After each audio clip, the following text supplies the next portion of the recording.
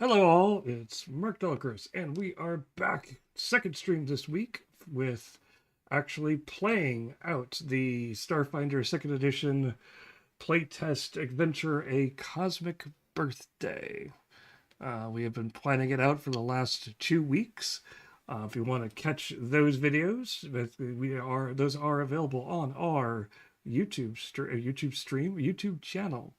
They're available on the YouTube channel. You can check those out. You can see how I used LoreLink to plan out this campaign and how player sharing basically got enabled for this campaign, which allows the players to basically see events and other things and kind of build and take notes as we go through this adventure. Let me go ahead and bring everything onto online here. Switch the screens. There I am here. People's faces are there. And once I click this button, people's audio will be available too.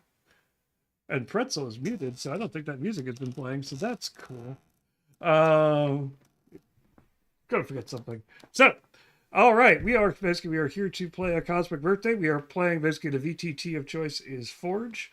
Basically, LoreLink is down below, immediately below me, and we have our 3 players for this game. Basically, we'll go ahead and start and introduce yourself, and basically, if you want to introduce what character you're playing, give pronouns, and all the useful necessary stuff. Go ahead and start with Luna. Hi, I'm Luna. I am playing Chick Chick, who is the Defiant Sheeran Mystic. Hilarity is definitely going to ensue, and my pronouns are they, she, and I am choosing to play Chick Chick as they, them.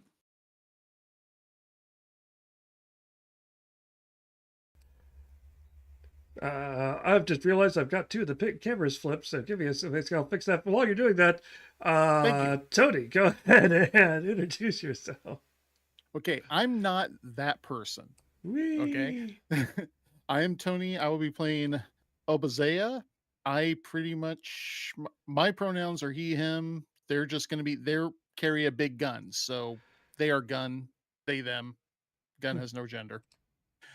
I pretty much, yeah, I'm here to blow stuff up and protect the other 2 slightly softer people that I am with. Awesome. And now, correctly in the center, 20. Where that being said, my name is 20. My pronouns her. I am playing Isif. I do not know much about them yet because I was watching history last night instead of preparing for a game. So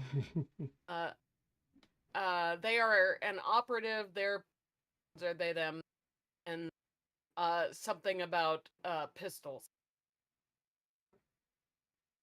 So that's Okay. what I Awesome. Hang on, I'm going to turn down one particular thing in my head. Pretzel, you're so loud in my head. Why are you so loud in my head, Pretzel? loved it. Pretzels. I'm going to turn you down in my head.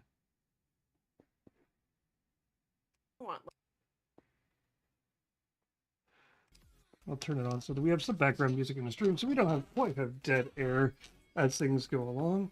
Okay, so basically, as a quick recap for those in the stream, those participating, we are playing Starfinder Second Edition. What that is that basically a while ago, Pathfinder had got a second edition, then Pathfinder got a second edition remaster. When they decided to redo Starfinder, they decided to make Starfinder just essentially not an add-on. It is technically basically an independent system, but it uses all the same core mechanics as Pathfinder Second Edition. That means you're going to be seeing things like 3 actions, you're going to be seeing reactions, you're going to be seeing free actions. You're going to be basically all your basic roll, basically D20 plus skill stuff is going to be there. Basically, you're going to be checking against DCs. All that fun stuff is going to be pretty much what you know from basically if you what you know from basically from Pathfinder and games of that ilk. We are playing this in Forge. Basically, Forge does have a second edition Starfinder module, so all of the calculations you see on your sheet in Forge should be correct. If you see a discrepancy between the paper and what is in Forge for some reason, let me know, and basically we will. Forge is hosting for Foundry VTT. Thank you, Wolf He Mom. assumes we're paying that much attention. It's great. Basically, in any case, basically click buttons, make numbers go up. And I also need to fix that at some point, but okay. I'm noticing the chat is coming through in a weird gray, basically white light. That's a Streamlabs thing. But in any case,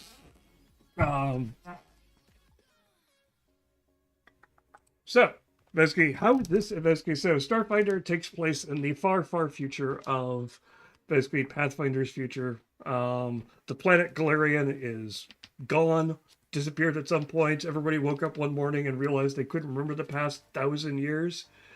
And basically everyone just kind of went, well, that was weird, and kind of rebuilt society from there. And everything was going great, and things were going okay. And then basically the drift, which is essentially, think a combination between warp and basically and Warhammer's.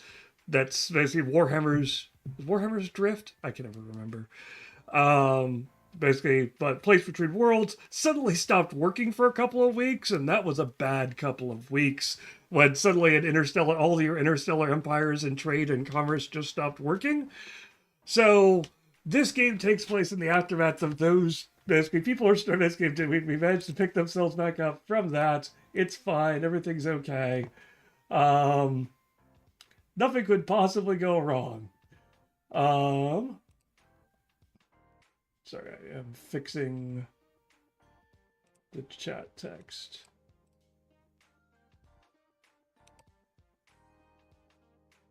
Doing it live. Yep, doing it live. Okay, that should reset that to be white text on this background, which should be a little bit more legible.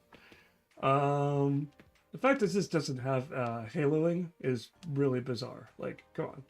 You should be able to basically have outlining. Outlining, that's the word I'm looking for. Sweet, thank you.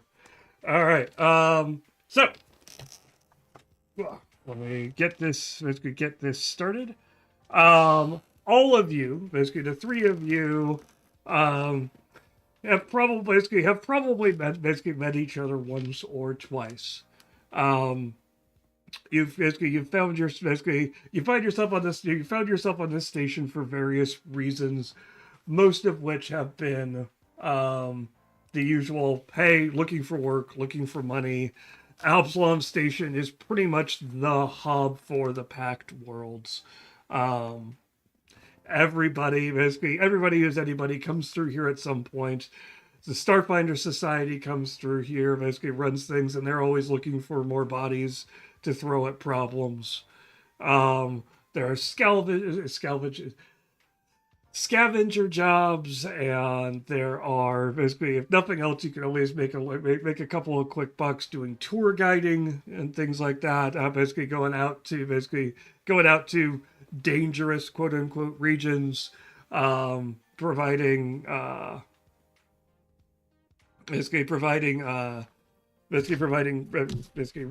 escort missions and things like that for tourists who are willing to pay a bunch of money to feel afraid briefly because they're in pirate space and they might run into a pirate briefly. Spoilers, they don't, and basically you get paid and you move on. So all of this has kind of come down to the fact that you've been kind of looking for a new job. Basically, you've got your gigs, you've got your place to live, but money's starting to run a little bit lower. So it's time to check the nets, see what's out there, and then between the three of you, you managed to run into a job from. That's what I want. Yep. basically for run Jewel, basically Juzakama. He's he runs a pawn shop, and this is pawn shop with all the quotations around pawn, and some slightly smaller ones around shop. That basically that you can usually fit in there. He's basically, if he's not at his pawn shop, he's at dive bars, because that's the kind of sketchy character we're looking at here. So, oh, I didn't actually create one for him in here. Okay, let's just do that lot. So basically, you see he's looking out for, basically for someone. Basically, he's got a scavenge. I keep saying scavenge, and I don't know why. A scavenge job that he could use a couple of types who know their way around a possibly dangerous situation. More detail, basically, he's also the type that basically doesn't trust the nets, doesn't trust basically scavenge, salvage, same thing. Basically doesn't trust the nets, and so insists on basically meeting in person, basically in order to finalize any deals that just to make sure that he gets the proper face-to-face connection. That's the real reason why he wants to meet in person. Nothing else. And he knows a good bar. It's not a good bar. It's a dive, but basically the drinks are cheap for those who imbibe. Possibly actually could get you drunk for those who are actually consuming. Others of you just kind of look on and somewhat discuss as you realize exactly how many people have drunk out of that same glass for how many times. So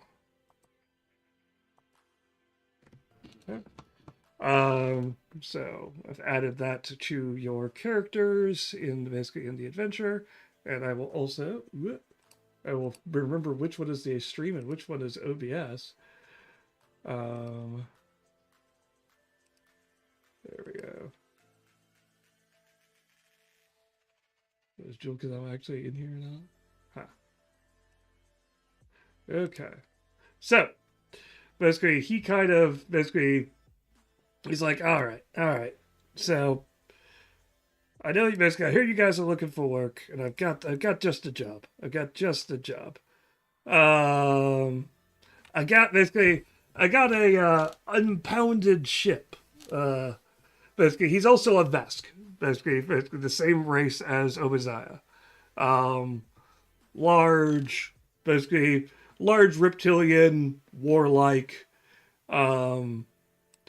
Basically, and so he's like, I gotta basically he's wearing a faded track, basically a faded track suit, and when he's come up, he's just literally kind of crouching basically down by the side, just kind of doing that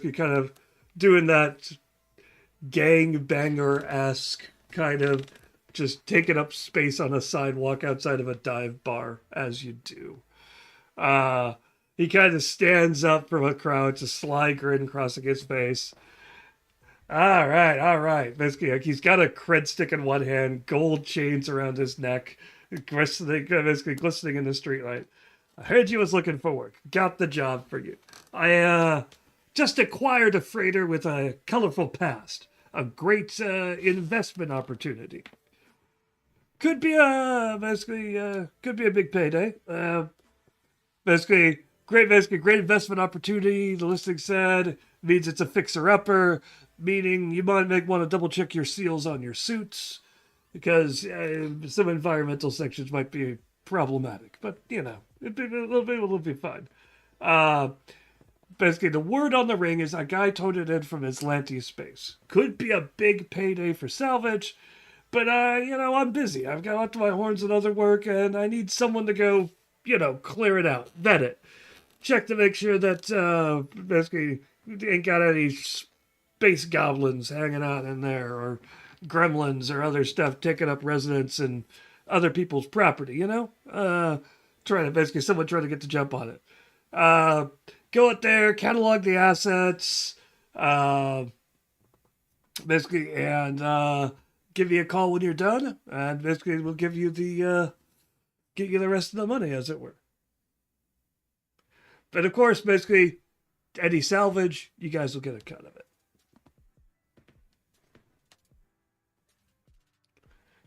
Any questions? So Chick just kind of removes a headphone and takes a deep sigh.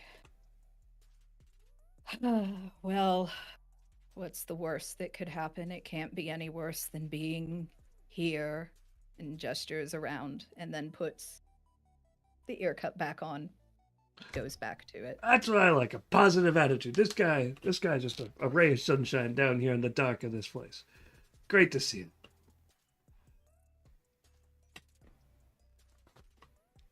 Either you two having any thoughts? I don't even look up from my comm unit where I'm playing games and just say, as long as I get to shoot something, I don't care. I mean, you might be in luck. Those type of places usually get infested with one thing or another. I mean, you don't sell it for the price I got it for, and it's doesn't have something weird with it.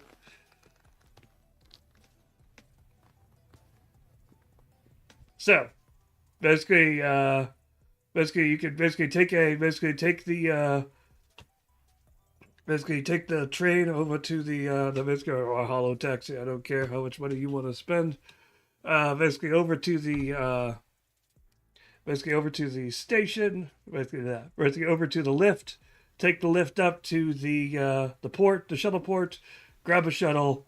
Basically, passcode is 1607.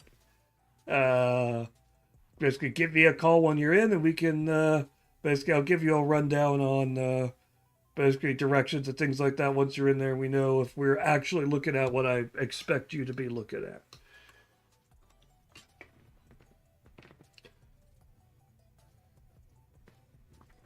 You guys good?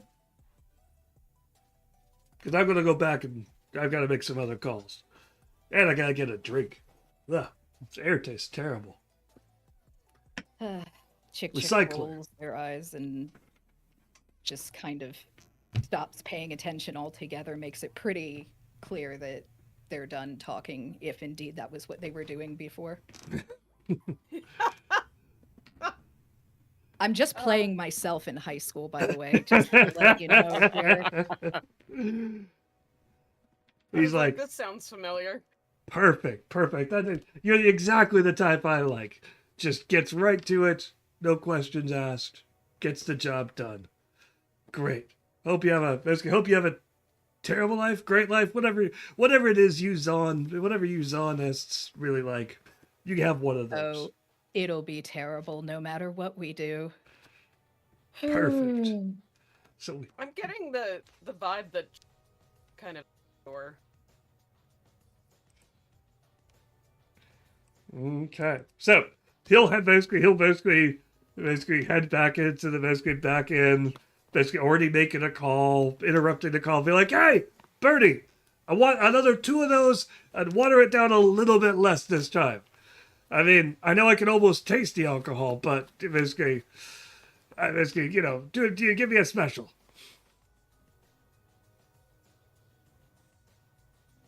So for the human player here, can you Yes. recap? You're supposed to go to the shuttle Yep. and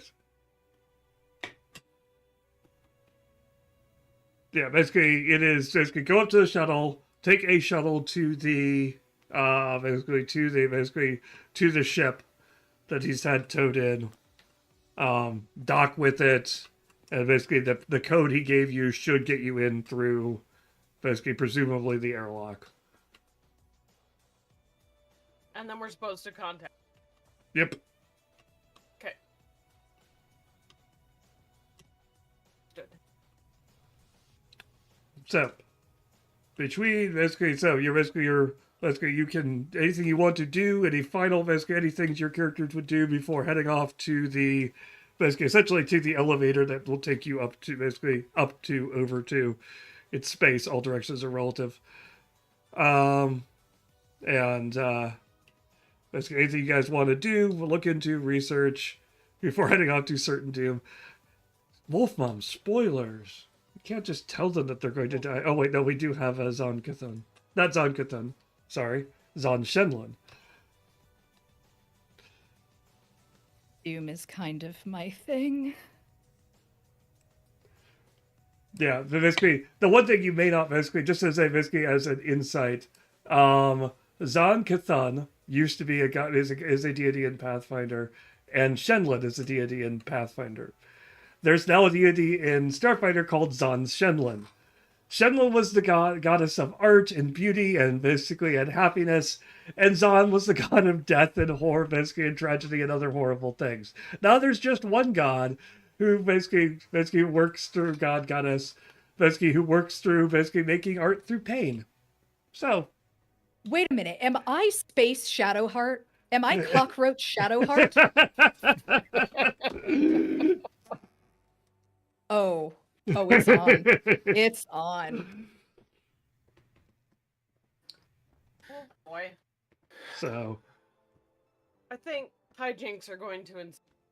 So many hijinks. You all gave me consent before this started to assign you all very sad theme songs in case it comes up, which I'm giving no further context for. Yeah, you signed this away to me, so remember that. yeah, they were brother and There's sister. Well, Fun context. points out they were brother and sister, and now basically she was trying to redeem him, and well, now there's just one of them, and it didn't seem to work out great. It's fine. It's fine. I'm sure they're happy. Gives you the whole new to Okay. arguing with oneself. Mm-hmm. So, any last minute updates, research, or anything like that you guys want to do before heading off towards the station? I think I'm I'm just good. assuming I have enough ammo. Okay. All right. So, basically, you all pile into basically one of the available cheap transportations. Takes you off towards the station. As you're going by, you will note you note small crowds. Basically, there are a couple of small crowds, and there's basically not unusual. I mean, it's a crowded city, so there's always some street performer or something going on. Appears to be a slight uptick in basically number of speaker types. Basically, people standing on boxes, shouting, saying something. You're just noticing that as you keep going. You'll get to the station, you get out. Let's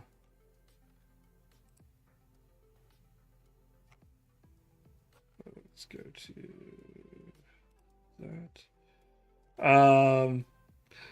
So basically, there's a basically just outside. Basically, one of the figure approaches you. Basically, it's a Lashunta, which is one of the more psychic races. Basically, obviously a street preacher. Waving his arms wildly. Something's coming! The Star Child breaks free of its planet womb. Repent, sinners, and leave your old ways behind. The time of its birth is nigh. And basically some people are around him just kind of doing the typical basically big city head down, don't see, don't interact, keep going forward.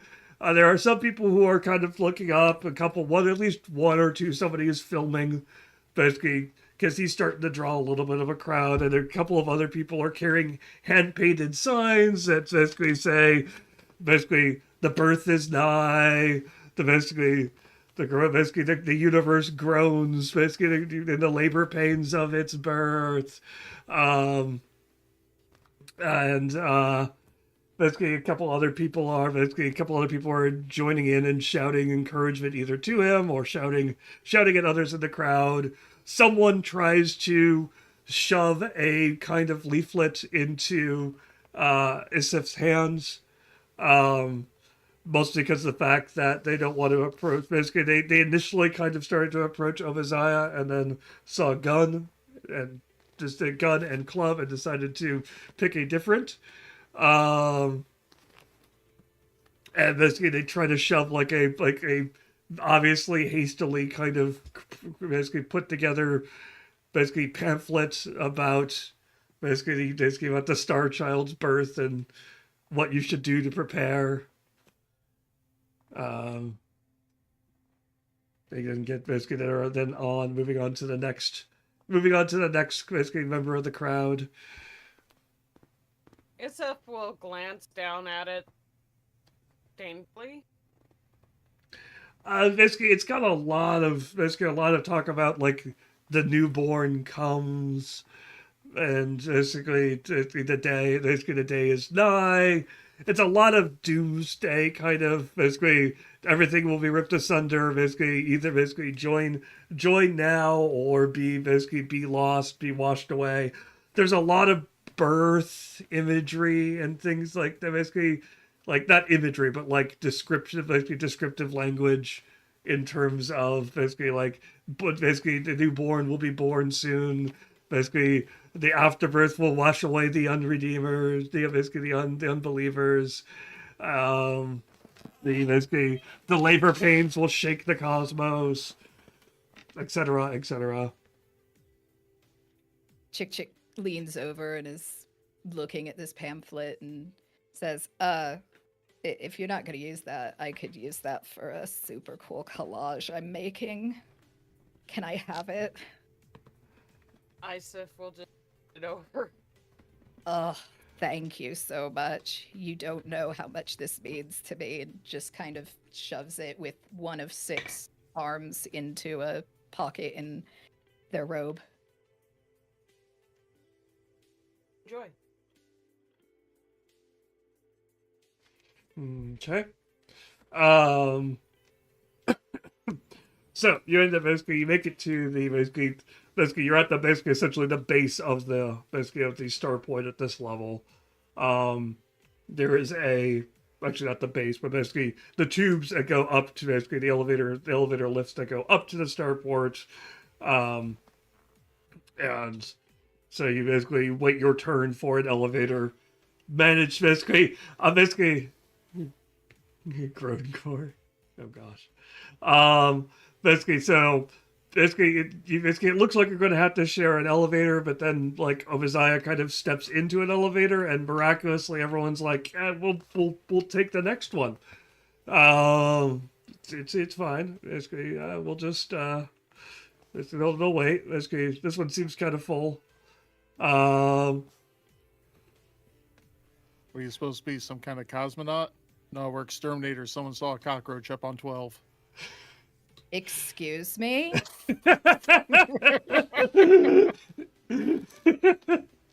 And Chick just looks even crosser than usual.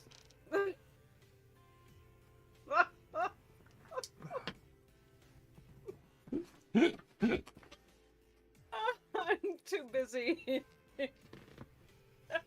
I'm too busy laughing to know whether Isif laughed. I just love when a Ghostbuster quote works on many levels. Someone suck.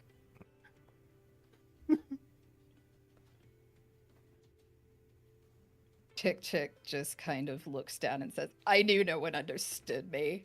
And just cranks up the volume on the music player that they're listening to. And you can just vaguely hear what sounds like they've sampled what the Doomsday Preacher was saying and put it over some kind of post-punk beat on an app on their phone to make their own remix.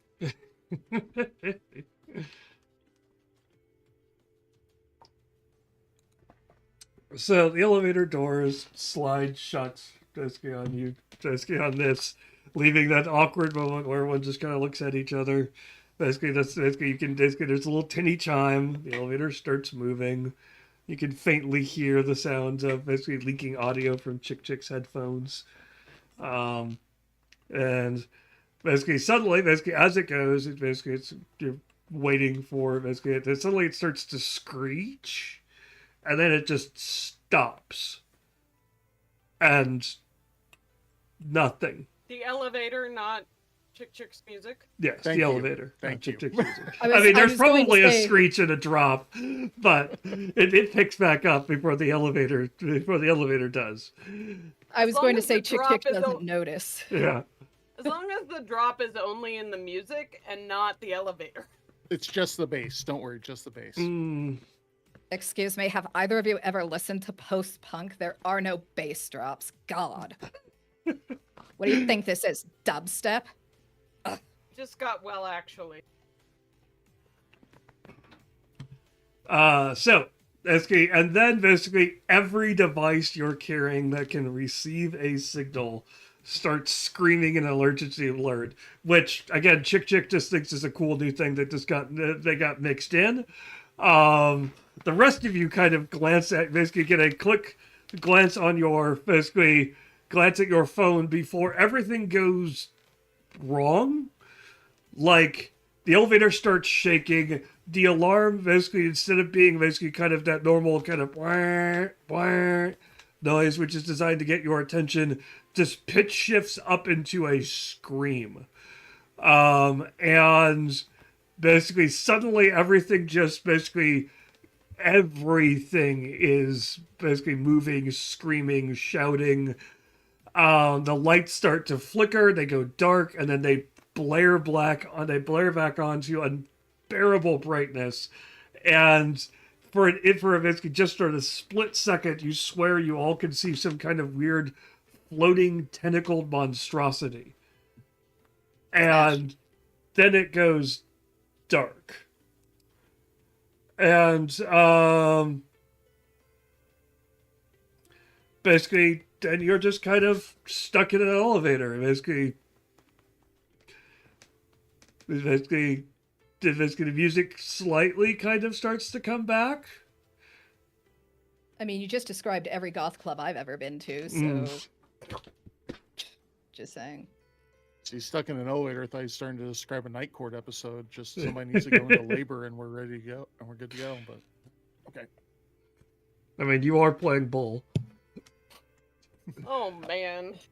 There's a reference, kids. Guess how old we all are. Hello, youth. Oh god, post-punk cover of the Night Court theme. Let's Oh go. my god. Woo!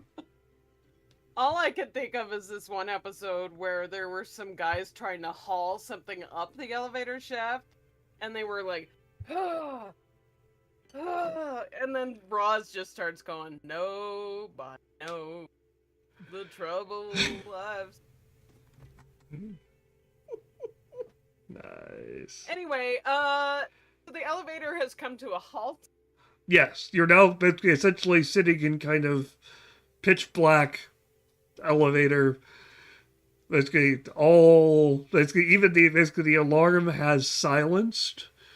You can still kind of hear basically the tinny music coming from Chick Chick's headphones, but that's about the only sound that you can hear in this room. Chick Chick's just like, dude, that fucking slapped. Like, and Chick Chick, you felt that like that wasn't just like basically just a wow. Basically, that you felt that on multiple different levels. Like, Saying that my ability to engage with limited telepathy within a 30-foot radius might be useful here. it could be, but basically something hit that sense. Something hit your mystic senses. Something hit your sense of your sense of belonging to a group. Basically, I believe that you're a former as a Shirin, you're a former Hive member, and like even that sense kind of just goes off. Like Yes, everything went off. more backstory that I neglected to mention in my introduction because I'm terrible at public speaking and kind of just go on panic autopilot every time I have to introduce myself. So specifically, Chick is a defiant Shirin, which means that much like the Zerg, Zergrush, once upon a time, Chick was part of the Swarm, which was like the hive mind, and then broke away from it, and now like rallies against everything Swarm related, and like free my brothers and sisters from oppression and all of that. So yeah, this is especially disturbing to Chick, although I'm not sure Chick doesn't actually enjoy the feeling on some level. That was probably the worst part about it. Like, something felt like it was reaching for you and was trying to pull you back in just for a brief moment, and it's that realization afterwards that you're like, for a brief moment you weren't certain if you were fighting against it or giving in, and then it went away. Don't tell me what to do, God. You're not my real dad. Yeah. Isif will activate their flash. Okay. Shadows bounce around the room as you get it settled, but nothing reveals itself out of the ordinary. It's like an elevator.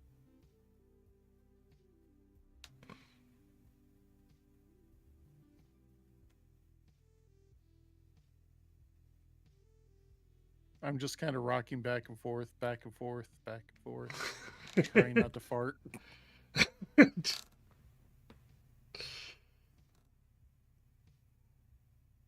Did I maybe Google to see if lizards farted? Yes. Tony. There is no greater betrayal at times. Oh God, wait, no, I'm live on stream. I shouldn't make that joke. I'm sorry. I keep forgetting people are watching this. Damn it. How dare they? Hi everyone. 20 is the normal one. I mean, how dare you? We're all spending our Friday afternoon role-playing as an android, a lizard, and a hyper-evolved swarm, basically bug creature stuck in an elevator. Feels like a normal Friday afternoon to me. Would probably try. Okay, you just cut out there briefly, 20, for some reason. I said we should probably try and solve this. Chick does have a, looking at my inventory right now, a repair toolkit with them that they may be able to use to fix things if they can diagnose the problem. So I just reach over everybody, try hitting a button again to see if we go up, and we don't. It's like, well, I'm out of ideas. When you do that, basically there's a brief shudder as it almost seems like it's going to come to life, and then it drops. Ugh. And the elevator starts picking up speed, going down. I go and hit the up button. Proper tank behavior. Well done. I just want to point out that this is a nightmare scenario for me. I was at a formative age when the Twilight Zone Tower of Terror started being advertised on TV. Ooh. And I had never before thought of the concept of an elevator being able to do that. So I hate elevators now in real life. Chick is just kind of like making a noise, running around trying to look for some way, like an emergency stop or a break or something like that. Is there an emergency stop? Okay. Well, if it's OSHA compliant. Go ahead and basically give me a perception check. Okay. My first die roll. We'll see how it goes for them. Did I put? Basically, perception is located on the left side. It is the basically It is the number under the basically the perception, next to the eyeball. The basically the big word perception that's on the left side is your initiative. That's not the correct one. Oh, this doesn't have auto roll. That's right. Okay. So apparently I have, for my perception here, I have +4 from wisdom, +3 from trained proficiency, and +2 from my holy talisman, which it is noted in here is my poetry notebook. Perfect. So I guess that is a total of 4 and 3 is 7, and then I'm not sure why holy talisman is grayed out. Basically, that may only apply in particular circumstances. Basically, Okay. whether or not you are basically holding it or Once per otherwise. day. Yeah. Once per day, he can choose to gain +2 status bonus to initiative rolls if he recently spent time composing poetry, reading from his journal, or listening to inspirational music. Yeah. This is an Perfect. initiative. This is just Okay. Okay. So then, so I've got +7. So it's a 1d20 or. Yep. Yeah. Basically, there is an What auto do I roll if you go roll? to your character sheet if you go to actors on the right hand side under the party. Yep. I've got it open. I just Okay. couldn't get the roll to. Basically, when do you it. click on it, it should pop up a box that says roll +7. There we go. I think it worked, maybe? Yep. We have a die roll. Yes. Nope. That was That was me. That was Isif. you. Okay. Never mind. It lets me add modifier. It doesn't. I don't see any. Does that roll? Ah, here we go. Okay, sorry about that. I am not No used to this particular VTT. Fine. That looks correct. There we go. Die. Okay. 12. Well, fucked that up. And Obadiah.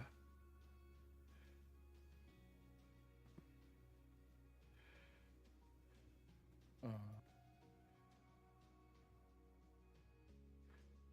13. Okay. All right. Basically, all of you will immediately basically focus on the basically the control, obviously the button panel. Basically, Up you two will be doesn't work. like basically be able to kind of get it open and be able to see basically like a bunch of basically wiring and other stuff in there. Basically, Isif, you will find basically like the actual emergency basically opening, basically allows you to basically pop open the basically where the safety brakes are. As you're doing that, basically I need everyone to give me a reflex save. That is also on the left hand side, down towards the basically down towards the bottom.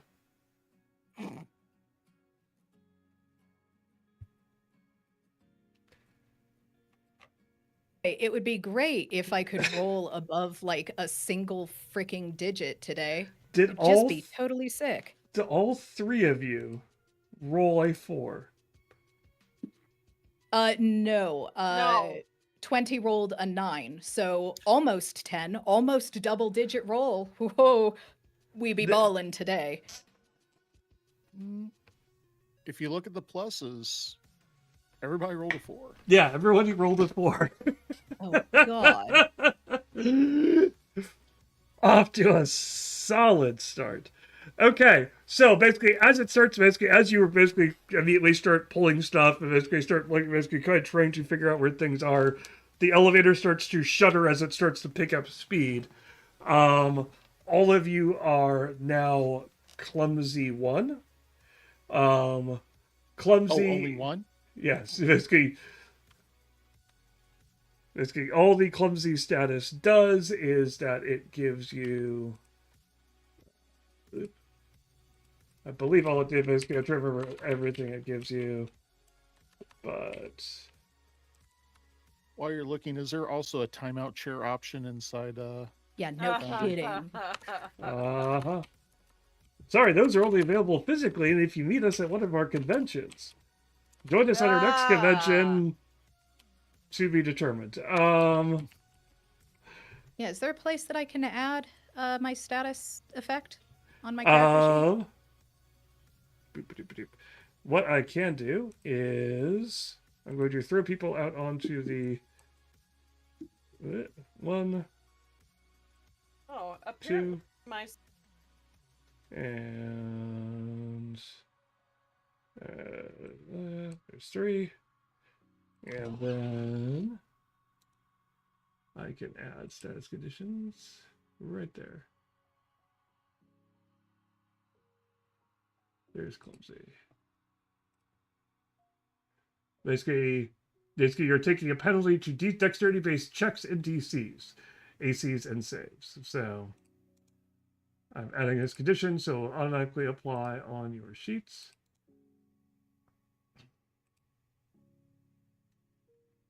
that's There you go. Thank you very much.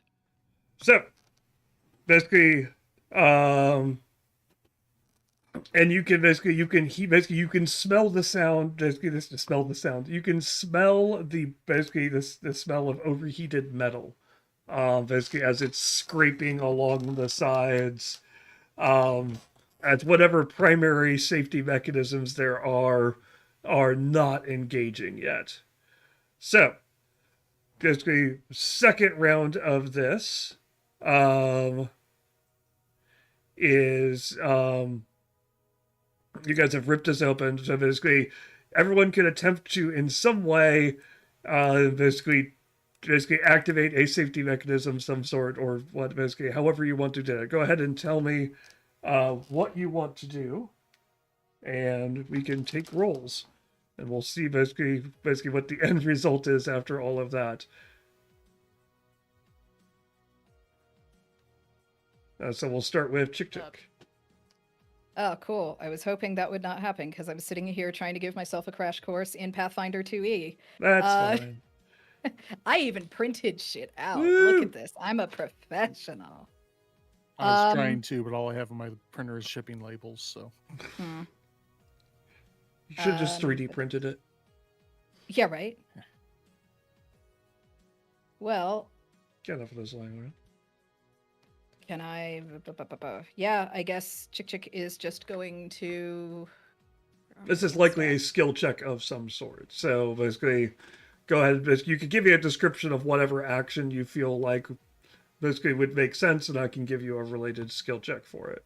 Okay. Chick Chick tries to use the not spidey sense, but roachy sense, I guess, to see if there's any kind of like mechanical or like magnetic pulse that's being sent off by an emergency brake or like some kind of like emergency stop mechanism or whatever to try to like locate it. If that makes sense. Okay, yeah. Basically, a lot of Starfinder is a science fantasy type future, so a lot of things are both magical and electronic. So you're attempting to basically help guide someone else to the breaks, basically hoping that there are magical components using like detect magic or something like that to try to narrow down where that would be. Go ahead and give me a perception check. Okay.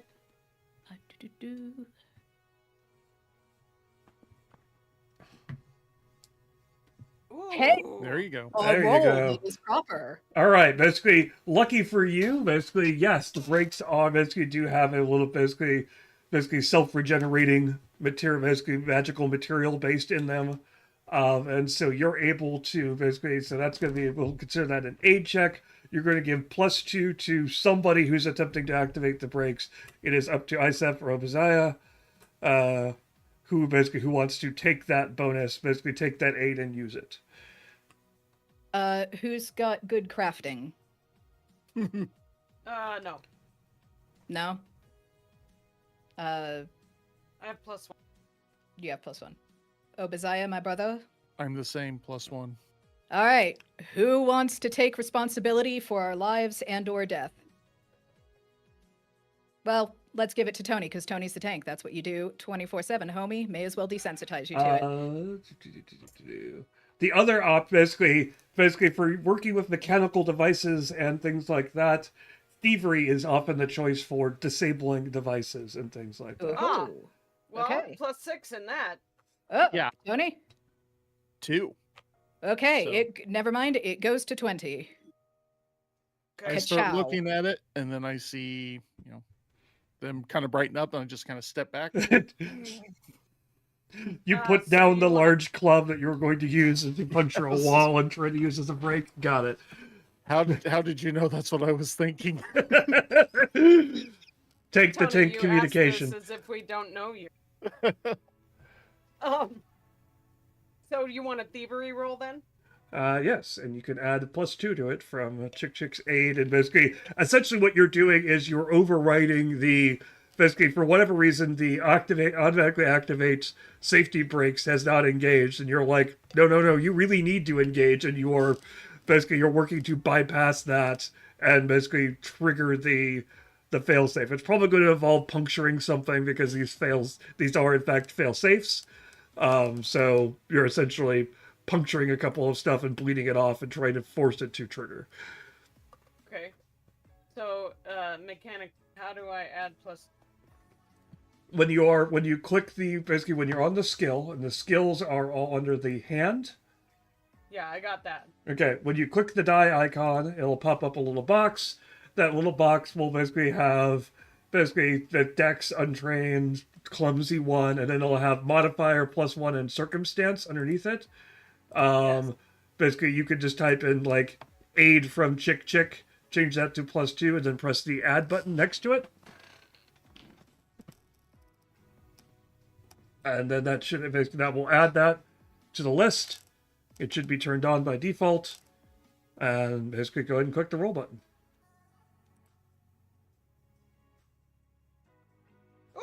Ooh, Ooh, Navy SEALs. 20 is a good number. 20 is Nat indeed. 20, baby! Basically, not only are you able to trigger the safety brake, you're also able to do it in such a way, given the guidance from Chick Chick, you're able to easily to set it off and gradually manage to get it to come on, so you don't just slam to a halt within 5 feet. You actually go gradually just kind of fall, just kind of slow down and just stop. And Please keep your hands and arms inside the ride at all times until the ride has come to. Tony, do you still remember the monorail speech in Spanish? Oh, because the moment that I was passed over from monorail and thrown over to Buzz Lightyear's Astro Blasters, Oof. I'm so sorry, my friend. yeah, slightly triggered there. He probably does have a hands and arms inside the vehicle speech from at least one of those rides somewhere stuck rattling in his head. But Not really. That wasn't so much an issue with Buzz Lightyear because you're fully enclosed, and when you're in a submarine, I was more concerned about you staying seated, and please don't fart in the fart tube. But That's right, you didn't do Jungle Cruise. no, it was turned into a training attraction a week after I started. Something else that annoys me. But anyway, for those who aren't aware, I'm a former Disneyland cast member. But Okay. So, you are now at the bottom of presumably something. I mean, hard to tell. You're still kind of sealed inside this metal box. The doors are not. You're going to have to pry those open. what a coincidence, and it's my turn. Hey, thanks, Husband Wizard. Appreciate the sub.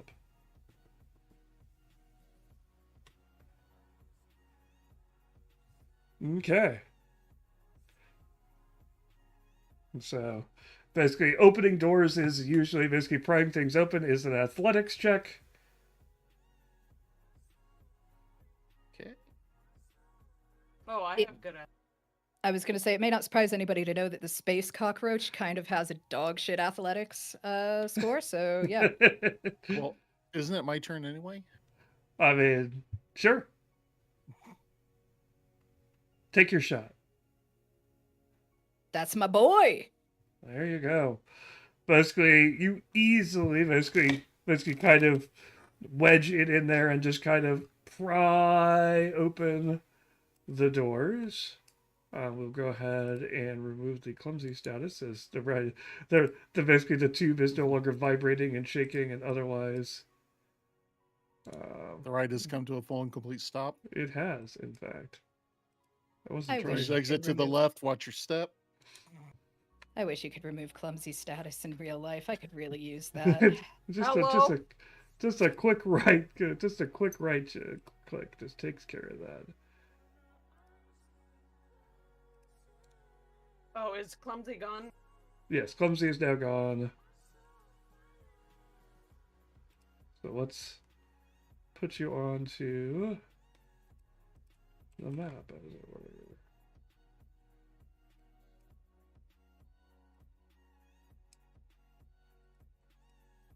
There is no token in this scene which gives you visibility of the.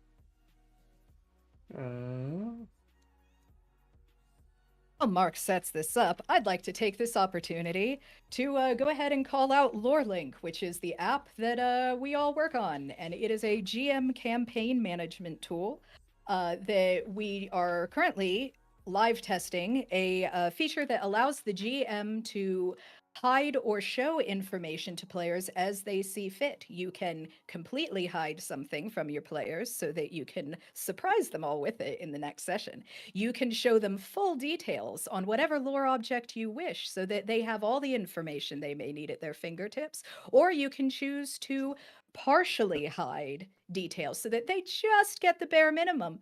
But as the GM, you might have some things up your sleeve with which to ruin everything. I mean, surprise them with. So stay tuned, folks, because you're going to see us all using this today. Very exciting. Should be out soon, trademark. Wee. Thank you. I'm practicing. Hi, practicing. I'm Tony. Okay. Oh, God, I quit. And it's gone. All right. You guys should have ownership of those tokens. Like, you can't see anything because it's mostly dark. I Actually, can well, move mine, you so- do have your flashlight. Let me. Yeah, and that's still on. Yep. I feel like as a space cockroach, I should be able to function pretty well in the dark. I'm looking for justification of this. Weirdly enough, An oversight. basically you don't actually have dark vision or even low light vision. You're actually somehow the most blind in the dark. Okay, so what you're telling me is I need to start a fight with a Paizo dev? Okay, got it. Yep. I believe I have low light vision, but I can't. Yes, you have low light vision, which will. But also, there is a flashlight on. Yes, I am turning the flashlight on as we speak.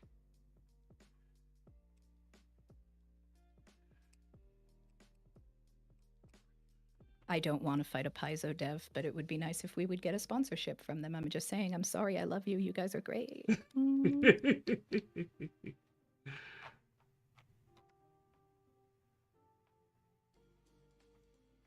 For Patriot, there is bright light and Wi-Fi. You just cut out just as soon as you said Sorry. bright light up to. Bright light in a 5-foot radius around me, and dim light further 5 feet.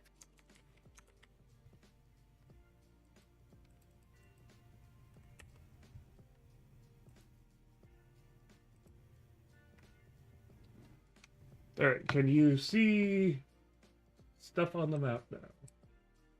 Yes.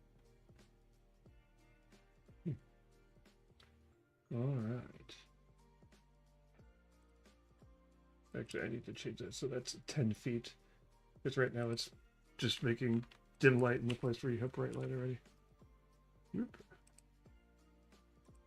There you Our tokens are so fancy. go. Uh-huh. Okay. Let's go ahead and give you the existence of that event.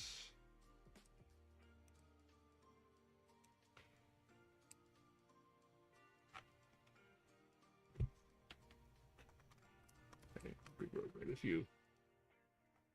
Hey, there you go. Cool. Okay, so you find yourself as the elevator doors kind of slide open. Everything looks kind of wrong, and it feels wrong. You're not certain what part of the station you're in now, but it's not a part of the station you're familiar with.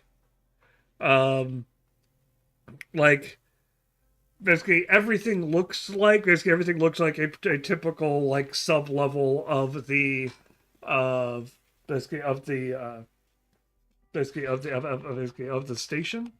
You can basically metal grates, metal doors, basically auto doors, 40-foot high ceilings, and basically everything looks basically there's trash and other things kind of scattered around the place. There's that usual background hum of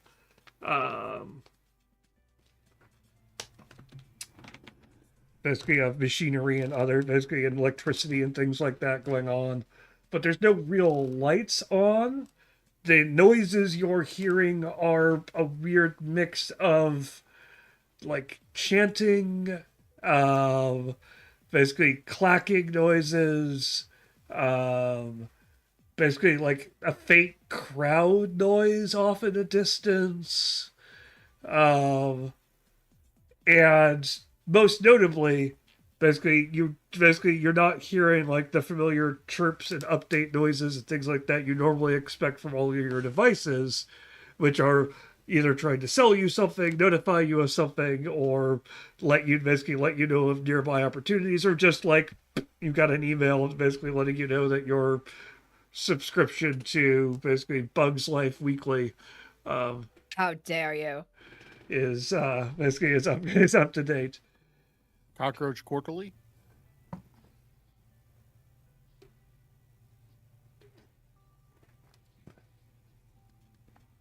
Chick Chick has all of these notifications turned off because it interferes with my music.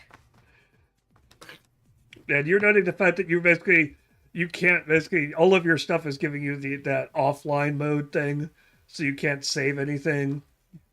You To my basically playlist. you can't check to see if anyone has liked or commented on your latest SoundCloud upload. Oh, the pain! Oh, my God is satisfied today. Is there any marking on the wall that tells us what level we're on? There is, and it's basically it's like a combination of 3 different numbers that have been painted onto each other, scraped off, repainted, and then like graffitied over. So it's not legible? Not in any meaningful way.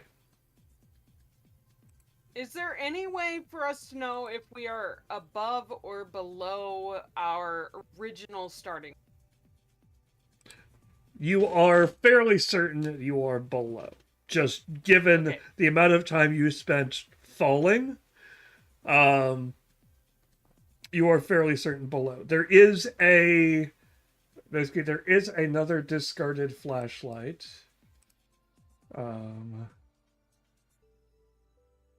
That is down one of the other corridors. Well, I mean, our comm units have flashlights. Yes. But it basically drains there the is battery.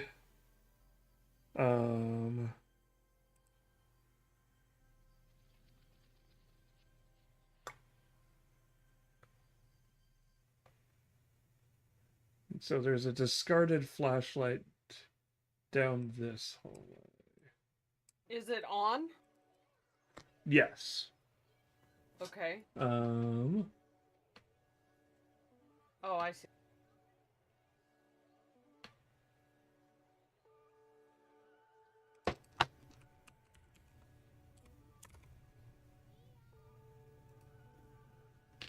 It's to the south of you. Walk over. Get up. I put my hand in front of you as you start walking. It's like, no. I take the gun out and I start walking towards the flashlight. Chick Chick would like to detect magic while everyone is doing this. Okay. Basically, I've seen this movie. You While can. that's happening, Isif also draws their weapon. Okay. So casting detect magic basically your kind of intonation, basically reading your poetry. However you wish it that Chick Chick basically connects with Zahn Shenlin. Oh, can I do a poem? You can do a poem. I reach into the darkness that is like my soul, and I say, my God, where is my salvation? In the form of magic. And then bunch of like goth dancing. I'm going to be making poems up the entire time, by the way, until somebody tells me to stop or threatens to leave. Not So a chance. So as you basically do that, the words kind of bounce kind of eerily over the basically around the corridor. Basically everything feels basically how detect magic works in Pathfinder Starfinder is you can basically where it's a Boolean, basically at low level it's a Boolean. Is there magic? You can exclude magic you know about. So like anything you're carrying, anything your companion's carrying. So you exclude all that out and you just get a very faint kind of background, basically like, yes. Like everything is just faintly magical.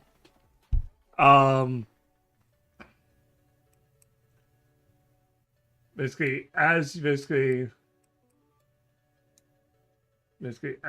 do that, basically give me perception checks. oh God. The moment in Baldur's Gate 3 when you're walking along and all of a sudden you see, Fail. you failed a perception check. You failed a perception check. Failed a perception check. Ugh.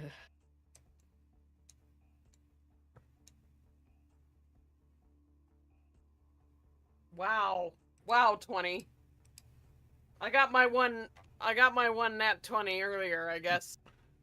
That'll be the last one you see for like the rest of your tabletop gaming career. That's how it works. You get one. I mean, they Yeah, are. and I just got my infrequent. one. I wasted mine on a perception check that someone had already passed. Oh no, it's never a waste on a perception check, Tony. It's never a waste. So, so both Obadiah and Chick Chick, as the echoing of Chick, is Chick Chick how you want your name pronounced. I'm calling it that just because that's what my brain is saying. It is up to you. Yes. Okay. Cool. So basically, Chick Chick is just kind of basically at the echo off. Basically, all of you you feel that, and basically then both of you will turn to each other. Chick Chick and Obadiah will both turn to you like, did you hear that? And they both will nod because you both basically heard the sound of basically metal on metal. Basically something basically like treads rolling. And you're both certain you heard that. And then basically you go to be like, yeah, it came from that direction. And two of you you'll both point down at different corridors. This bodes well. I hate sounds underground.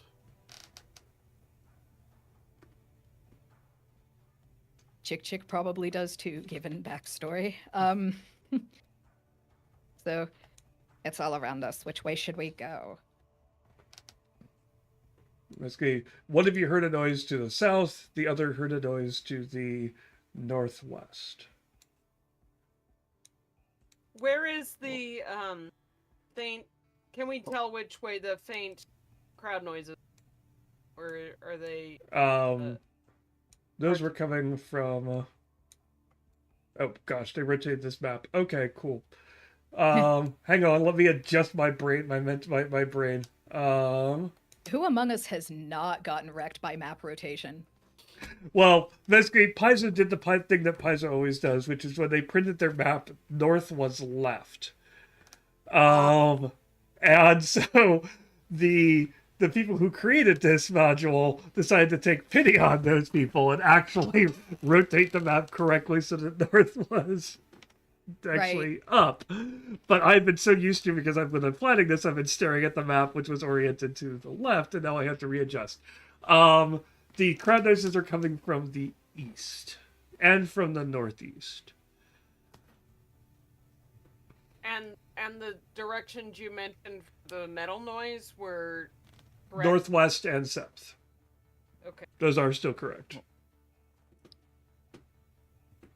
Well, I mean, there's still the flashlight to the south, so I'm just gonna shrug and go check that out. Okay. Chick will skitter behind, like. Are either of you going to activate your flashlights? Do I need the lights? I don't think I have a flashlight. It's included in commune. I see. Basically, any commune you're like a carrying. smartphone. It's like, yeah, basically, like... Right. It is considered a warm... you-know-who activate flashlight. But I guess since there's no Wi-Fi down here and I can't listen to my music, I may as well use the battery for it.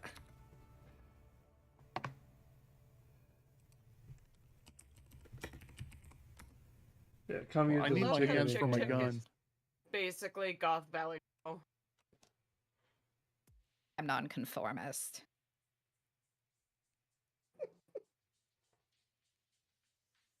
Don't give me too much credit. I'm basically making them a cockroach version of the South Park goth kids, so... Okay. You don't have an available hand? Well, lucky for you, I have 6.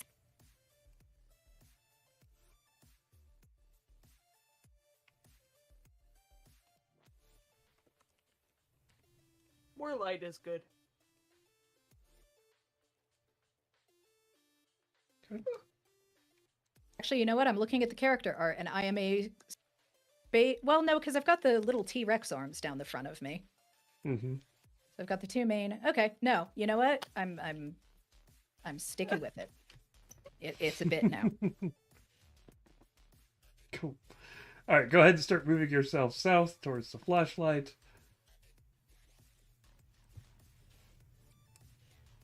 Okay, you will get basically about there. Stop. And basically chanting basically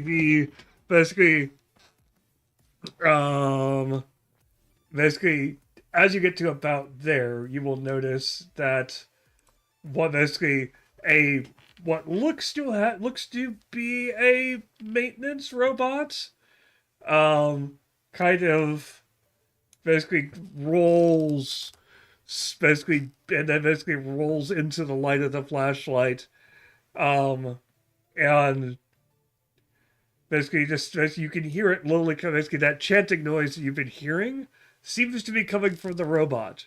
Basically it kind of goes beep, it is awake, beep, it is awake, beep, it is awake. Or this is so very Doctor Who. Chick is in the back, kind of doing catch the bat again, like, oh my god, this fucking slaps you guys. Become as gods. Become as gods. Wrong game. Sorry. Basically, you guys doing anything as it kind of starts to roll, as it's rolling in your direction? It doesn't seem to pay the flashlight any particular attention. So theoretically, in order to, like, interact with this robot in any way, such as to, like, attempt to download information on it, would that be computers? It would be computers. However, because there is no local net down here, any computer hacking basically is going to have to be local interface. Okay. So you're going to have to get your hands on it. Hello, computer. But it's still a computer role. That's what I'm trying to get at here. Yes. Okay. Well, my Basically- computers are crap, so just like in Basically- real life. Hacking and all of that falls under computer. Basically, computer and piloting are the two new skills they ended up adding to the Pathfinder core. Basically hacking is one of the uses for computer. Well, I have +4 computers, but I want to make sure this isn't dangerous. Like, Okay. do they have any weapons or anything that could be used as such? Is it brandishing anything? Like it is carrying basically their maintenance robots, which means they have welding torches, and being hit by one of them would not be basically the welding torch, or just being hit by the bot itself would be unpleasant. Unless you worship a pain deity. That would be glorious. That's hot. Tony. What? It's got a torch. It's hot.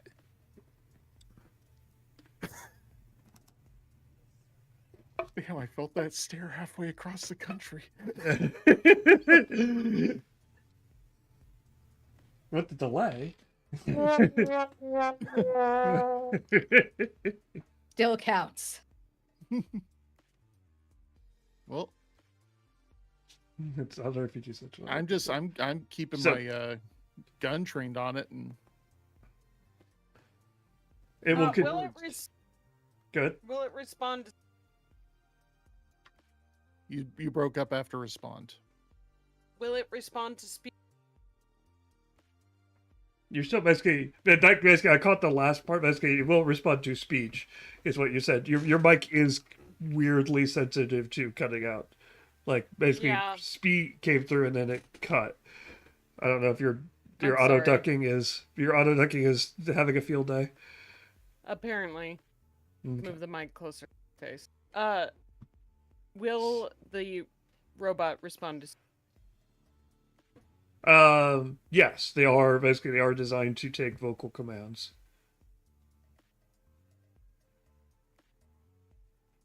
Okay. I don't even know how to say my character. Isef will However you want to say it is correct. And hail it and ask it its status. Basically, it will stop, and basically you'll see it just kind of rock back, look at you, beep. It is awake. It is awake. Now it's getting slightly louder. And you can hear basically from two other corridors, basically slightly louder echoes of basically echoing, answering, it is awake. It is awake. What is awake? It is awake. And it starts rolling towards you. And its welding torch starts to heat up. Well, this isn't going well.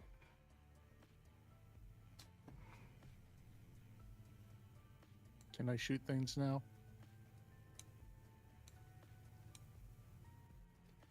It's like I've got my gun trained on it, and I'm looking at the other two. Can I shoot things now?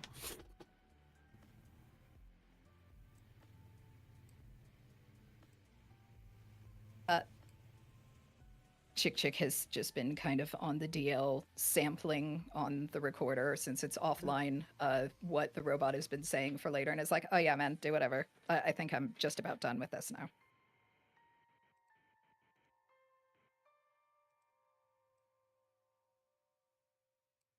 Okay. And I would like to shoot things. Okay. Go ahead and take your shot, as then we will drop into initiative. So, how basically combat works in Foundry um, basically is if you double right click, one of the weirdest things I have to say, if you double right click on something, you'll see a little, basically you'll get a little indication that you are targeting it. Ah. Then when you go into your character sheet and when you are on the basically actions, which is the arrow looking thing, it is the second one from the left. You'll see like machine gun, basically, and you'll have strike 5, strike 0, strike -5. For those who basically may or may not remember, basically this how basically Pathfinder works is it is a 3-action system. You can use any of those actions to move, attack, whatever. However, basically for each time you attack in a round, you have to step down. Basically, you're less accurate, so you go from the 5 to a -5, which is the map -5, and then map -10. So if you're attacking 3 times in a round, you would click the 5, the +5, the 0, and the -5 for Obadiah, for example. Obadiah, you'll get one action off as you do that. So go ahead and give me 1 strike at your full.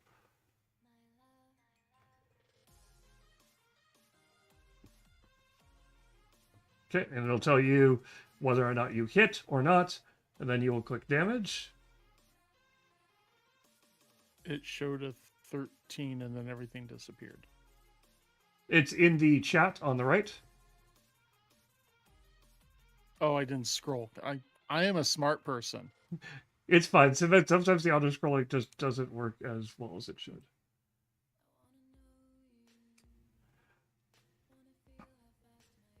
Okay.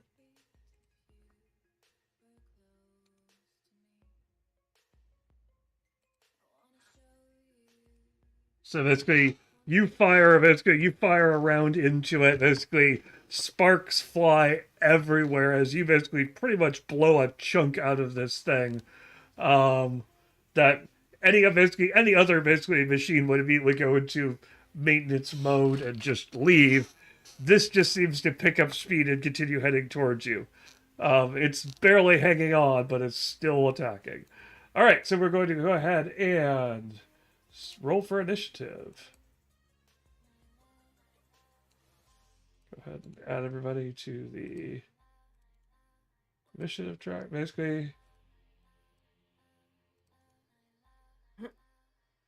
as you will hear chanting, basically start to come from behind you as well. Do you just roll it as it is right now? With the perception and the drop down? Yeah, basically, so how initiative works, basically this is something that got brought up to me at Gen Con, is how initiative works in Pathfinder and now Starfinder is whatever action you were using before combat started is essentially the action you will roll initiative with. Default is perception. If you were staring at something, looking at something, waiting for a fight to start, you're going to roll perception. But if you're kicking down a door, you're going to roll athletics. If you were sneaking around, you're going to roll stealth.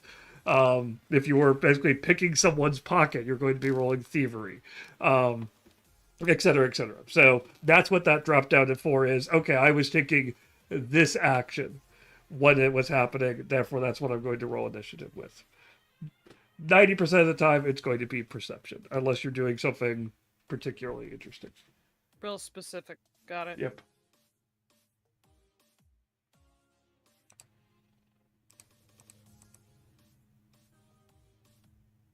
Gosh, I have the most boring dice as a GM. Gotta fix that. Oh, how dare you spend more time putting together the game than And not making sure your modifying my dice were pretty. dice? What type of gamer am know. I? And I have God. boring dice. They're gonna throw me out of GMing, whatever. Yeah, that's not GM gonna club. happen. There we Is go. there like a magic circle for GMs? They're gonna take your GM card. Yep.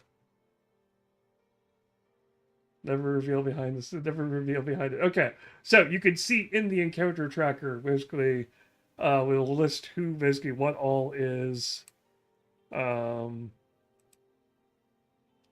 we go. Basically, what all, basically, the order is and what order things are going. So, basically, we start with Obadiah. Basically, you fire the first round into it. You note that it's picking up speed and still moving. And it is now you can hear the sounds of basically machines rolling in from behind you, that chanting, that beeping. Basically, it is awake. It is awake. The one in front of you is mostly it. Awake. It awake. It is a lot of sparking and basically kind of just throwing error codes and everything everywhere.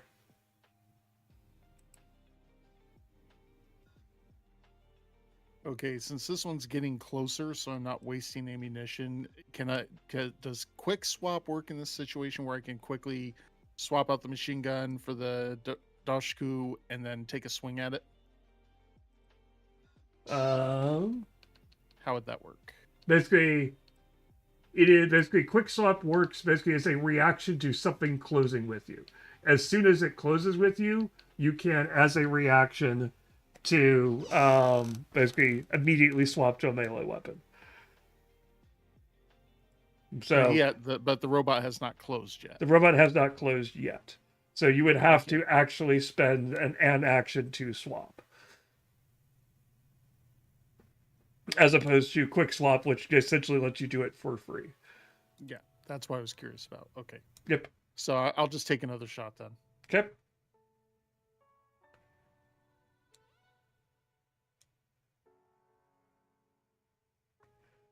Basically, it picks up speed in a way that you weren't expecting.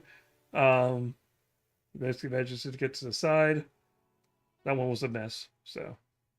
Yeah, I forgot to choose it too. So. No, it said it had damage. Gave me a chance for damage. Yeah, basically, it gives you the buttons for damage and critical, but basically, if you look at result, it'll have a green, basically a green hit or a red miss. And the second one, it's a red Small miss. print's never been my strong suit. Yeah, it is a little bit tiny. Like accessibility, basically, should be more of a concern for things. For example, one of the things that we've always we programmed LoreLink to deal with is the fact that we want to make sure that images have things like alt text and basically everything in LoreLink is screen reader friendly. We meet WC3 or WCAG standards, so we want to make sure that everyone can play. That is the point of LoreLink. LoreLink, again, is that thing I am running down here while Tony makes his decisions. Basically, as you can kind of see, I've got the encounter. Basically, I've got the description of the room up here. I have a link to the robots there, so I can flip directly to the robots and I can look those up.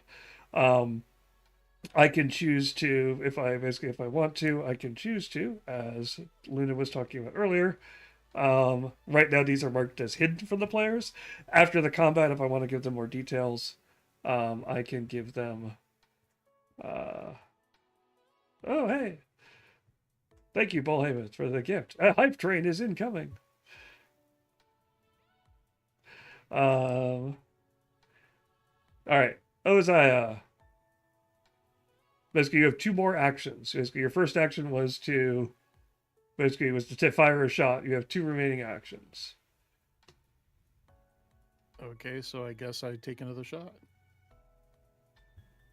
And so this one is the +0, the second box, right? Yep. And I missed again. That's also missed.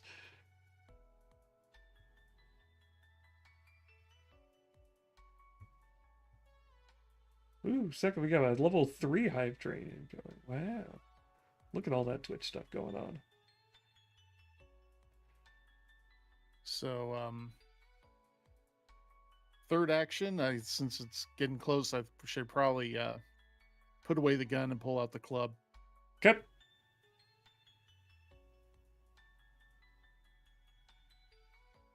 Oh, and hey, isn't that cool? A bot. Bye-bye, bot. We've made it. Thanks, 20.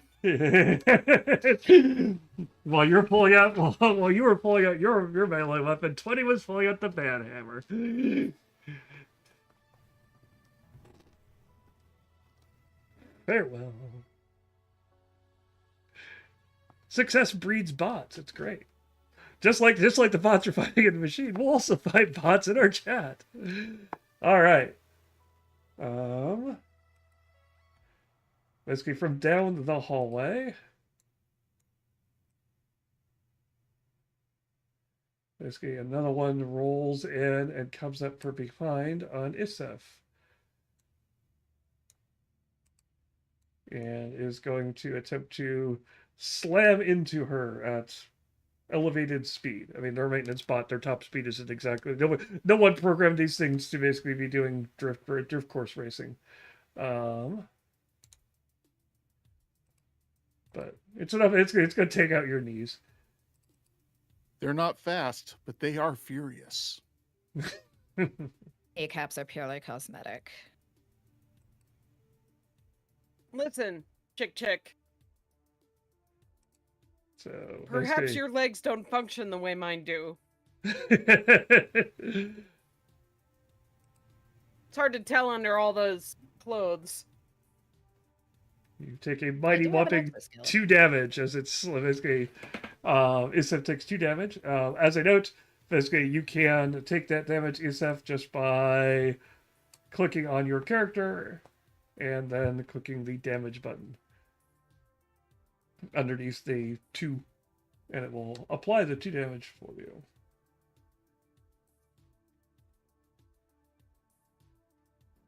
The damage button is under in the chat. Where? Under the 2 in the chat. Oh. Yeah. Oh.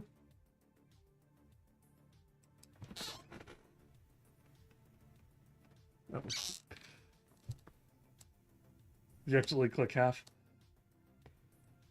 I clicked it once and it only gave me 1 damage. So I clicked it again. You're think so. resistant to physical damage. Yeah. Oh. Thanks. I'll just undo So I that. guess I took too many. Yep, I got it. Okay, basically, it slams into you, and you're just like, that was vaguely annoying, but not painful. It will kind of, basically, it'll kind of beep and furiously, kind of angrily say, "It is awake!" at you, basically, as if somehow annoyed at your, basically, not respecting its ability to slam into your kneecaps. And it will attempt to do it again.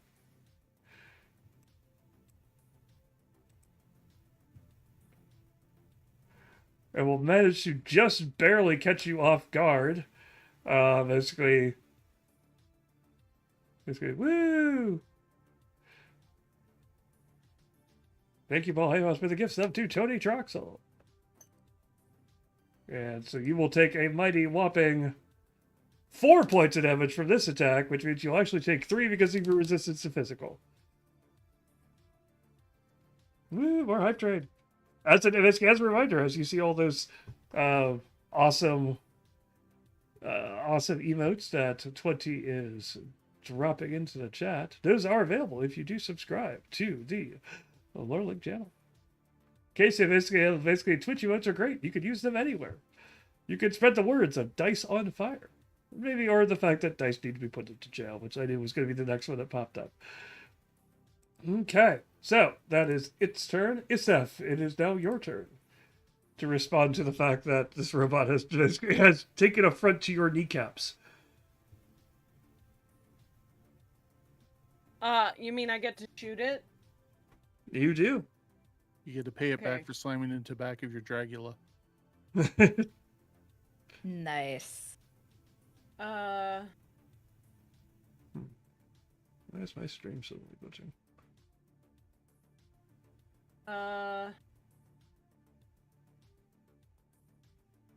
Alright. I'm confused. Select the button. What do I do? Okay, so basically, you will note that you have basically on your second tab from the left, there's something marked I'm on the actions. action tab. Yep, you've got right now you have your pistol out. Essentially, is what that game is saying. You can fire that. Basically, if you double right click on whatever you want to target, then click it, you will essentially basically fire the gun at it. And the line says no ammo. Do they not actually start you with ammo? Or maybe it does not with gun not take ammo. Should. But in any case, I will fix that if it yells at you for being out of ammo. So you can double right click on something, fire your pistol at it. No ammunition is required. Yes. Okay. How You can do also I fire at it? what? How do I fire at it? So if you double right click on whatever you want to target, in this case the bot which is slamming into your kneecaps, for example. Done. You should basically, yep, you've got it targeted. And now, as soon as I fix the fact that they didn't give you ammunition, that's cool.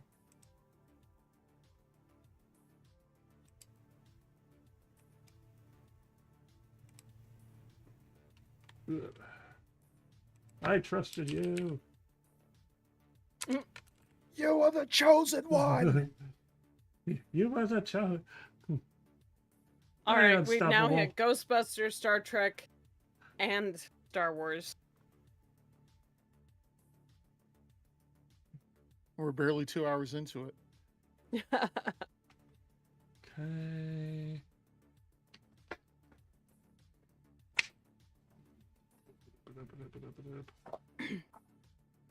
Hang on while I look up what ammo that pistol takes. Come on. So basically, like this is the official projectile ammo is probably what I'm looking for. Maybe clear filter.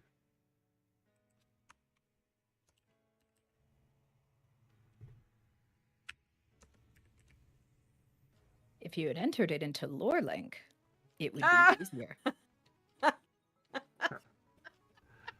Thank you. Look at Luna looking for every opportunity to refer people back to lorelink.com where they too could get the information. I was really Never just stop trying not to hustling. prep shame the GM. Thank you. Basically, yes. Basically, that's a note. As the bot has reminded us a couple times here, Lore Link, basically all the features most of the features that you see me using, with the exception of player sharing, and highlighting, map highlighting, are available in our free tier, which is available now. If you go to lorelink.com, you can sign up for the free tier and be able to basically check this stuff out for yourself. Give it a try, give it a whirl, see if you like it. And basically, if you do, basically coming soon, the paid tiers will be available, which will have the cool new features like map hotspotting and the ability to share information with your players. Hey, thank you, Lady Storytelling, for the follow. Much obliged.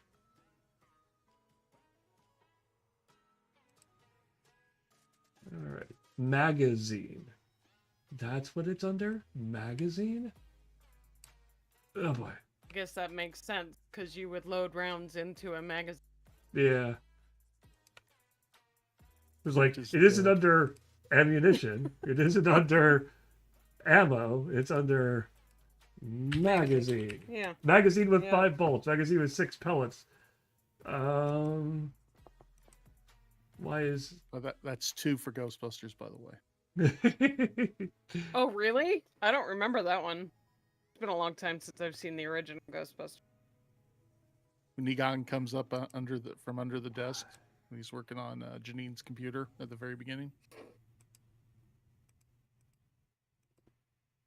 I love the fact that it's not a item I can give. Why is it not an item I can give? Game, why are you like this? Why would you give someone ammo and then not let them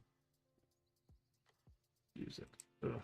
Get I am- creative. I Start am looking for like screws and nuts and bolts on the floor and shit. Just gotta throw something in here. Junk mean, jet I- for the win. I do have a melee weapon, but I'm up pistol wielding android. No, That's no, my whole that's shtick. kind of your thing. It 100% Yeah. makes sense. The fact that they just As it turns out. normally this wouldn't be as big of a problem. You get to watch me debug Foundry live on stream, which is not basically not our. Basically, we're not sponsored by it. It's not our product. Hashtag Ours not is sponsored. basically, as I know, I'll just talk about this. We are not a VTT because there are so many different VTTs out there on the market, and we are basically VTTs are basically have a lot to do, and basically they're very specific about what rules and what systems they're being used for. And again, basically we've talked about for a long time from the start that the goal behind LoreLink is that we are inclusive in multiple meanings of that word. And one of those meanings is the idea of the fact that what basically you may want to run D&D, you may want to run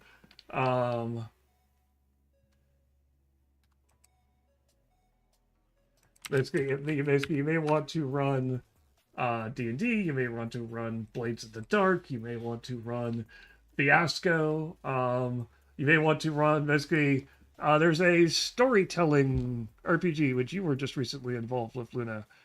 What was that one called? The one that hasn't happened yet, or the one of the ones that I play tested at Gen Con? Either of those would sound great. So at Gen Con, I play tested The Beckoning Dream by Day 20 and Has Been Wizards, which was awesome. And I will soon be in Flabbergasted as part of the Tales of Initiative channel. It's going to be a one-shot, and it is no combat, but it is all improv and hilarity. So, you know, my kind of shtick.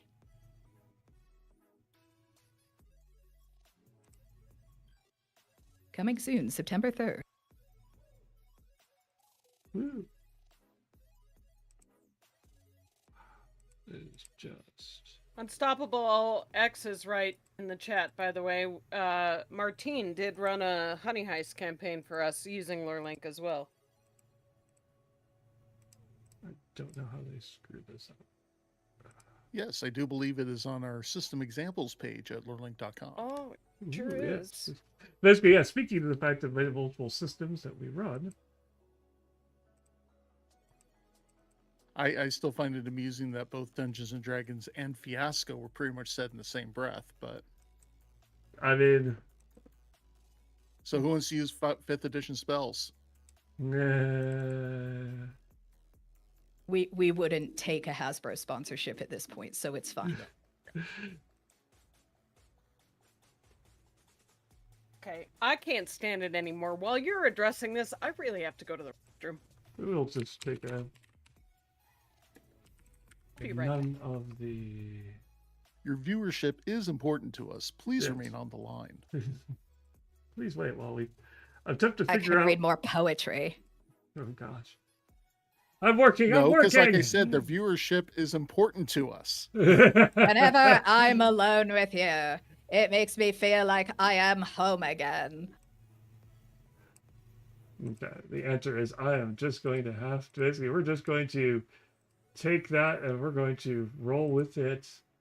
Basically, just manually, because the weird thing is the fact that they don't have any of the Starfinder stuff is not in any of the compendiums, it looks like. Ugh. So I can't load it in. I can't add stuff. I can't even, like, say, for example, add the arc pistol. Oh, cool. Now Pretzel is deciding to play audio and play people talking. So no, that isn't just something random going on in the background. That is our music station deciding to. Can I duplicate this? I'd really like to duplicate this.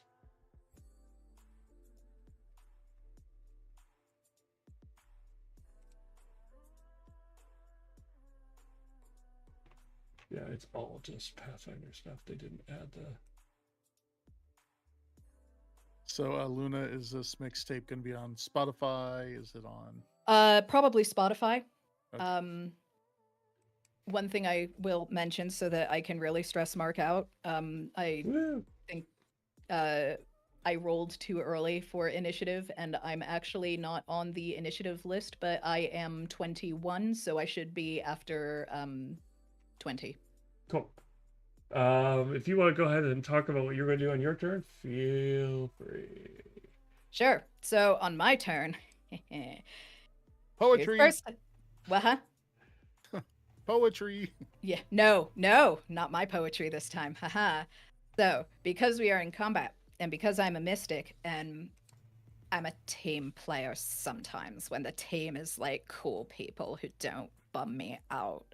I'm actually going to use motivating ringtone. I am going to cast it on let's see, targets one comm unit. I'm gonna cast it on Obadiah there. And the song that plays is going to be Exterminate, Annihilate, Destroy by Rodersand, which I am not going to play live on stream because we'll get muted. But it is a very cool song. I was promised Pink Pony Club. We're not at the BBEG yet, baby. It's fine. We'll get there. Fine.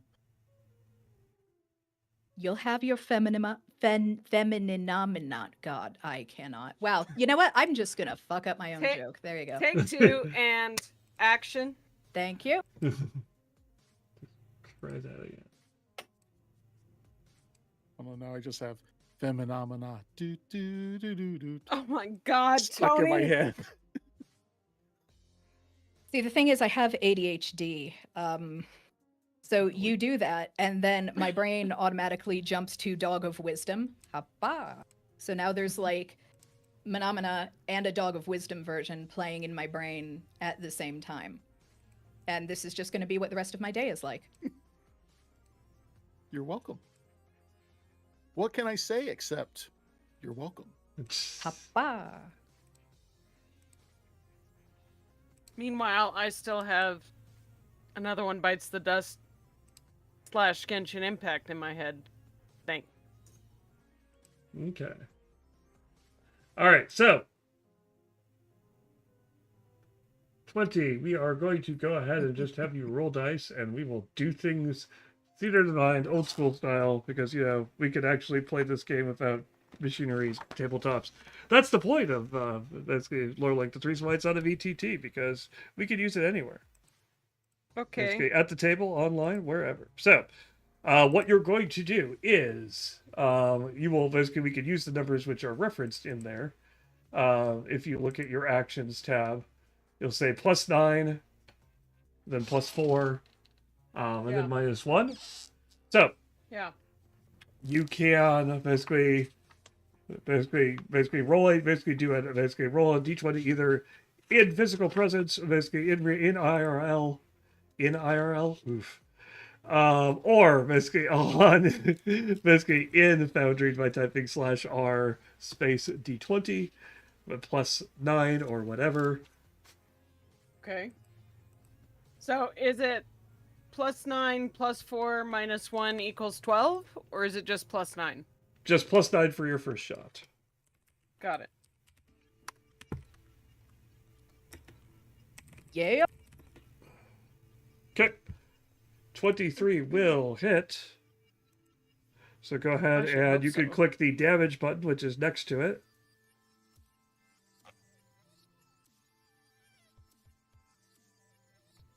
Uh, 1d6. Yep.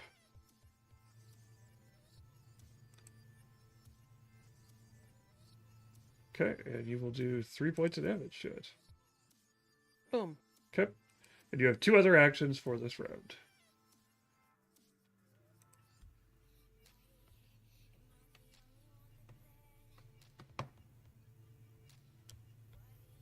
Hmm.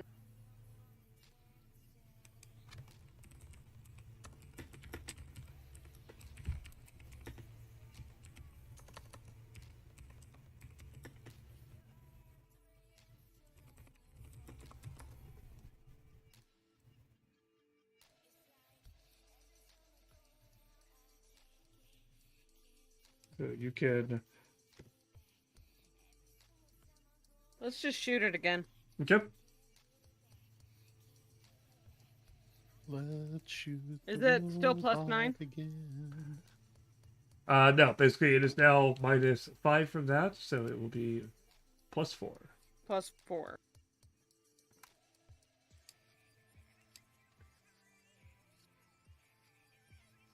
Well, that was lame.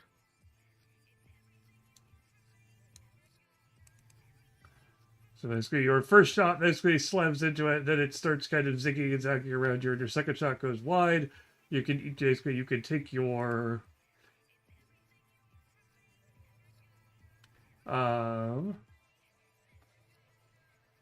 basically you can take a third shot, which is less likely to less likely to hit because now it's at -1.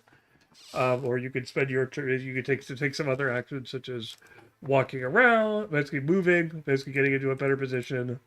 I'm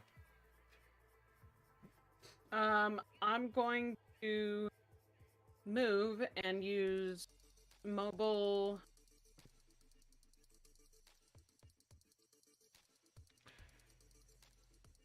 Never mind. I'm going to. Goodbye, bot.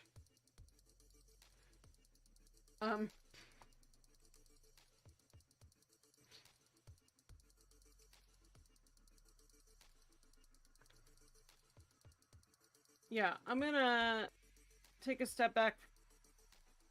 That'll be the end of my. All right, awesome. I need to add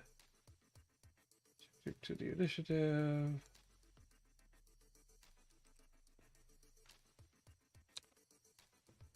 There they are. They've taken their action. Basically, it was 2 actions for your spell. Was there a third action you were taking, Chick Chick?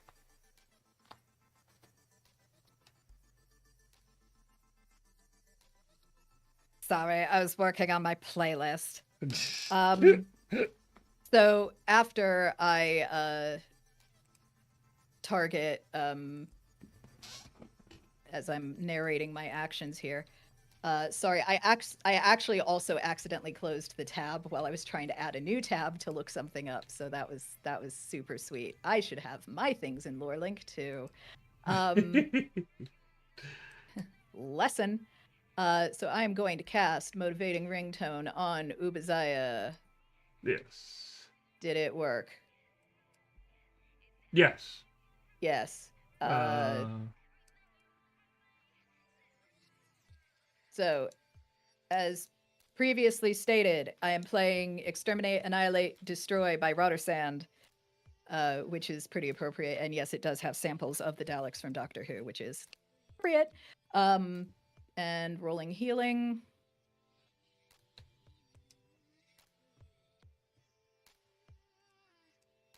There you go. So yeah, I guess if you needed health, it comes with it, but everyone's got buffs, which was my main point in casting this at this point. Yep. Yeah, I don't think it was had taken any damage. Oh well. Still good. They are even better, but now everyone within everyone basically Ubazaya gets a +5 stat bonus to all speeds and a +1 stat bonus to saves against fear effect as long as the song continues to play. Basically, creatures beginning their turn adjacent to an ally with an active ringtone gain a stat bonus to speed until the start of their next turn. Yes. I found the MP3 file on my phone, so it's cool, guys. We still have a playlist.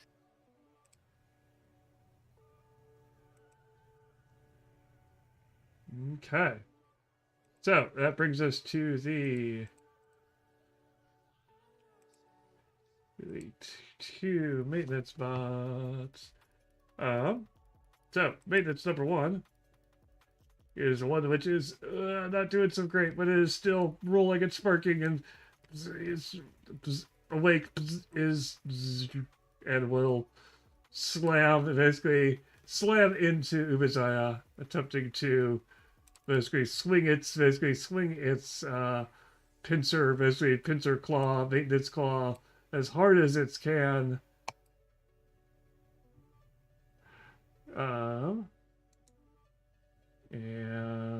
basically 12 is just kind of sadly just kind of whiffs towards Ubazaya as it yet again swings again for a second time. Misses again. I know I have the wrong person targeted, but Ubazaya's AC is the same. So basically it just swings, basically it swings twice, misses twice. Basically, essentially just think about it as that basically like Ubazaya just puts their hand out and just kind of holds it as bay as it just kind of goes bzz, bzz, bzz, bzz, bzz, bzz, as it keeps trying to hit, the Ubazaya just kind of keeps it at arm's length.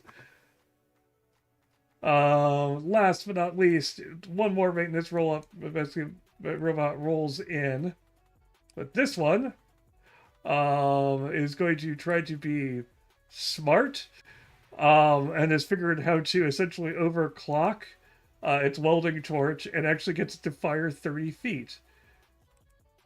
Long distance welding. And so is going to actually basically fires off at Chick. Lady, take me. And it just kind of like Basically, opens up all 6 arms to the hip because pain is my strength.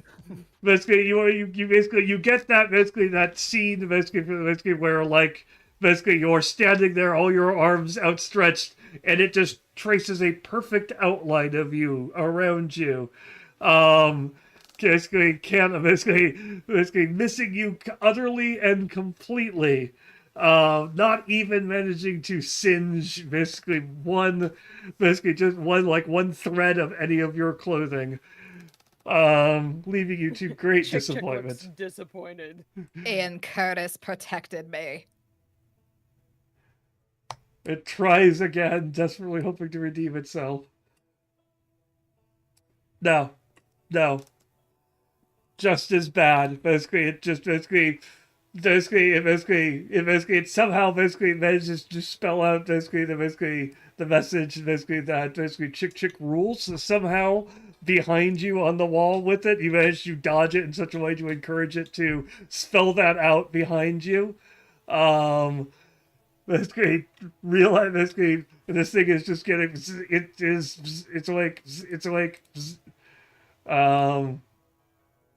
and you didn't think it was possible for a robot to sound frustrated, but this one is. It's just incredibly frustrated. JFYI, what you just did there sounded like the opening to a Depeche Mode song, so very good. You unintentionally committed to the bit. Sweet. Okay. So that brings us back to the top of the order, and Uzaya, you are up. Well, I've got the club. Up. Okay. You have the club, and you can now basically safely leave your vehicle secured, as long as no one cares about stealing your radio. It occurred to me I need to actually, Actually arm pull it the out. club. There you go. There we go. That's taken care of. So, and that maintenance droid is still selected, right? Yep. I still see the targeting dot on it.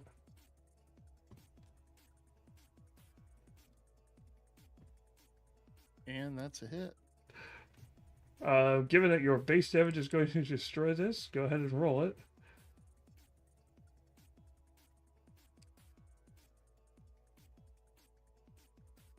Hey! Silverthorn with the raid. Thank you. Glad you brought your audience to us. We are playing Starfinder Second Edition Playtest, A Cosmic Birthday. And you are just in time to hear Tony describe how Ubazaya gloriously destroys this robot with this club. Well, I don't know how glorious it was. It just kind of looks at this pathetic sparking piece of equipment that's trying to get him, just kind of shoves it back a little bit, takes the club down, just crunch. and it is sparking, but it is chanting no more. Tank smash. It goes well. Basically, so far, no one has died. Robots have been exploded. Basically, robots have been tricked into carving names into walls due to their inability. Bits and pieces flew everywhere. Okay, let's go ahead and basically, yeah, you did 13 damage to it. It had 2 left after your previous attack. It had a max of 8. So it explodes. The robot that was basically menacing Isef basically says, "Awake, awake, awake," and charges forward again at basically attempting to follow Isef, swinging basically what it hopes is not absolutely ridiculously at Isef.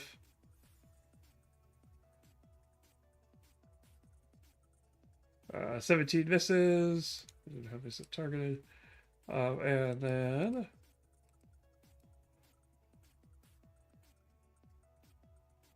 13 misses as well. So it just basically you are just sidestepping around this robot as it just basically obviously doesn't have any particular any decent clue where you are. You're just able to nimbly dodge around it, stepping to the sides.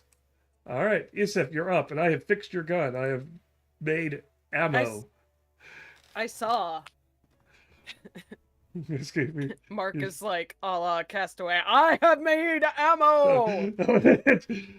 Fear And let there be me. ammo, and there was. It Yep. was good.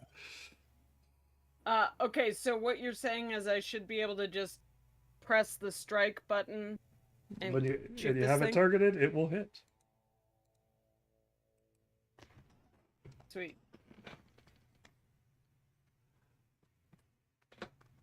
Oh. You will essentially go ahead and press the critical button.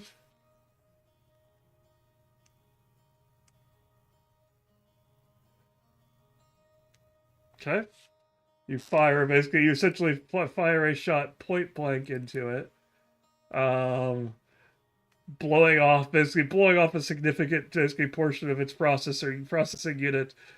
And it still kind of bleeps at you, but it's rather pathetic at this point. It's very definitely on its last electrons.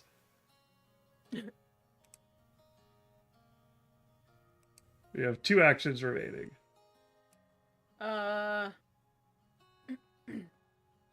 Can I just kick it? I mean, you have an unarmed strike attack. You're Yeah. at plus. You're basically it's the +3 version because you've already attacked once. So, what does that mean that I hit under unarmed attack? Just hit the button that says +3.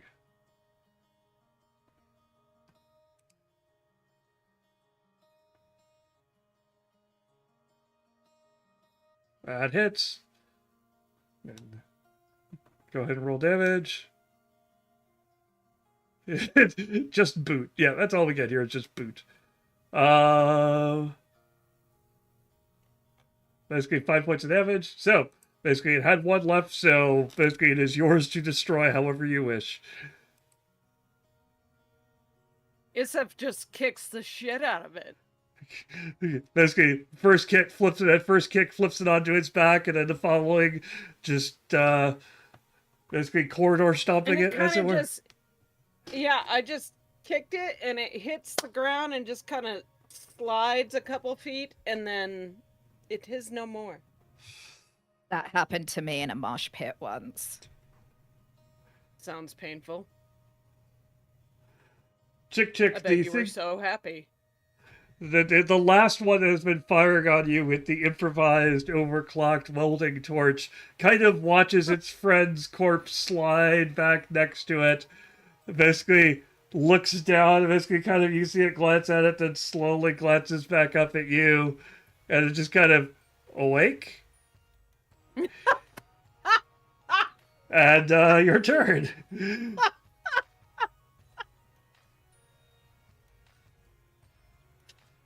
I'm looking That's for it on the hilarious. map to select, and I don't. Is it all the way It's- up here? Yeah, it's just beyond Okay. your. You can tell Okay. kind of where it is because it is. There it is. Basically, there's a slightly glowing torch that gives you 'Cause- indication. There's a flame coming from its. Yep. I call upon the powers of Andrew Eldritch, and I cast Eldritch Lance. Land space. Wrong genre. That hits. All right.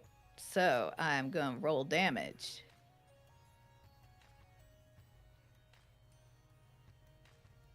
And you basically rip a blast of eldritch fire through it, melting and scorching it. Okay. Bitchin'.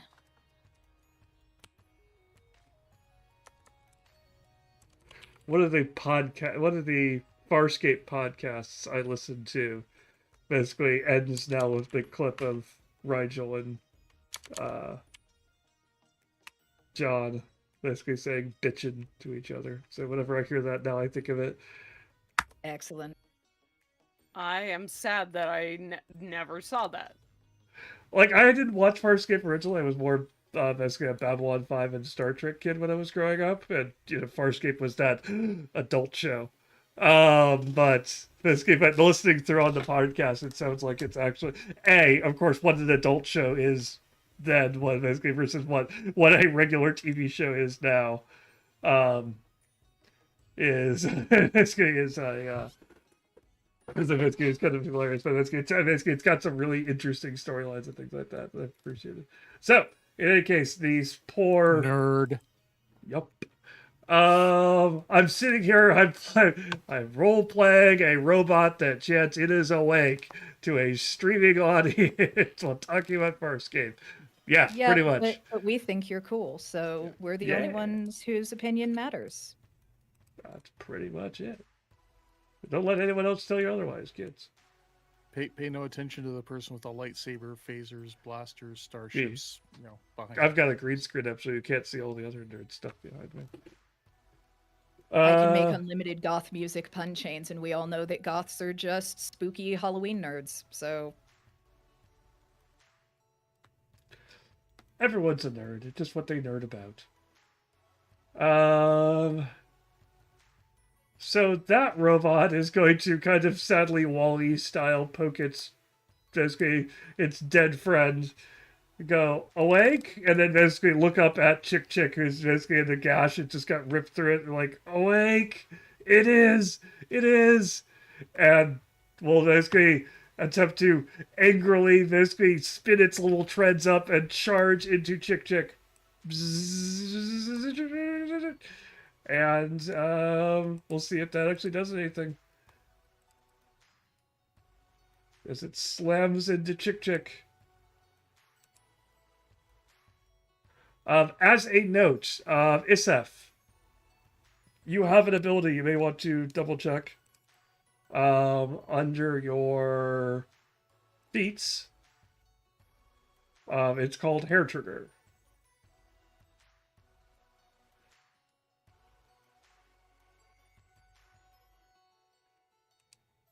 Yes. Hair trigger thing.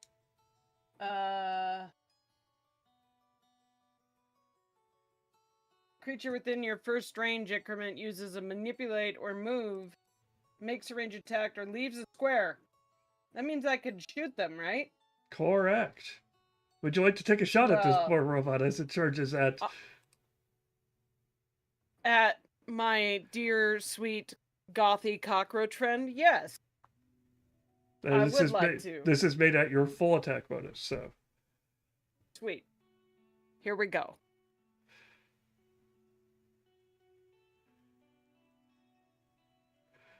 That's gonna go well for the little awake.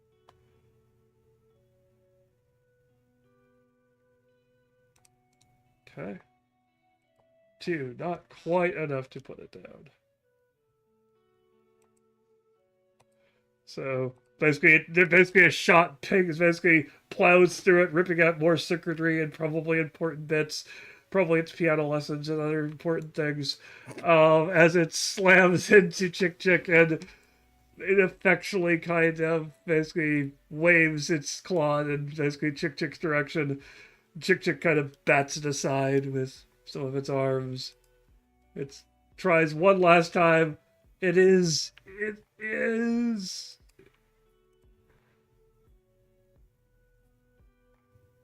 meaningless. And basically it just kind of throws one more swing in that direction and fails to connect in any meaningful fashion. Basically just sparks dripping from it as its claws basically swings down. As Obadiah, it is your turn.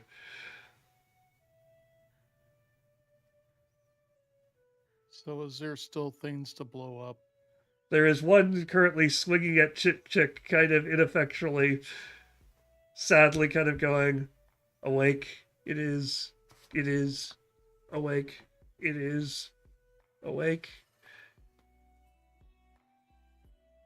So how long does it take for me to go hit it with a club? You have a movement action, which basically your movement speed is, I believe,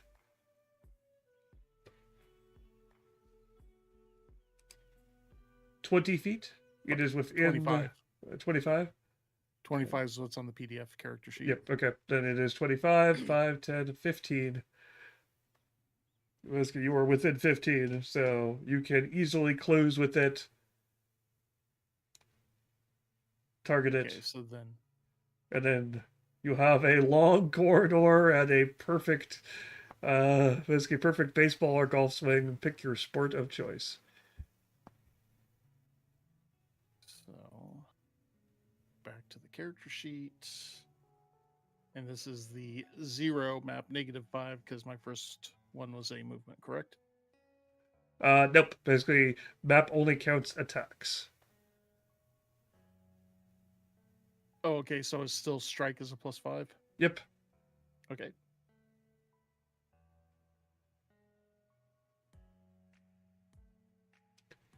Damn it. It somehow manages to just barely work itself up to dodge. Barely to the side. You have one more swing. This Okay, one's give at the me a -5. second. Give me a second. I want to check something.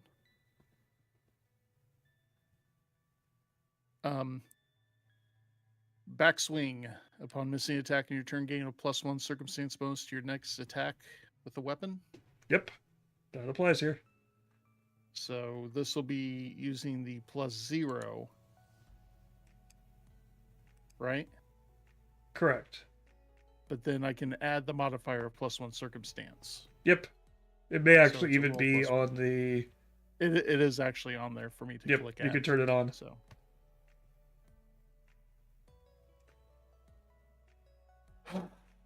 Okay, this Wow. is basically so. Basically, everybody, as a note, basically in Pathfinder, you all start with hero points, and basically Starfinder is no exception to that. Those are dice you can have. Basically, dice essentially you can use it to re-roll dice at any particular point that you wish. If you right-click on the chat box, you can always say re-roll using a hero point.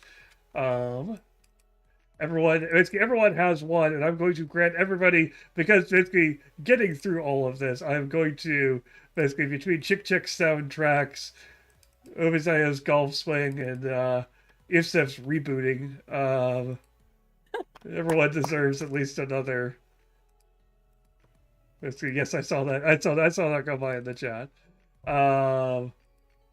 Everyone deserves at least a second hero truly point. blessed us this day. So. no, so I re-roll with a point and I roll a 1. Oh dear. Well, good news. I've ruled that if you re-roll, basically hero points are about being heroic. If you re-roll a 1, you get to keep the hero point. However, you still just end up basically just something about this little robot. Just it is bound and determined to survive today. it's basically, it's running on like, it's overclocking, and basically it's got its GeForce, basically it's got its GeForce in SLI mode, it's overclocked, it's overconfigured, little smoke is pouring from everything, basically every little soldering point on it. Then Isef's basically takes steady aim. I'm just preparing for my turn, sorry. Yeah, it's your turn. So. Oh, great. Yep. So, here we go.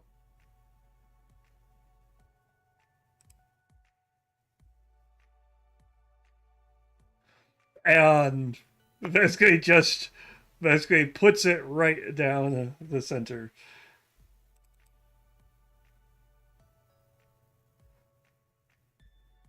And basically, basically this, you can tell how you put down the poor machine on its little last legs here.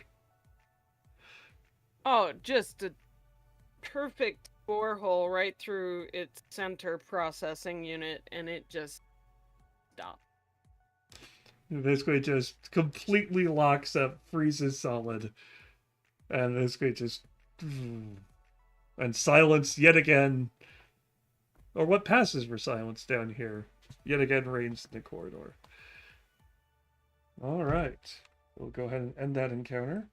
It is 3:30, so we have been going for basically about 2.5. If we need to take restroom, bathroom, and or beverage breaks at this point, this would be a point to do it. Now that we've finished this combat. If so, we'll call it probably 10-minute break. People need more or less. I think that sounds good. Probably Yeah. not bad. Yeah, stretch the legs a bit. Yep. Yeah. Basically, if you are at home watching, thanks for watching. Basically, we will be right back in 10 minutes. In the meantime, you can check out basically our website, or basically check out Lurling, or get your own beverage and get up and walk around, because hey, it is always a good idea to get up and walk around, stretch your legs. Basically, and we appreciate you watching, and we'll be right back in 10 minutes, and my camera is going to go right into outer space. Ooh, nice. There you go. Woo! Medicate the cat. Okay, go get your combat gear on, and Yeah. Good luck and Godspeed. Can I help you? I could use the pain for my deity. Donate blood, medicate a cat. Oh no. I have had I've cats only I've been ever able to heard that medicate joke with well. rugby. Yeah. She takes bribes. Okay. Awesome. That's the good part. Which basically, I have too many animal trainer friends who are like, you don't have to do that. You can, in fact, teach the cat this is going to be a rewarding experience. Yeah. All right, we will be back. I'm going to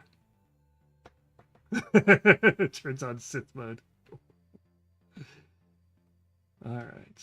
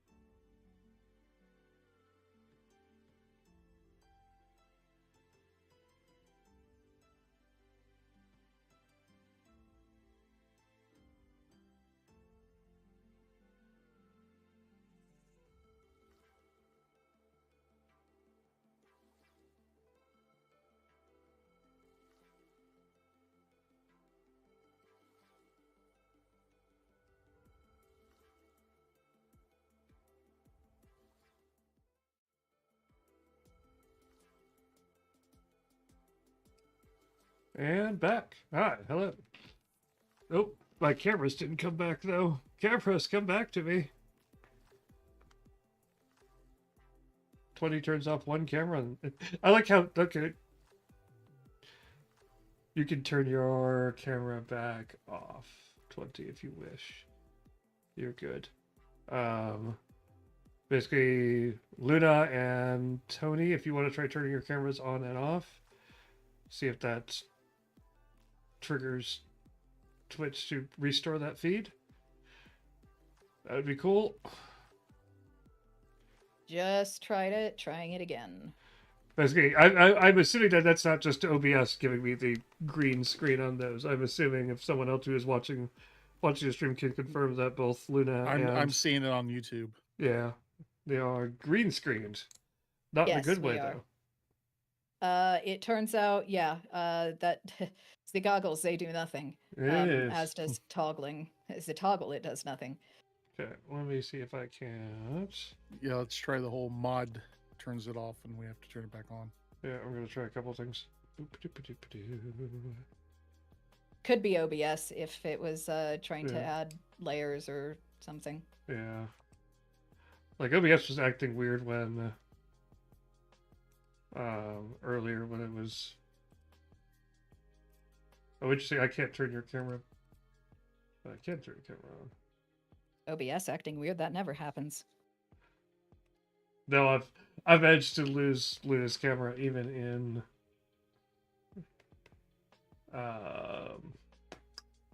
in Twitch. Apparently, you were the first to. There we go. Now it's back there, and OBS is still lost it. Okay, cool. It's not a stream unless everything doesn't go at least wrong once.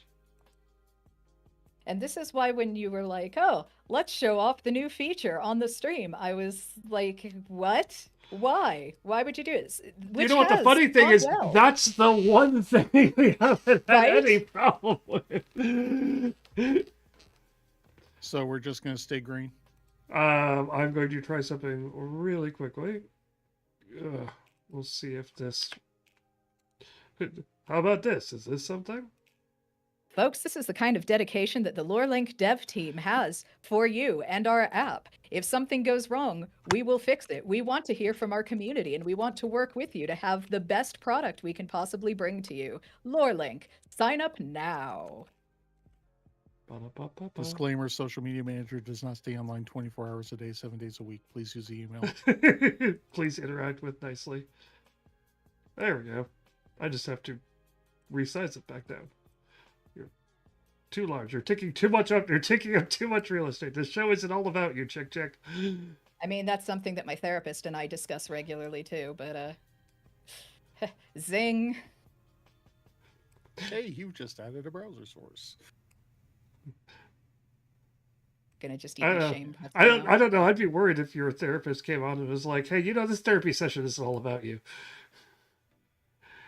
Yeah, well, my therapist ghosted me after we had discussions about, my issues with people just disappearing. So, hey.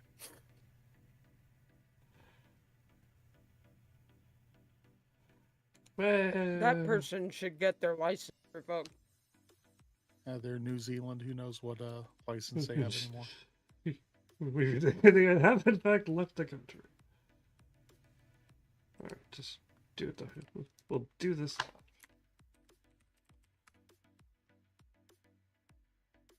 You guys get to see how the sausage gets made really quickly.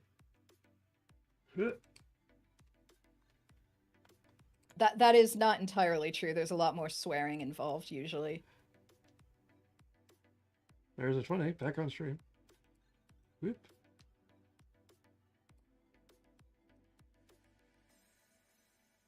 I turned it Okay. on so you'd be able to size it. Thank you. Hmm. And I'm last, trying to be helpful. I appreciate. Step ahead of me. So now everybody gets to see my pizza. Ooh, pizza.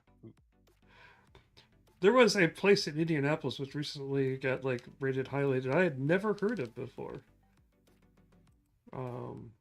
It's on just off of Washington Street, just before just where Southeastern intersects it. It's like a deep dish pizza place, like Fortuna or something like that. Is it back there behind where all the Angie's List offices used to be? Yeah. Okay, I think I know which one you're talking about. I've See, never now been while there. you're Suddenly doing realizing this- I left my gloves upstairs. Okay. Now we're done doing that. So you have finished off.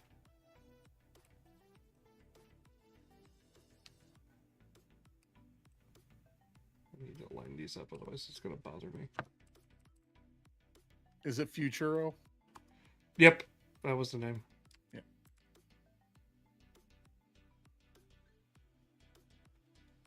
So you guys have basically the corridor basically resumes its somewhat silence. The hum of machinery, basically other electronics, basically kind of filling in for background noise. The slight sizzling of basically of components as the eldritch flames slowly die out. Basically on the one robot which gets singed. The playlist probably still echoing, coming from the comm unit, providing a little bit of background noise. But other than that, nothing. Basically, you still got that faint echo of a crowd noise, which there wasn't any reaction that you heard. There's now basically basically like you hear the faint hiss of some steam coming off.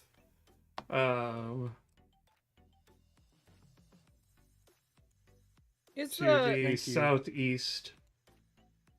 is the robot next to Chick Chick dead?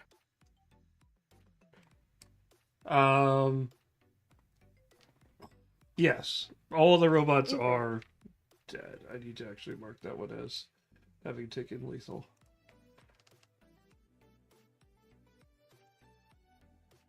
You're dead, maintenance robot. You're not fooling anybody. All the robots are dead totally should be a song that exists so Chick Chick can add it to their playlist.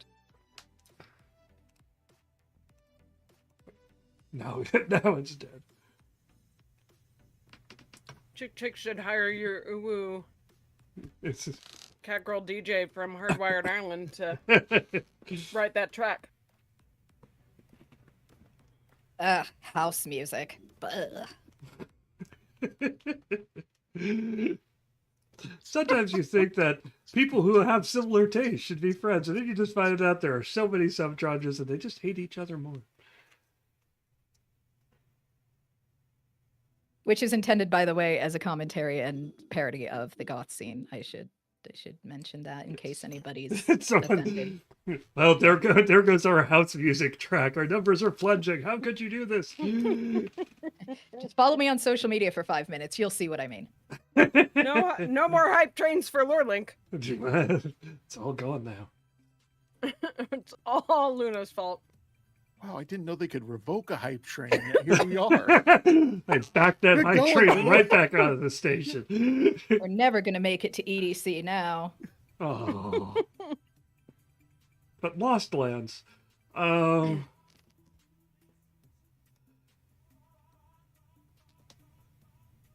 So which direction is the crowd noise coming from again? It's still coming from the east. Down, basically, you can basically like shining your light down that direction. Basically, it's a kind of an empty corridor that essentially ends in a, basically ends in a pair of doors. You can see that there's at least one hallway that branches off. Basically, two hallways kind of branch off of that.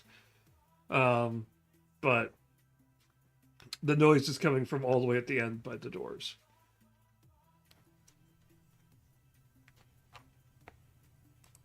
Let me actually pull up the map of Orland because that's going to be...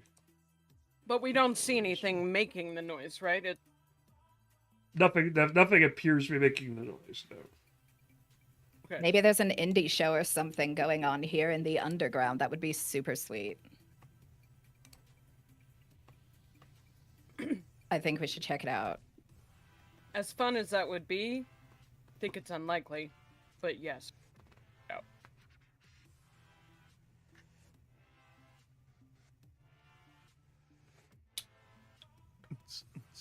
As a note, Ubazaya, you do kind of basically you go back and you pick up that flashlight, and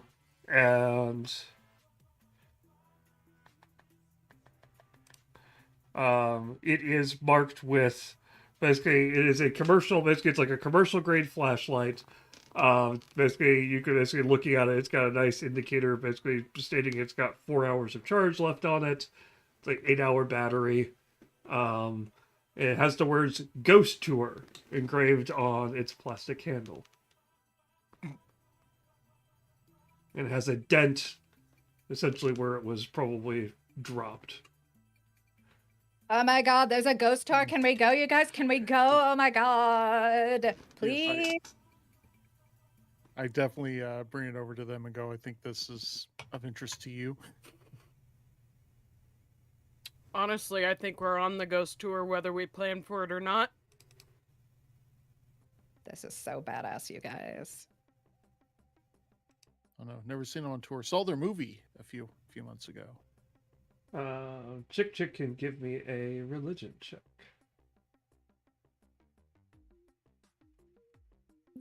Religion check. I'm going to pretend I was prepared and just go ahead and roll that dice now. Because if you narrate what you're doing, it seems like you're actually not scrambling to get it done.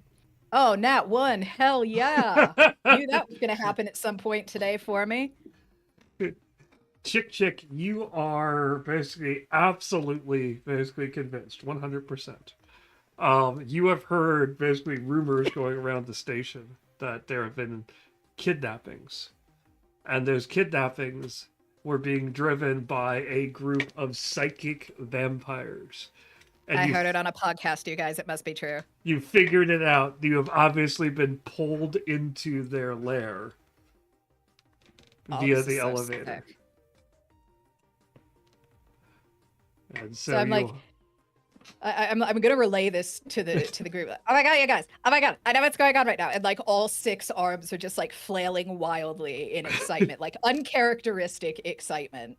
Okay, like okay, so there's these psychic vampires, right? And they're all really pretty, and they have lots of eyeliner, and they hang out, and like they sometimes they have Chinese food, and when you open it up, the fried rice is worms, and that was a Lost Boys reference, by the way. Please stop me. And then no, they don't sparkle. They don't sparkle. Oh my god, wrong. They've never sparkled. Oh my god, you guys, I'm so excited right now. It's vampires. So in my kit, I bet like I've got some antiseptic and stuff in my healing kit, but I bet we could use that as like holy water or something. I'm ready. Let's go. And Chick just like starts charging off toward like all giddy with excitement.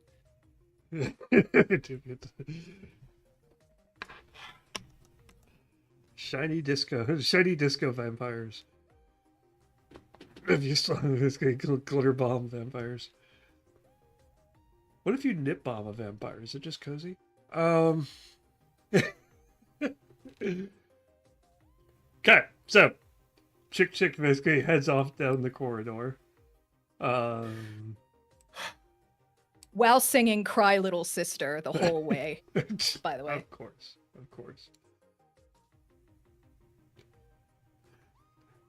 I find it absolutely hilarious because when I think of Lost Boys, for some reason, Lost Boys is eternally associated for I don't know what reason, with those Ray-Ban commercials. Do you remember those Ray-Ban commercials with the someone forgot their Ray-Bans? And for some reason, those are linked in my head because it's that same genre of pretty boy, basically orphan kid vampires that ran through that port. Basically, that defined vampires of the Anne Rice Lost Boys era. So many good mullets. So many. See, whenever I hear vampire lately, for some reason, my brain just keeps going back to Concrete Blonde, so I don't. All right, so... Believe it or not, I have seen them in concert. I don't think I've actually heard I that just have music. Billy Idol in my head now. All right, so Chick Chick goes storming off towards the doors at the end of the hallway. I go Isaac will chasing. follow. I go chasing after Chick Chick.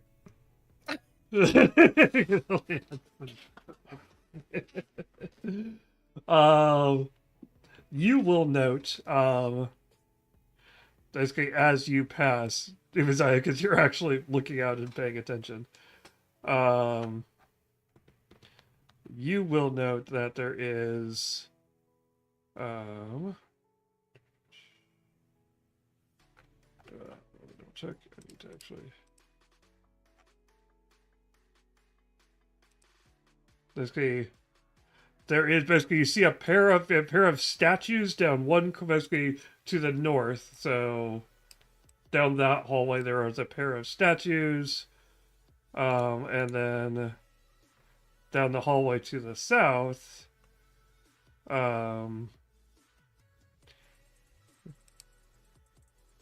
basically you will note basically that there is basically it's obviously like a supply corridor. Like a bunch of shelves bolted to the walls. And then you will follow down the end of the hallway.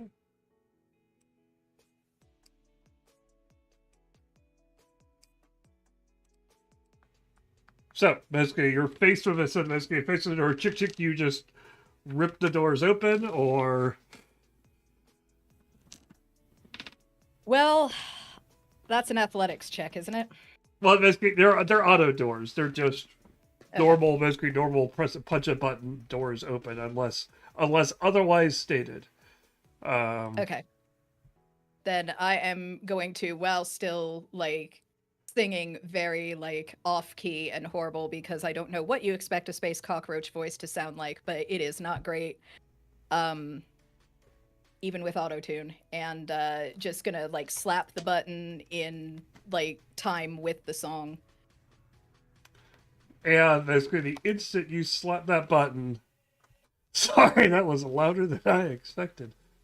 Told you Hi. not to drop the bass, God. Apparently, that's the sound of the doors opening in the system. Brace yourself. We're going to click it again just to check.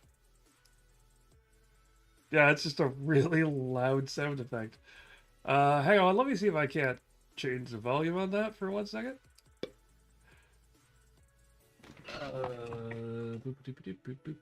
I'm becoming increasingly disappointed because for some reason my system is only giving me sound from us. It's not giving me any other sound from the computer.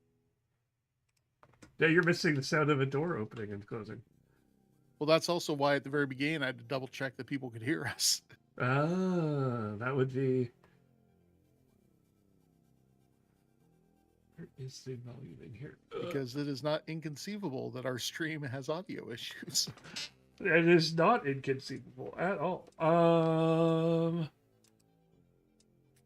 right, I can't find it really definitely hear it. quickly, so basically, warning to people if you want to turn down the volume of. It maybe. Done that already. Okay, good.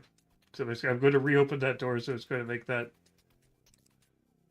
Basically, make that fun noise again. Let's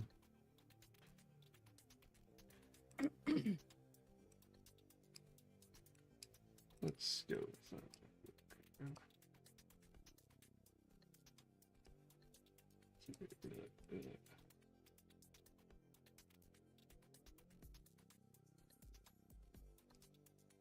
Sorry, I realized that. There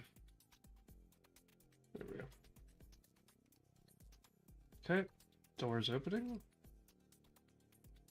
Still loud. Even with my volume at Yeah. 68%. So basically, like it basically it's as much as I hate to use that, basically that is basically essentially kind of what hits you when you open the door, as it's I hear you guys, but nothing from Foundry. Oh, I don't have an audio capture on that, so we're the only ones getting that.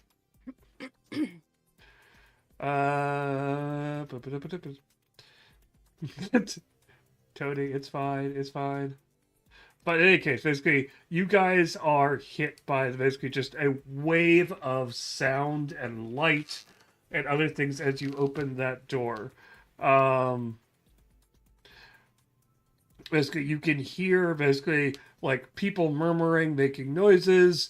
Basically, you've got basically Pepsi. Basically, you've got like Pepsi drink. Basically, get your favorite Pepsi drink here. Basically like ad jingles going off, basically full blast. Basically you've got basically competing marketing slogans going back and forth. Just this blur of sound and light and motion. As basically it's like you stepped into a holographic version of Times Square. And basically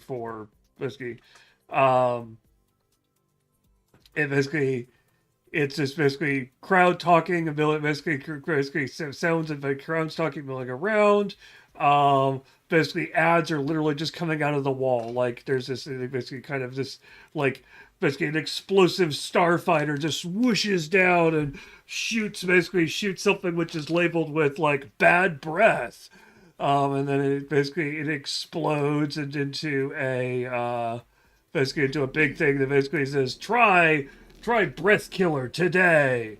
And basically it's got like a vest probably holding up this bottle and just making a gesture. And basically just keeps repeating itself. Basically the ads are varied and different. Basically you can basically like an actor will walk out of the wall. It's like, how often do you leave the house and realize you've left one of your arms behind? Basically use our proprietary tagging system to make sure all your body parts are where you expected. Basically. So what you're saying is that I said there were psychic vampires, but there was actually capitalism behind the door? Yes. I wasn't wrong, homie. I was right. Why are you booing me? I'm right. Mic drop. Boom. Fine, you can have another hero point. Yeah, max level, baby. So the Fred unmasking meme, psychic vampires, capitalism. Capitalism. I would have gotten away with it too if it wasn't for these psychic vampires. I mean, the advertising executives. Great. Oh, they're the same people. Okay. Well, Isif will carefully step in. You basically like at least like 3 of the actors like step towards you, offering you basically some kind of sample of basically an alcohol. Somebody's offering you to timeshares on basically the moons of Lepteron 3. And what someone else is offering you, offering to help help your reload problems. Are your reloads too slow? Are you wasting precious time in combat? Try our new speed loading solution. We've greased the magazine so they just slip right into every right into the guns. That sounds like a terrible idea. Slip right out of your hand. That's a terrible idea. Isif will just glance at their other gun-wielding compatriot and be like, the BTF? Okay, but I have to ask. I have to ask a question that I'm sure at least some of you are expecting me to ask. Is there a hot topic here? Have you stepped into if you step into the room, basically a section of the ads will shift and like spider webs will drop from the ceiling. Basically, blood runs down the walls. Basically, And there's a whole section of Funko Pops. Oh my god, you guys, this is the sweetest thing ever. Sailor Basically, Moon. what you're saying is their little section becomes Vampire the Masquerade Bloodlines Blood rave. video game. The video game, yeah. Yeah. Like the club where they all dance. The asylum, I think. The first one. Because there were multiple clubs. don't 'cause know. Of course there were. Which is the most unrealistic thing about that game, is that there would be multiple goth clubs in the same area. But yeah, It's Listen, Chicago. I- Chicago's weird. fair I've point. only seen the parts of that game that Mark played on stream, so Mark played and died in horribly. Get good. Pretty much. Anyway, Chick is just like Yeah. running towards the trip pants and the lip service clothing and like all of the other stuff that I'm gonna throw out there that 90s kids remember. Yeah, that's right. Two different, basically, but look, basically, your, basically, typical, basically, kind of, basically, gothified, basically, like, spiked everything, like, basically, spiked trip pants, spiked belts, spiked, basically, beanie caps, basically, with just little bits of bright red and orange and yellow hair kind of sticking out, basically, at the ends of very obviously dyed, basically, pitch black hair, basically stepped underneath it, both kind of step up, basically kind of step out, and are basically like, basically immediately both trying to basically start pitching you. Basically, one is trying to pitch you six pairs of fingerless gloves.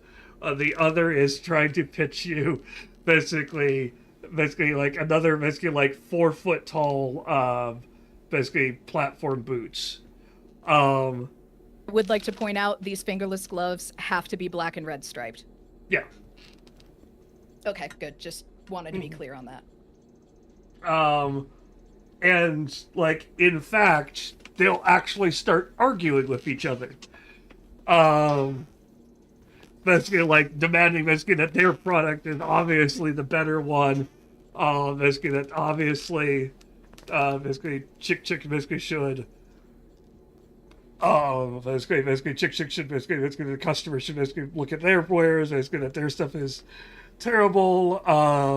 Basically thereby basically they probably only have limited money to spend and they should spend it on these. Everyone can give me perception checks at this point.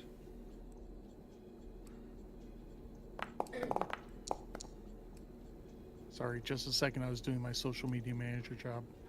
Chick is clearly distracted and too excited by everything and is just like completely overstimulated and has terrible perception right now. Yeah.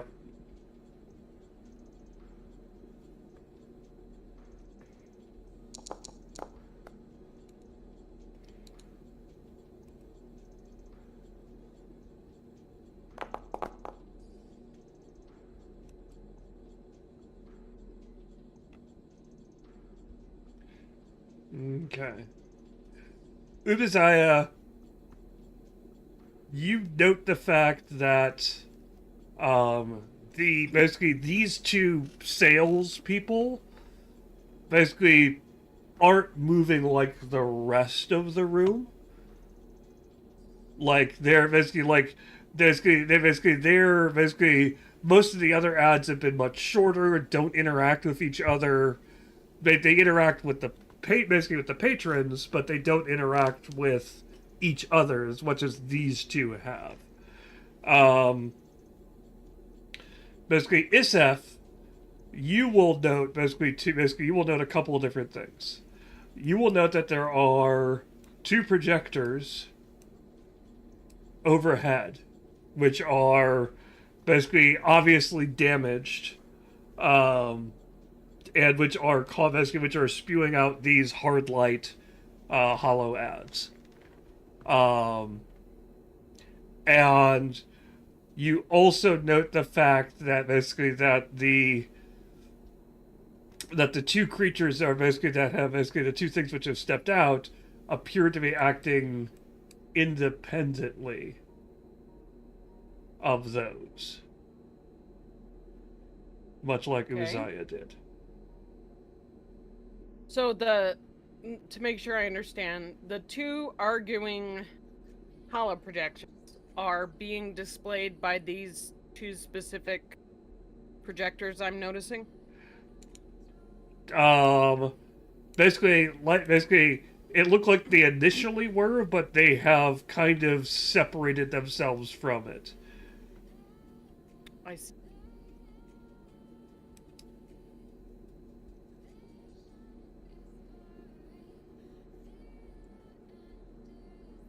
Do I notice a way to turn off all of the other noise besides these two that I'm intrigued by?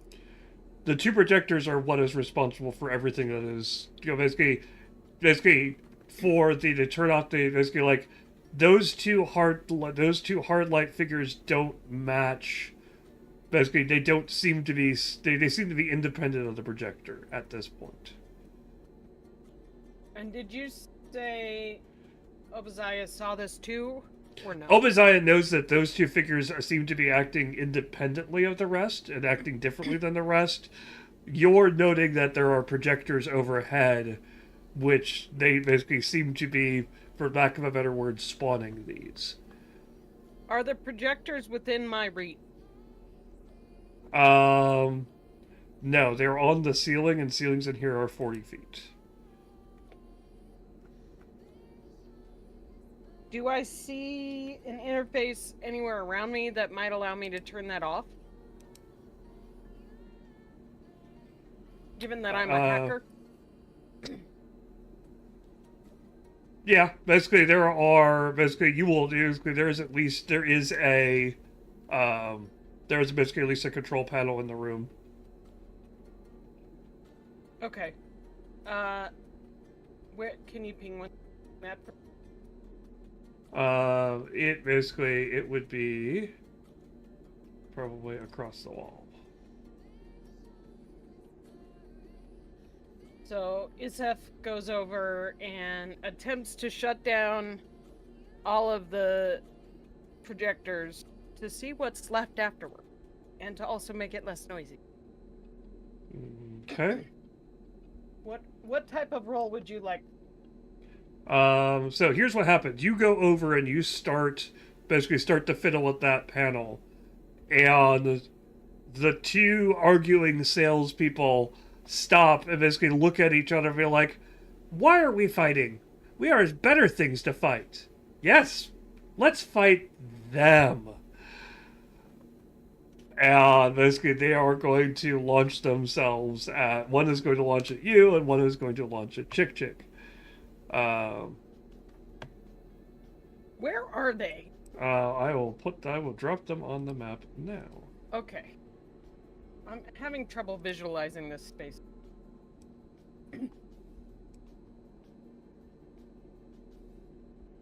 They're small little things. They were both kind of... Real quick, They're are these actually- considered living? They are... Actually, Not. kind of cute. They are not living. They're not living. Okay, cool. They are also adorable. Yes, I agree with 20. I kind of low-key want one. Can we tame them?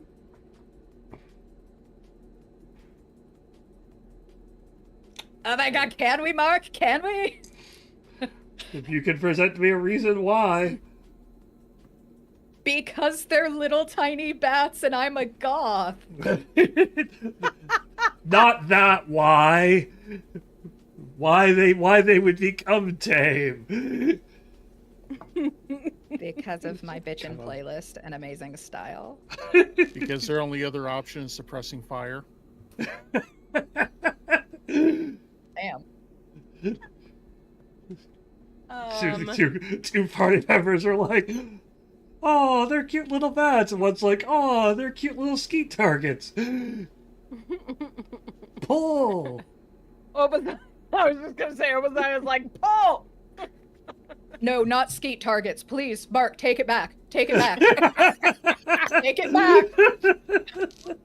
Skeet in this Choking on my context is pretzel. actually a word. Luna, that's How'd you one of know- the reasons I don't like it as refers to blue sky, because it How'd you know I was has a posting on meaning. Blue Sky?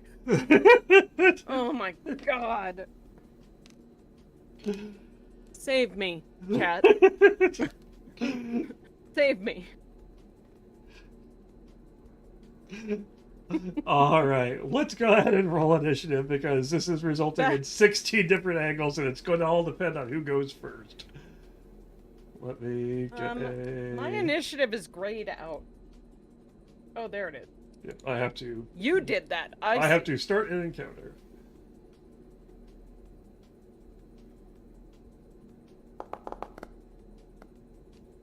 Threat extreme. Oh dear. Really.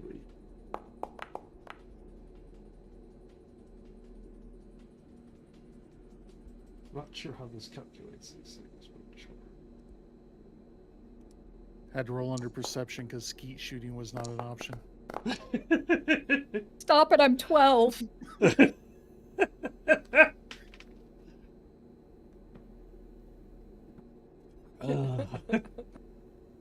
Breathe, Luna, breathe. Okay. So you're saying don't pull?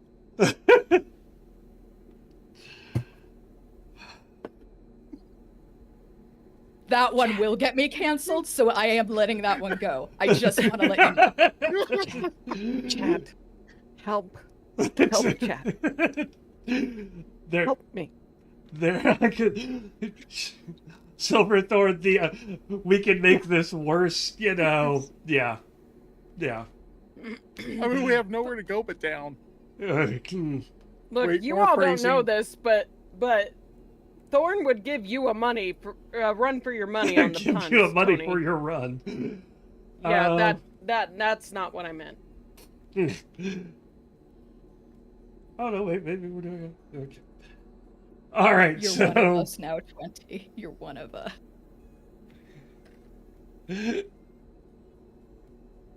Okay, so it will basically kind of lunge towards Chick. Basically kind of growing little fangs, basically and bat wings, basically out of its little goth persona that it had. So now it's basically a goth skater bat.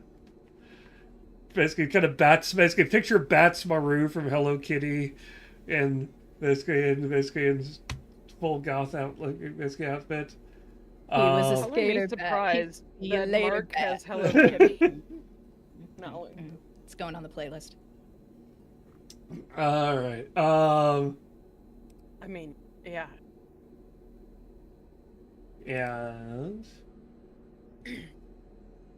And I need basically it kind of just sparks at Chick, and I need Chick to give me a fortitude save.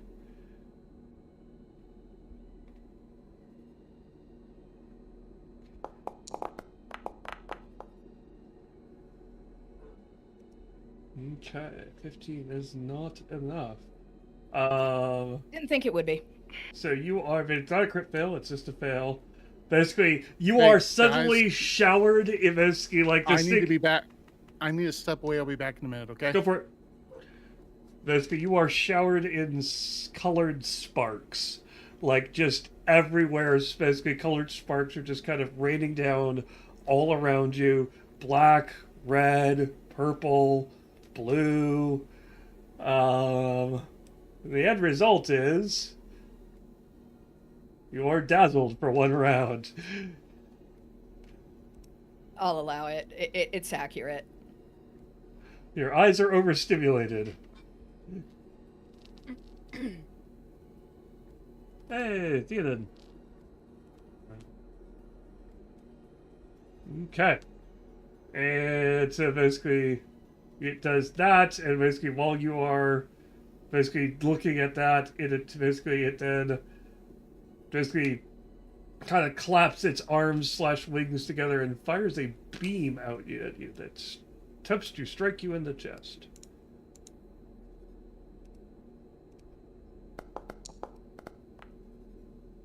Aim for my black heart. It hits, doing 4 points of damage to you.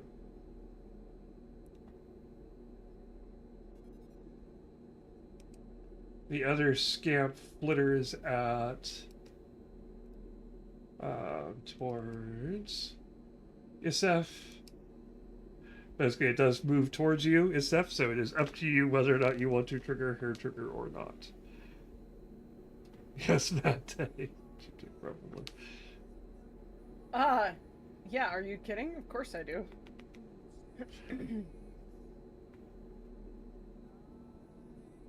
I am speaking. Yes, I am. Yep, I heard you. Yep. So I just shoot at it with regular bonus, right? A regular modifier. Yep. Okay. Oh, I should.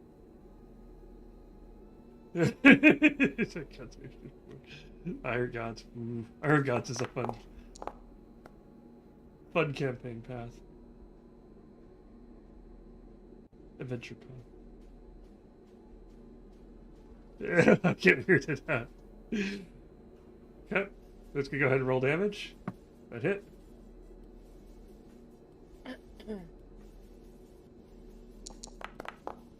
Oh. So you wing it. And then it basically attempts to shower you in the same sparks. Give me a. Thank you. It showers you in the same sparks. Attempt to give me a fort save as well.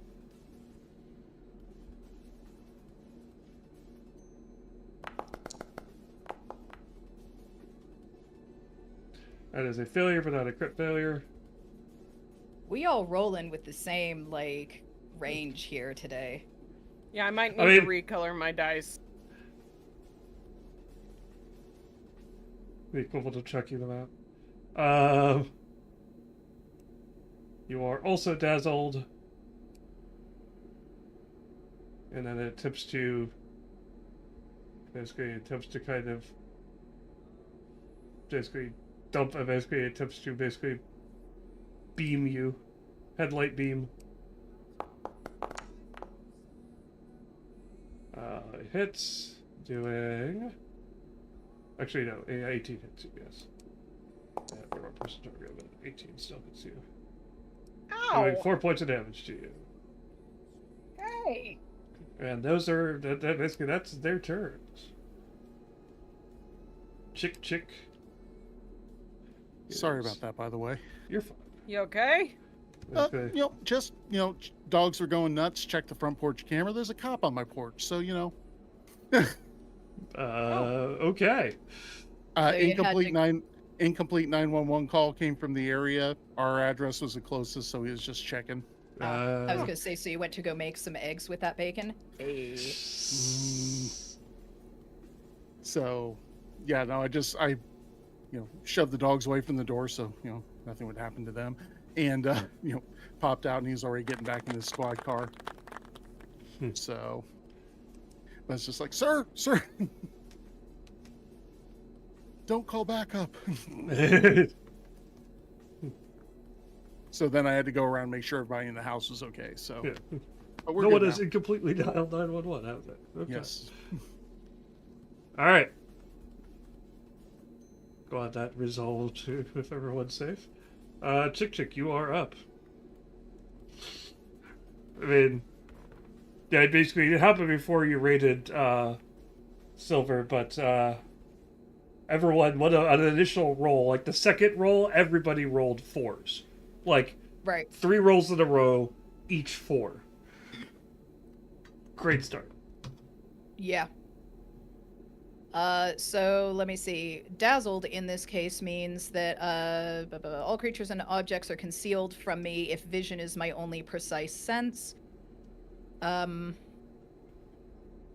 I don't know. How are we? Are we saying that? Are we saying that's my only precise sense? I Is it don't somewhere? think you have a secondary precise sense. I don't think you have a scent or tremor sense or anything like that. I assume it would have like been pretty obvious if I did. Yeah. Okay, then I'm gonna go with no. So I guess I'm going to. See. That means I can't target anything. No, it just means you have it's concealed. I think this means it has a mischance. Unless I'm badly mistaken. I am in the wrong window. Whoop. Concealed, I believe, is just a mischance. Can't DC wait to 5. reference that rule set within Lore Link. That would be nice. Basically, we have the ability to reference rule sets directly via the rules reference system. Let you link directly to Archives of Nethys, which is basically helpfully provided us an index. DC 5 flat check whatever targeting. Basically, so you have to roll a d20 and roll 5 or higher. Okay. In order to be able to hit it, basically. Yep. Okay. With anything that requires you to target it basically target something particularly. Oh. Ooh.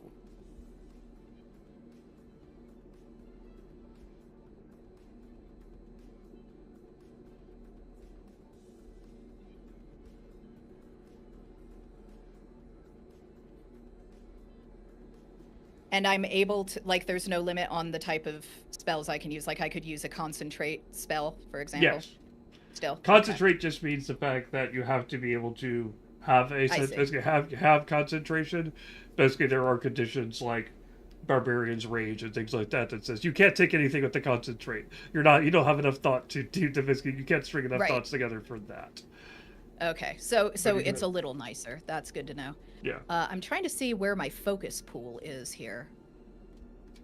Your focus pool usually is 1 at first level. It is the series of dots that is above the focus spells. I see. You can regain focus pools by basically essentially spending 10 minutes doing something that brings you in closer contact. For you, probably writing poetry, reading poetry, composing a playlist. Yes. Yeah, it's literally listening to music or or writing poetry. So it's pretty in character. I'm digging it. If that is the case, then I am going to attempt something fancy. I'm going to use a divine focus spell. I'm going to use Shadow Snap. With a snap of my fingers, I command the target's shadow to either attack or stalk its body. Yeah. Pretty cool. Pretty goth. Nice. I am going to... There are plenty of shadows in this room, given the amount of light running around. Yeah, right? Come on, double click. There we go. So I am going to go ahead and roll that.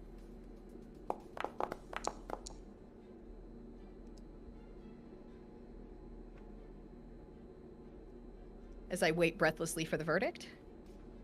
Was there a target or a save associated with that? Oh, sorry. I screwed that up. Yeah. I got all excited for a minute. Alright, I attempted to cast it. It's just spell attack roll against the target CC. Okay. Is it not working? If for whatever reason it doesn't actually... A lot of the spells that have that, they have like an attack button just right next to it. Right. This one doesn't. Cool. Okay.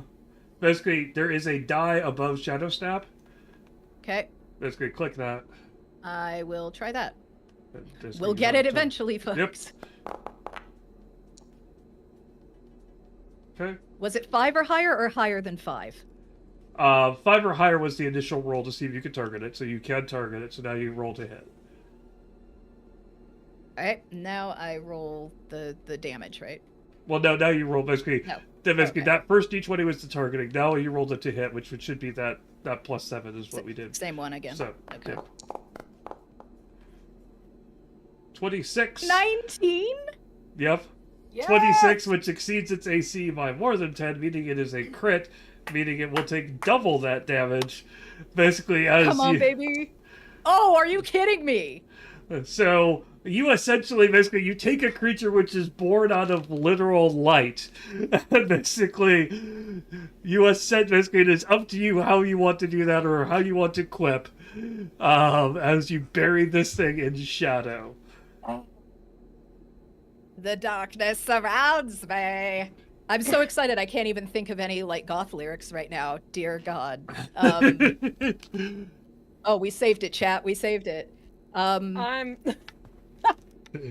So yeah, the shadow stalks at midnight. I'm imagining the ghost shadows from the movie Ghost like coming and dragging away. It essentially gets kind of devoured and dragged into the shadows and just basically just disappears in a puff of darkness, smothered by the darkness. That was the coolest shit I've ever seen, you guys. Meanwhile, Okay. I'm still dazzled. I didn't really see it. Okay. Isef, you're up. Okay, never mind.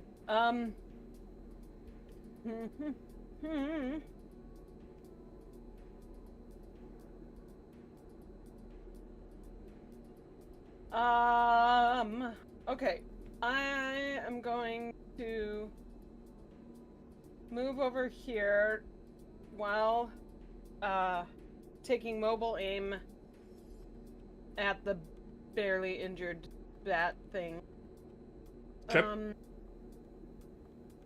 And I'm gonna shoot it. And was my sheet meant to reflect that I'm dazzled?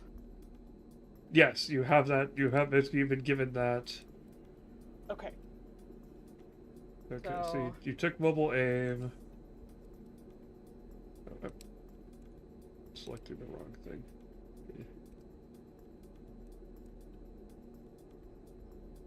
Do you have is aim up and looking? I think you do. Yes. No, your aim expired. You'll need to click on mobile aim and grant yourself aim again.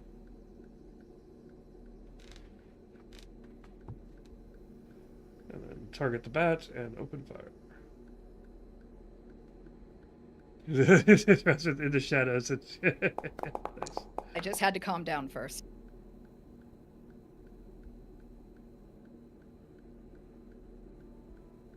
Okay, that hits, does not crit. Go ahead and roll damage.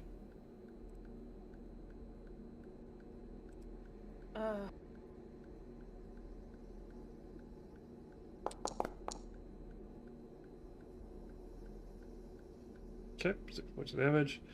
Basically, you blow a chunk of basically like it's hard light. So basically, it's one of those where it's like it's basically kind of reinforced with force fields and things like that. So you shatter that force field. Basically, kind of sends sparks and cool looking polygons basically streaming off into basically to splatter against walls and other light projections. Obazaya, you're up. Okay. Well, remember, I was dealing with the fuzz when all this began. So Yes.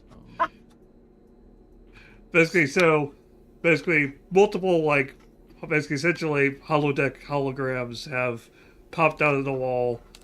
Attempted to argue over selling Chick something. Isef tried to turn the projectors off, and they decided to stop arguing and instead attack you. And Mark wouldn't let us tame them because they're cute little bats, but he still wouldn't let us tame I them. was so. willing to let you tame them. You just See, I was around for tried. that part because remember I threw out the suppressing fire, but yes. Fair point. which I thought was what summoned the fuzz, but you know.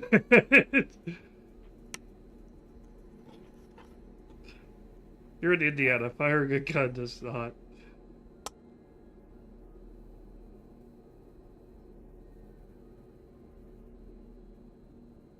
There we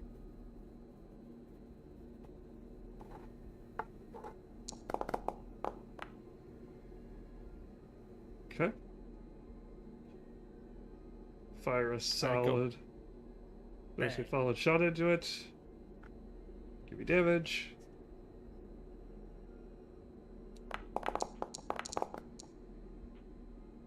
Okay. Still flapping. You have 2 actions left. I'm assuming you switched back to the machine gun after you, basically Yeah. after the fight, so.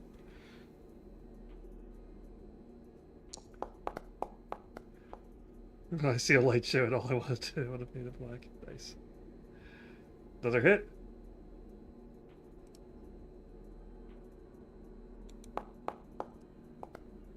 Ooh. Almost. I was gonna say, let me guess, I had 3. Not quite that low, but it's still standing. You have 1 more shot left. But it's at your lowest. Yeah, I would still take the shot.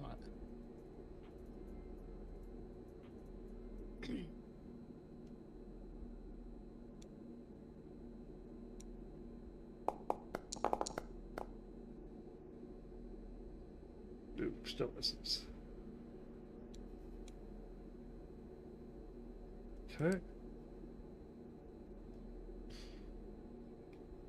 Alright. The last scamp basically leaking lots and lots of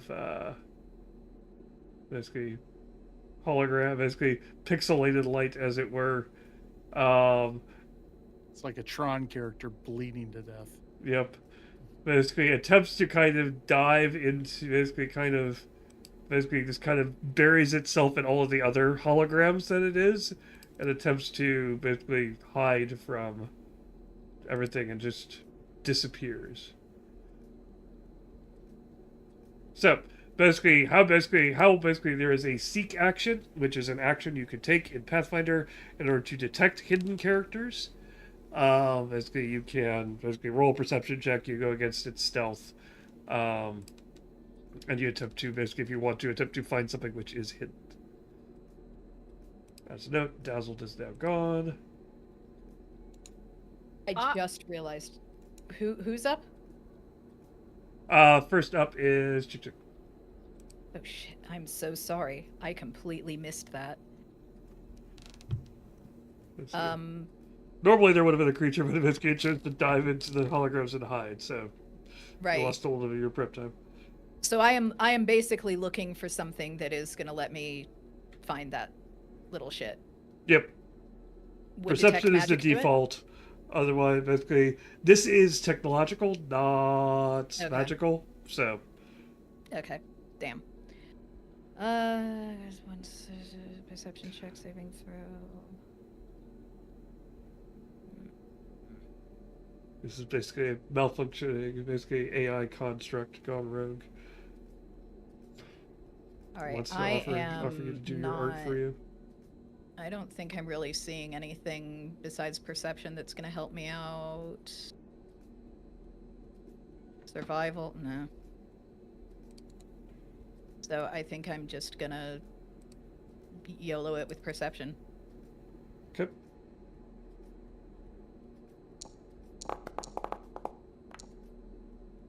Did I do it? 19. What is it? That's 5. Yes. Basically, you catch Yay. it kind of crawling across the ceiling, kind of trying to head back towards the projector. Oh, that's creepy. I love it. So, that means I get to shoot at it? Yes, you can Magic basically. missiles into the darkness? Yep.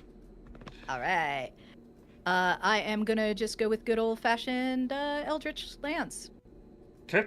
So, which I should This one. probably target the right one. This one at least basically has the attack buttons. Sorry, let me... Eldritch Lance. There we go, that's the correct one. Okay. I was targeting the dead one. Whoops.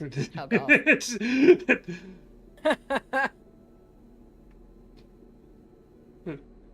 YOLO, Right, except for so- you, who will live multiple lives for me to kill. So I'm attacking. Yep. That hits. Roll damage. Maybe? Nice.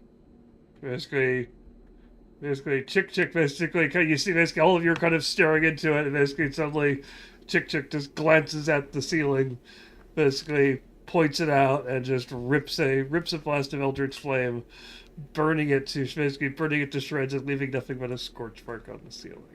By the power of Andrew Eldritch.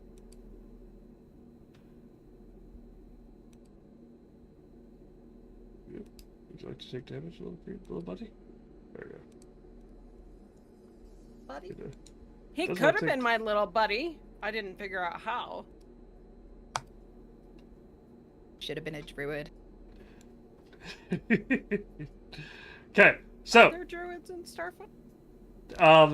any class that is in, because it's now a revamped version of Pathfinder 2, any class in Pathfinder 2e can be used in Starfinder. So if you wanted to play a druid in space, you totally could.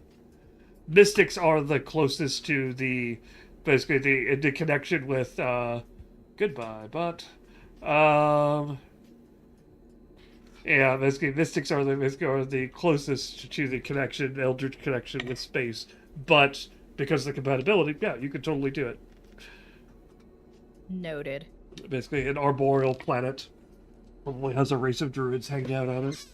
And he walked. Druids in space. Okay, so Isif, you will note the fact that basically that the projector is still kind of spewing out basically the garbage. Basically, you can basically go back and shut it down if you want. Yes. Star Wars and a Muppet Show reference. We're gonna tick all the boxes. Go ahead and give me a computers check. Yes. Excuse me. Computer. How do I Hello, do that? computer. Go to the skills tab, which is the hand. Ah, yeah. Okay.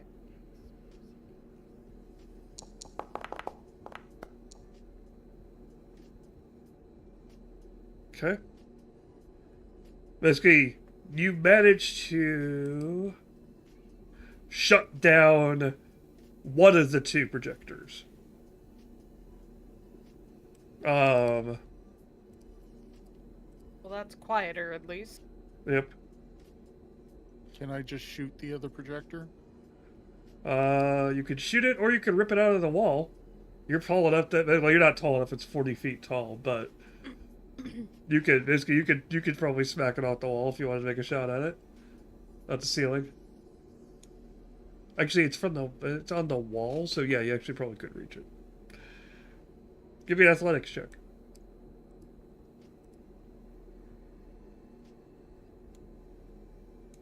Athletics was under. It's under the hand. And Yeah. Talk to the Talk hand. to the hand. Click. We all survived the 90s. We did. And we kept our hands because they didn't get removed by slap braces. No, that was a 12. That was a 12. Like, you walk up to it, you're kind of, and basically you get hit by a basically a small, tiny little guy that's like, are you tired of the runs kicking sand in your face? You need to try Muscle Up pre-workout. Gets you going. Not responsible for heart attacks and other side effects due to enlarged hearts, enlarged prostates, enlarged...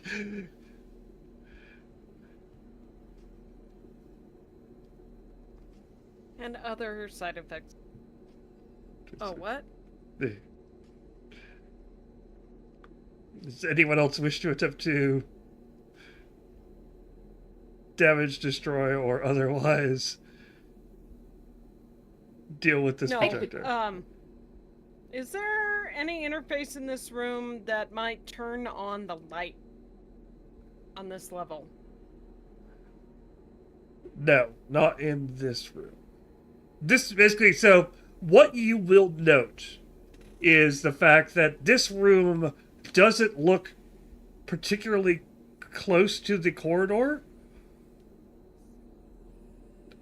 Like, basically looking at it, you're kind of like, this room looks like it was ripped out of a completely different area compared to the hallway compared to basically a couple of the other hallways you've seen so far.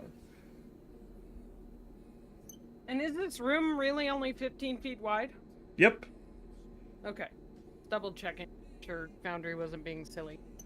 I didn't ask how big the room was. I said I cast Fireball.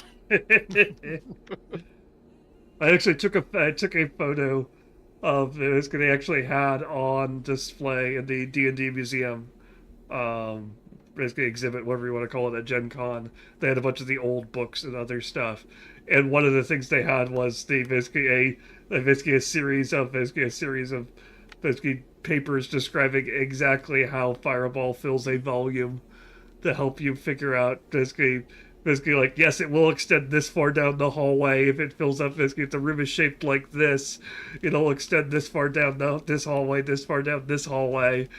Basically, if you cast Fireball at this point in the room, because back then, basically, if you cast a Fireball into the room, basically, you better hope your math was right, because if it wasn't, that Fireball was backdrafting into you.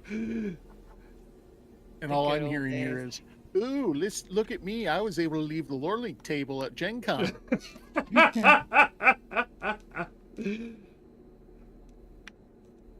Big words for the person who wasn't even at Gen Con on Sunday. Ooh, fight. No, but I was there on Wednesday, so. Oh, yeah, there is that. I drove by. Close enough. I put in my time. All I'm hearing is, boy, I'm glad I didn't play D&D under first, second, or third edition rules. Wait, you missed out on the wizard. Yeah, the wizard was an amazing. Boy, howdy! Basically, eventually they became fire basically actually useful. But man, at first level, the wizard would walk up, cast magic missile, brush his hands off, and then go back to the end because he was done. There was squat else he could do for the rest of the game till you slept for 8 hours. You got one spell. Cool. And he cast it at the darkness. Nope. Okay. So. Back to the hallway, the hollow corridor. By the way, as a note, as you make that conclusion about the fact that this hallway looks completely different than everything else, you can give me,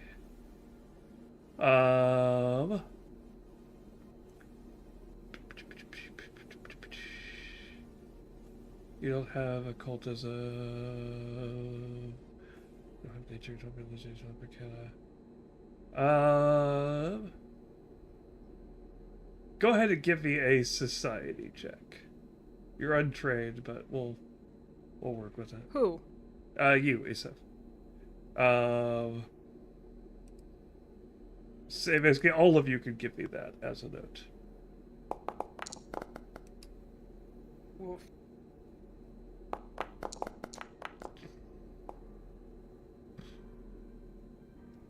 Okay. So, Chick still working on the assumption that this is basically a vampire's lair. Somehow,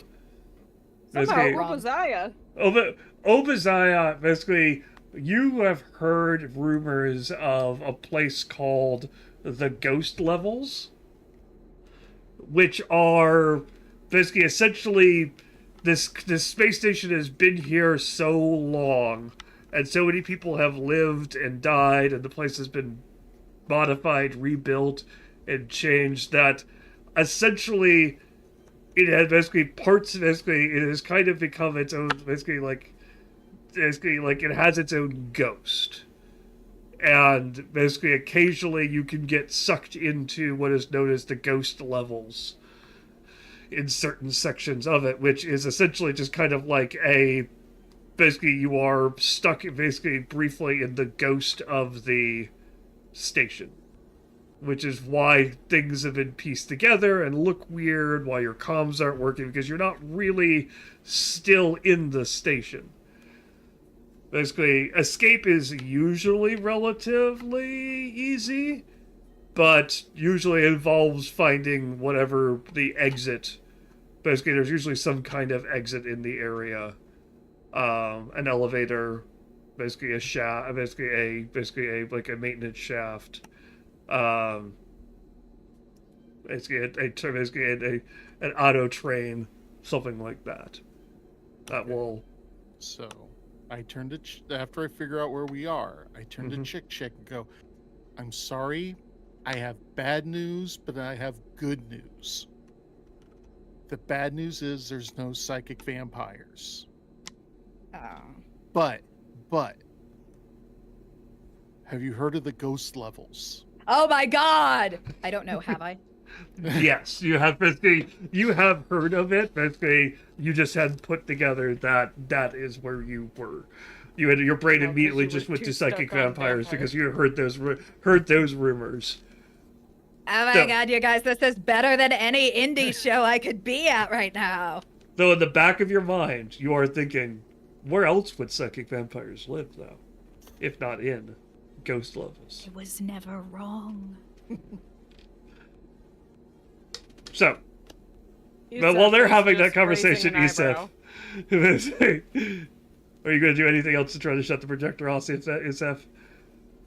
I mean, has the volume reduced by more than 50%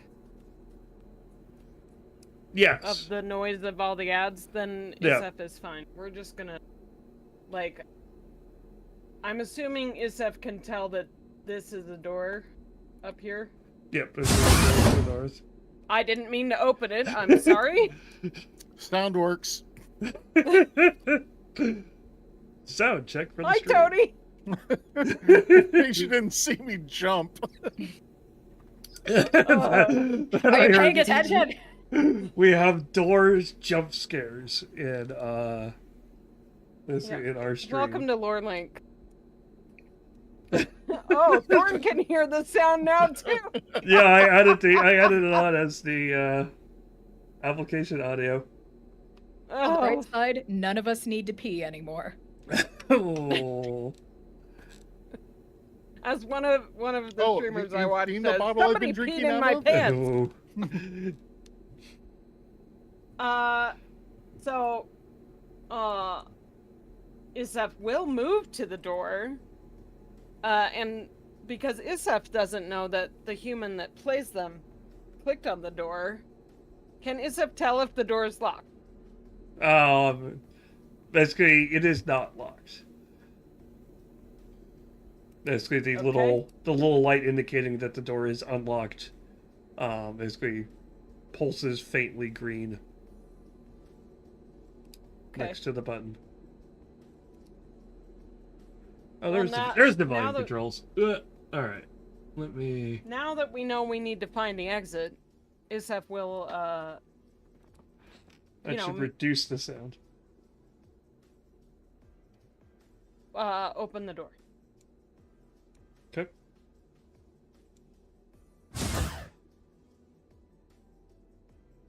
That was less bad. It was less bad. Okay, I can reduce it further if people need me to. I would just like a warning before somebody opens the door. I said Or Isef I'm will all- open the door. What do you want from me? No, what I'm saying is continue doing that. Yes. Oh, okay. I'm with you now. Okay. And yeah, tell me what they see. Basically, you see another corridor, much like the one you came out before. Basically, I'm sticking your head out. Basically, the flashlight, you can tell that it leads back towards the central hub that you left from, essentially. Looks like this just leads back to the hub.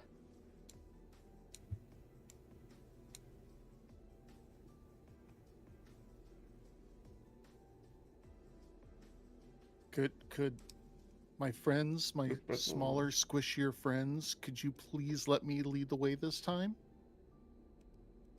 Go for it. I look over at Chick. Is that okay? I promise if I see psychic vampires, I'll call you up first. Okay, I'm actually trying to get my character out through the door without having to click the button again. And make the noise. Yeah, the door is open, so you can just go through it at this point. Okay, it was giving me wall collision for some Oh. reason for a minute there.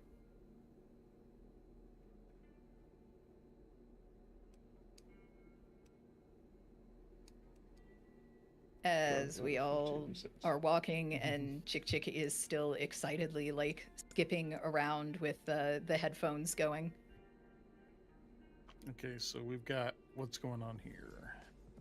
Let's Is see. this two So different corridors? looking to the north there.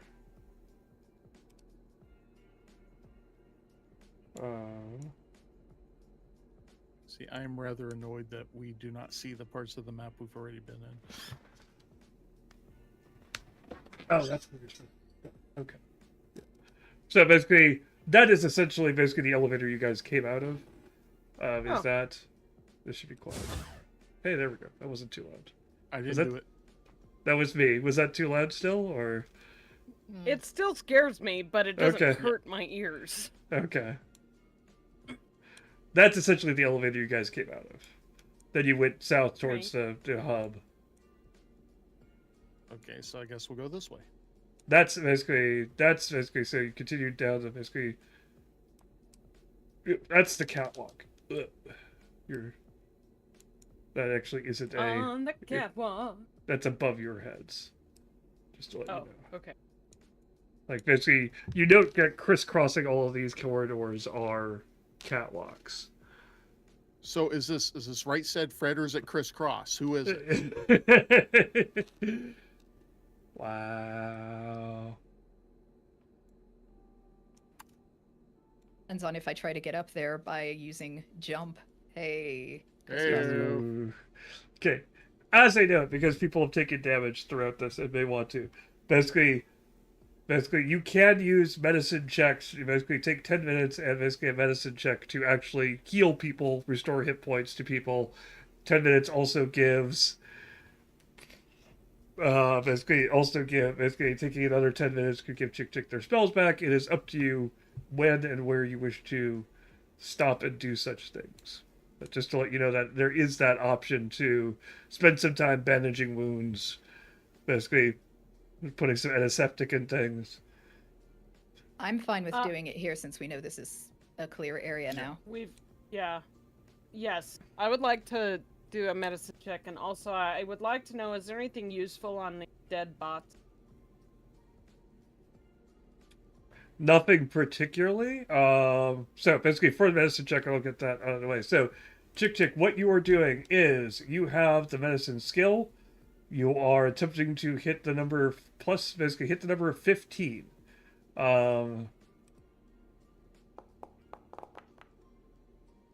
Yeah, boy. Nice.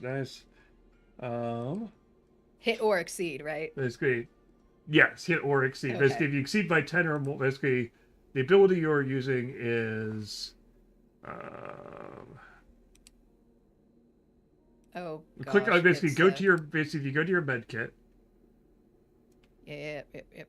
I'm pretending like I know where that is. It's in your inventory, the box. Yep.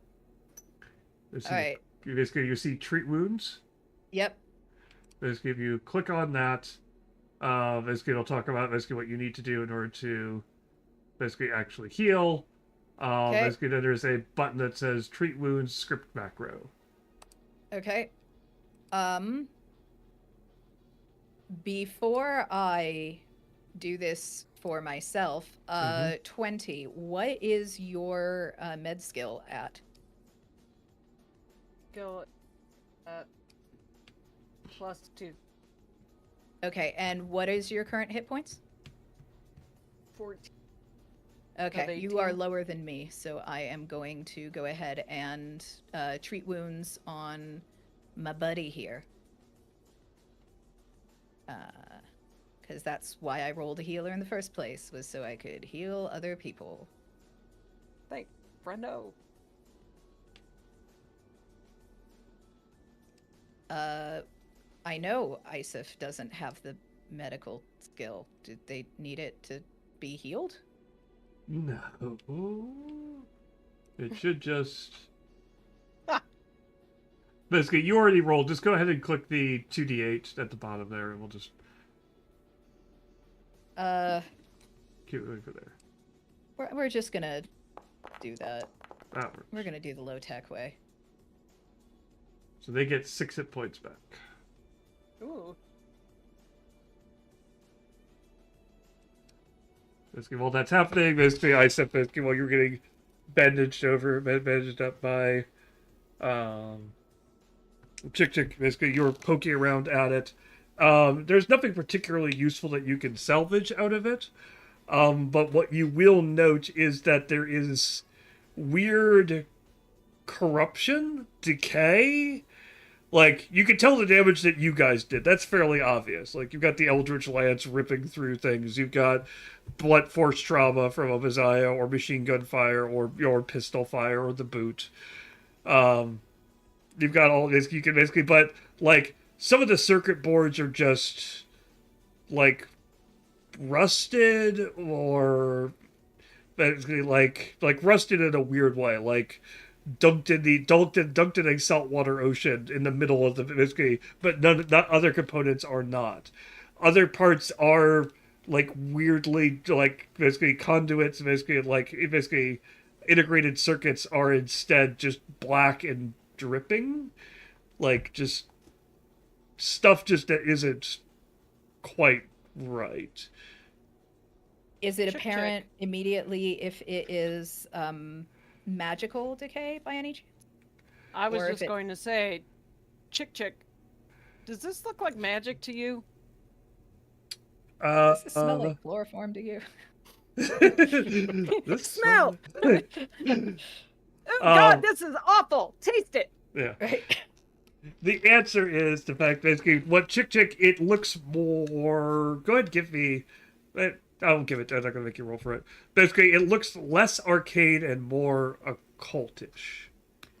Okay, my occult skill sucks. It's actually only +1, which is kind of Same. shocking for a mystic. That Yeah, seems you kind of you weird. basically you focus more in on your religious connection to Zan Shenlin than the occult connection. Basically, occult Okay. has to do with stuff like great old ones. I see. Okay. So you're So like it- basically this feels and basically smells almost a little bit more like that sort of corruption than it does magical corruption. Okay. So you said you're just gonna give it to me. You don't want to. Yeah, I don't make need me a roll for it. anything. Yeah. Okay. That's fair. Thank you. Ooh. Glad you came back for the power outage. Gotta love those. Oh yeah. I have so many UPSs in my house now that deal with that.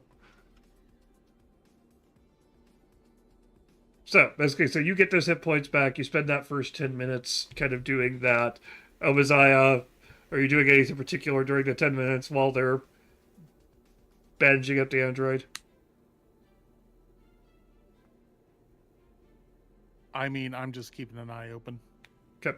I'm not hurt. I'm not nothing. And right now, all I'm thinking is, unexpected power outage is the name of my third wave SoCal ska band. But Wow. I got only 3rd wave. We're on 4th wave here. I thought he said third wife. no, just on my second. Wow. Well, I This- knew you didn't have 3 wives, this- Tony. I just thought you were Well, joking. not at once. This music gives This me isn't real. Utah. This music gives me real 3-time divorced guy energy. Vibes are just all Hawaiian shirts and cargo Never mind pants. that I'm from Utah. Yeah. Okay. So give me a perception check, Messiah. Yeah. Can I do a perception check too? You're busy ripping out. You were busy ripping out the robot. I'm. But this is Obadiah, Go basically on. essentially wandering around, basically kind of poking his head down got it. hallways.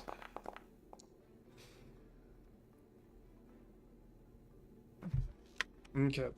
You're hearing faint, basically like human sound, basically like humanoid sounds, sentient sounds is probably the best way to say it.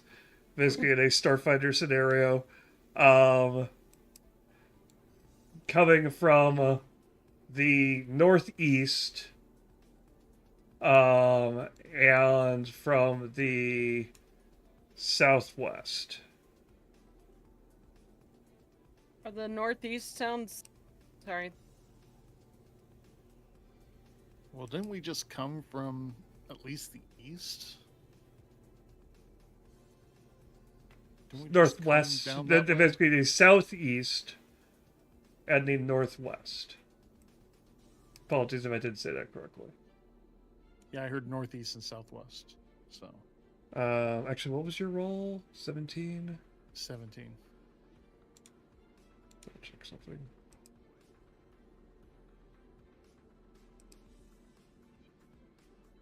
What's there?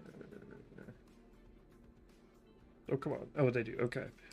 And at least once, you swear you hear something in the catwalks.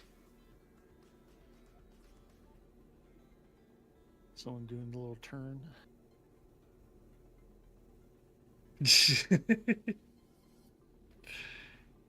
All right. Well, I figure once everyone's done resting, I'll fill them in on, where I'm hearing sounds coming from and see where they want me to lead them. Okay. Because I'm not necessarily a leader. I just lead the way. Yeah, there is a character archetype who's supposed to be the decision maker, but we don't have a player doing that. Eh. Everybody gets to be the decision maker. And boldly Don't stride you put forward that into evil on danger. me, Ricky Bobby. Boldly stride forward into danger. I mean, Chick did make the decision last time and went running off down the hall. Or is it scuttling? That wasn't so much a decision as a bad choice. And look what it got you. It got you. Tomato. It briefly got you bat friends. See, we got to do something. Our mods are getting so bored they're playing Civ 6. So.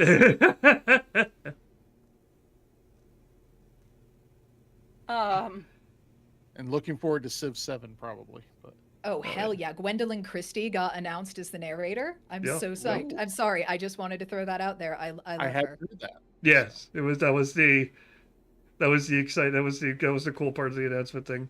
That and the fact you can actually navigate rivers now, Oh, finally.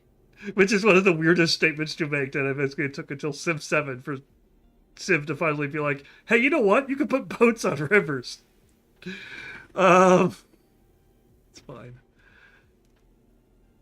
Okay, What so were the two directions again, please? I've lost them. you have basically sentient noises, aka like footfalls, a brief chat, basically a brief snatch of something that sounds like a language of some sort, coming basically kind of echoing through from the northeast and basically from the southwest. A language, you say? And we Yes. might have heard something on the catwalk. Basically, sounds like something skittered on the catwalk. On the Could catwalk. Get yeah. her. Yes. Could Chick Vicky of Red Chick said Fred. potentially, like, make out any of the words? Or is it just, like, low murmuring sounds? Because I know several languages, apparently. Obadiah couldn't make out anything other than the cadence of what basically as a soldier they're used to, basically who have served in interstellar wars, they're used to the cadence of what is basically communicative sounds versus just boxes scrapings or water dripping or things humming. Okay. Well, darn it, we'll have to get closer before I can use any of my language ability.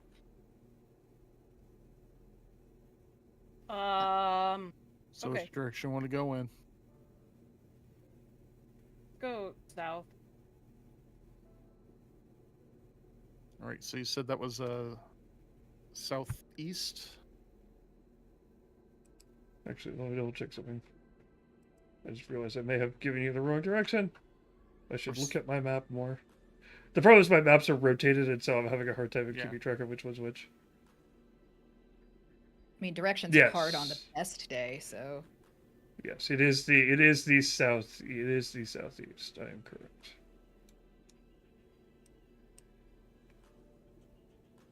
I moved the wrong person, I'm sorry. I was waiting for our tank to lead the way since they are system. So this way, Mark? No, that's the corridor you Mm, came down. No. Oh, hey, that one. I mean, That we is... did- Okay, that's a different whiskey. The one I was referring to was... this one. So okay, that's south. southwest. That's southwest? On my map, it looks like Yeah. it's southwest, because west is on the left, right? Yeah. North, south, east, We- west. East is right.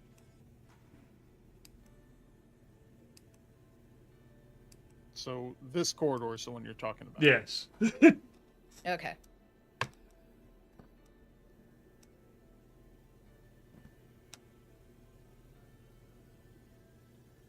Oh, that's getting louder.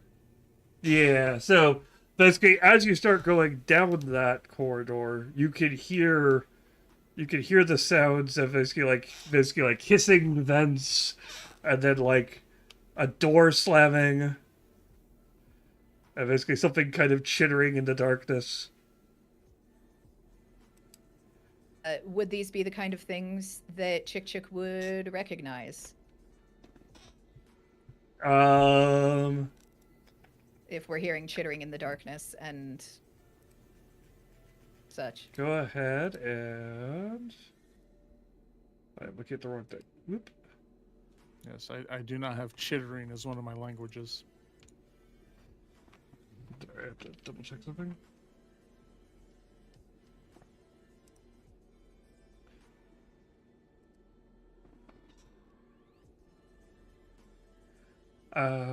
That actually probably is what languages that you speak. If I had to hazard a guess. No, I would be wrong. Yeah.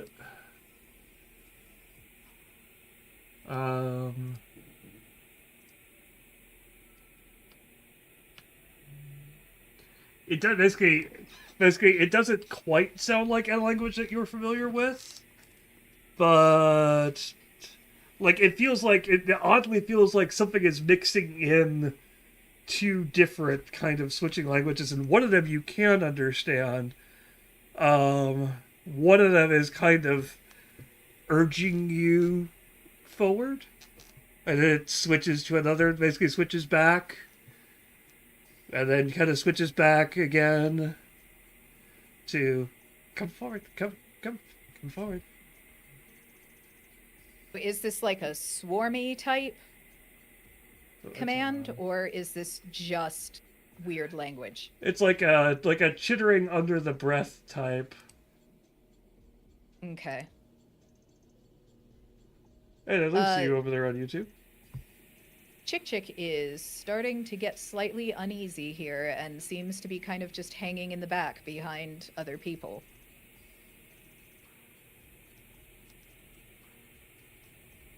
To be clear, this is something only Chick Chick is noticing, right? Yeah, this is something Chick Chick is picking up. Like, the rest of you can hear the noises, but this is something Chick Chick is kind of picking up a little bit closer. Basically, and Chick Chick, you're starting to realize that you're not catching it as just, Auditory.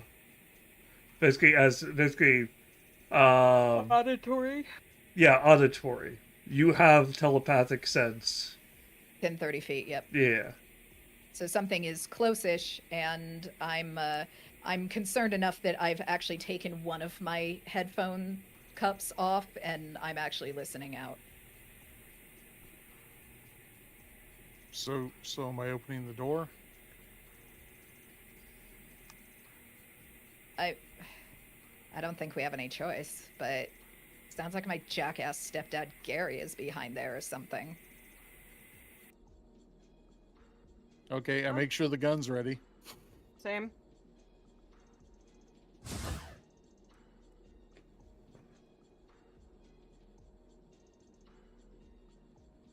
Okay, you step through, and the instant after you step through, the door slams shut immediately. Oh. I hate it. And Yay. basically, Obadiah basically suddenly several vents in the room start just blasting superheated steam at you. Give me a...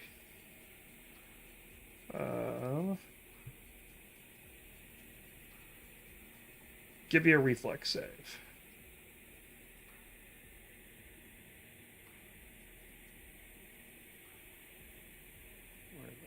I need to add that permission counter. There it is.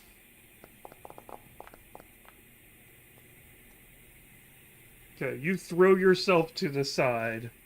Basically, as that basically just kind of blasts out at you. And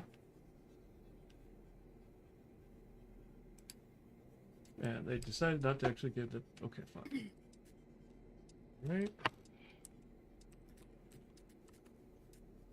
And you will take half of what this is, because you made that save. So you take half. Basically, click the half button. Basically, as it catches you kind of on the side.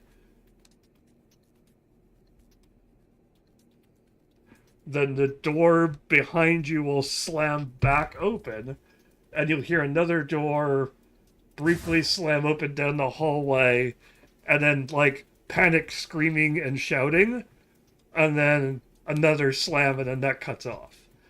That comes from around the corner. So, this way? Yep, and basically the rest of your teammates can be seen again. And I'm going to pause briefly because I need to quickly run to the restroom. But the rest of you can decide what you're doing with the door being back open. I'm gonna take, as RuPaul's mama said, never miss a chance to go to the ladies' room. I'm going too.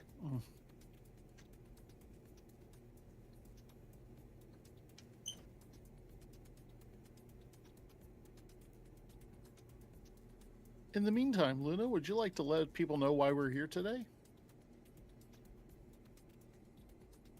I think you're muted, though.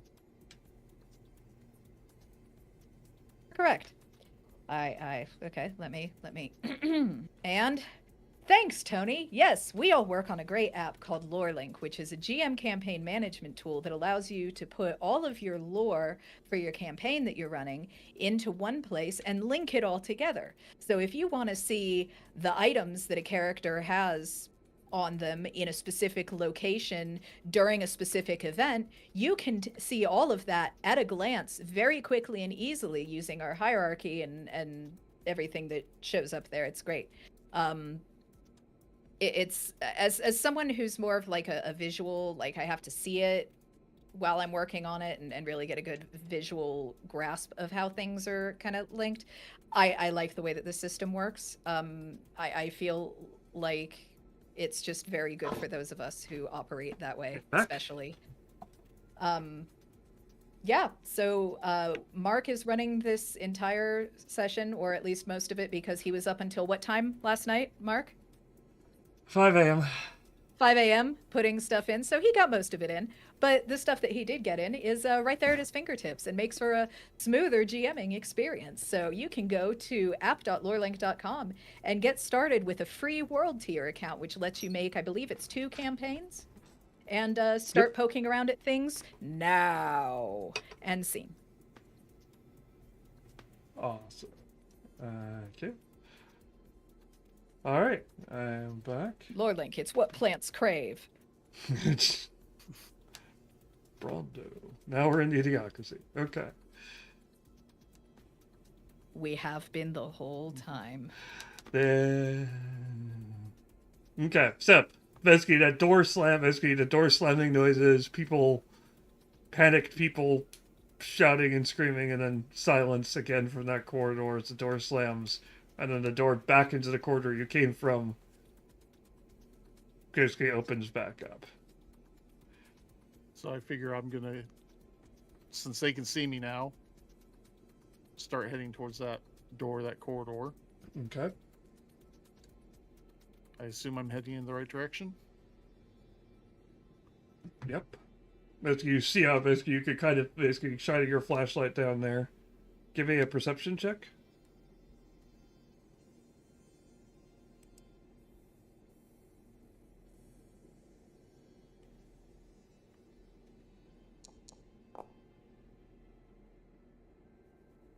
Okay.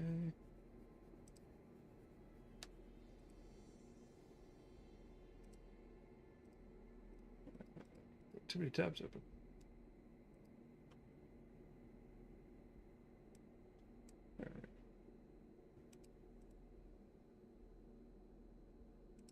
Close.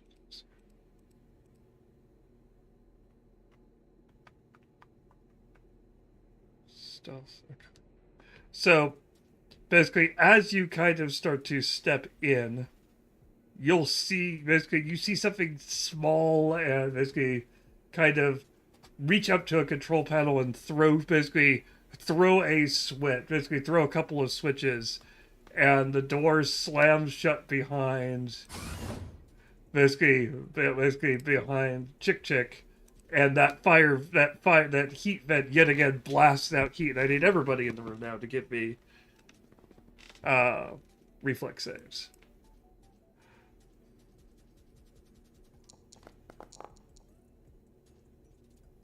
Chick, you do have hero points. I was just gonna say, can I have a hero point? Right click on it and say reroll with hero point. Oh God, thank you. God, what? All right, how many damn hero points can I use to unfuck myself here? Sadly, you can only use one on any given roll. Well, it's not a nat 1, so it's gotta be better, right? The problem with Pathfinder and Starfinder is that -10, basically below the DC, is a crit fail. However, you did improve it, and I think you may have improved it out of being... Yes, you managed to improve it out of, basically with the 3, you improved it out of being a crit fail. So it's not just a regular fail, meaning you just take normal damage, as opposed to double damage from basically from it exploding. Basically, Isef basically sees Obadiah react and basically manages to throw themselves back, completely getting out of it with a crit success. Obadiah just takes half, and damage is... I'm not even on the vents anymore.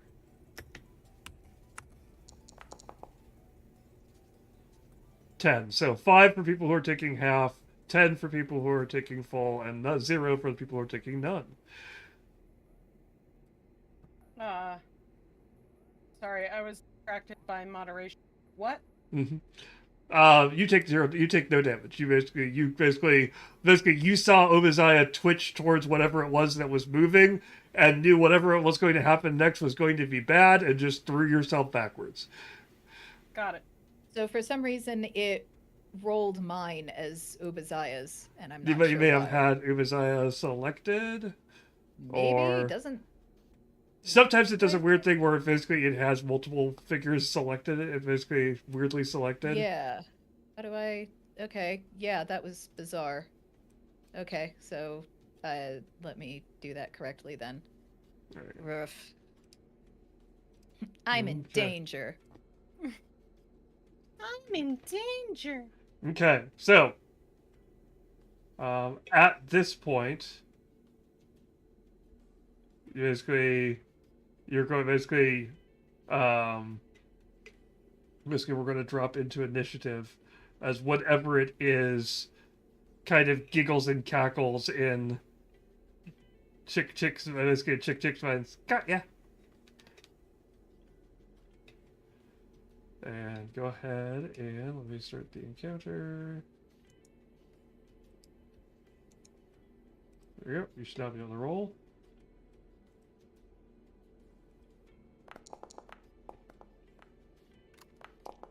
Okay.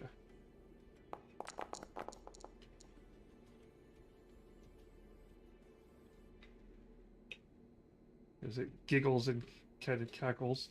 But apparently is...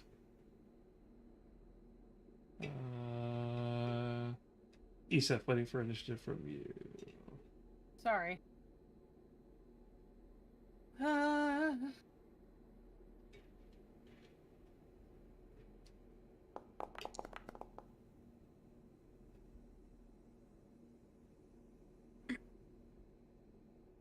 Okay.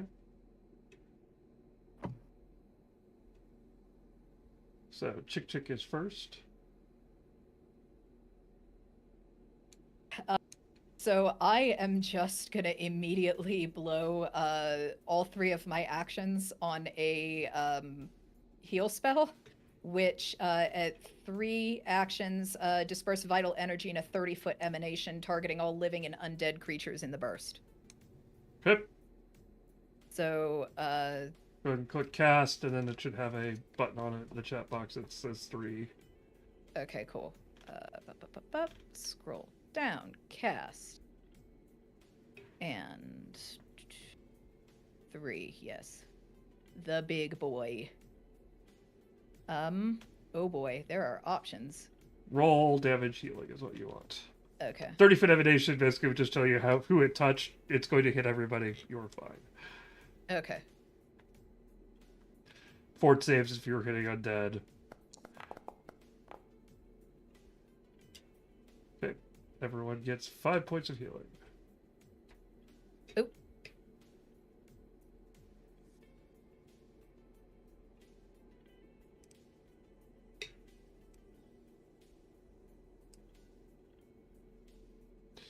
Oh. Tony, you can click heal and get 5 hit points back.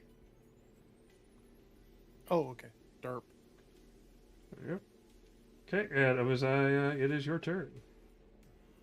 All right, let's take a look at auto fire.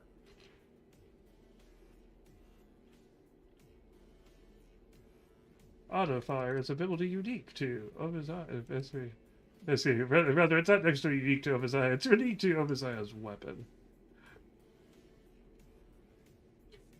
Which basically that hits multiple creatures in the cone.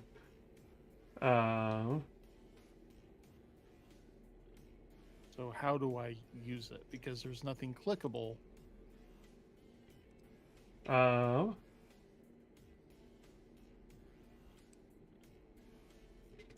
Basically, you just tell me you're using it, and basically I have to have everything. You tell me you're using it, and tell me where you're directing the code, and then I have everything in the cone.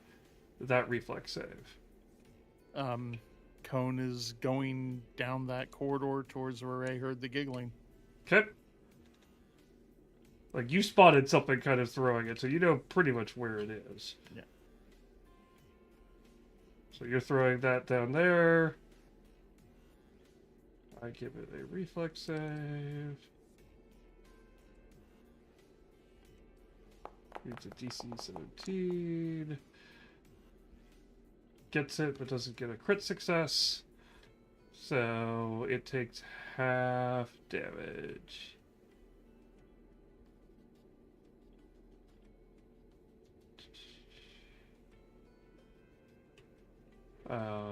And then basically you go ahead and roll your weapon damage as normal.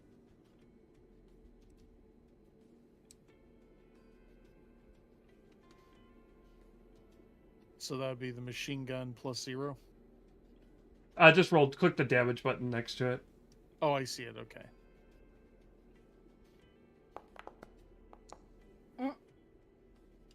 That hurts. It's basically something small shrieks and basically writhes as multiple bullets wing by it and basically graze it and give it multiple little slashes as basically splatters of little blood kind of spat at the wall. Okay, and then it is Isef's turn. Okay. I don't actually see anything, right? You can take a seek action to try to figure out where it is. I would like to do that. So what would I... Roll perception. That's... Oh yeah, you know exactly. You know immediately Nice. where it is. You know it's right there. 2 nat 20s this game. Yeah. 20 is a good number. I know it's right there. Okay. Right there. In that case, we're going to activate him.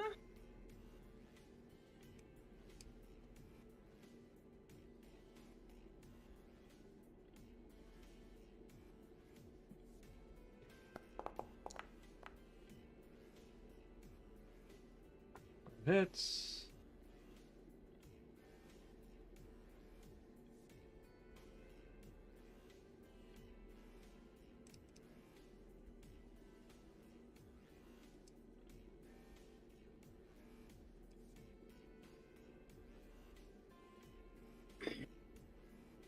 Too bad I can't. Go ahead, roll damage. Oh.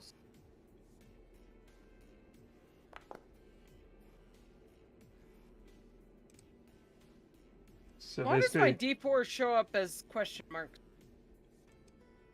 did you set that to roll for some reason? Did it decide to roll as private? I don't know. It was a GM only roll. But in any case, you do 7 points of damage. Essentially, the voices in Chick Chick's heads go silent. As it kind of basically as it slumps to the ground, a perfect bullseye kind of drilled into it, despite its despite its small size and covering and hiding it. And what you end up seeing is it was this looking thing. Well, at least these voices in Chick Chick's head, quiet. Sick piercings.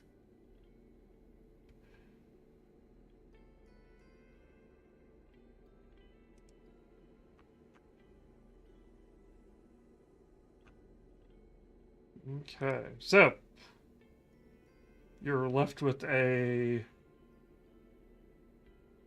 hallway.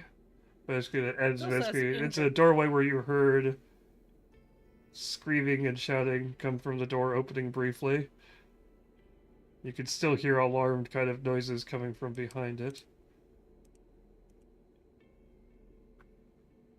Okay, so there's the door.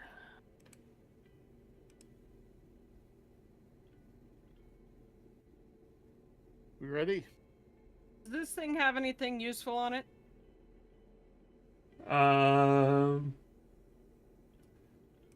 Not really. Basically, not unless you want a particularly small set of, basically a tiny set of kind of basically made up spacesuit armor. No.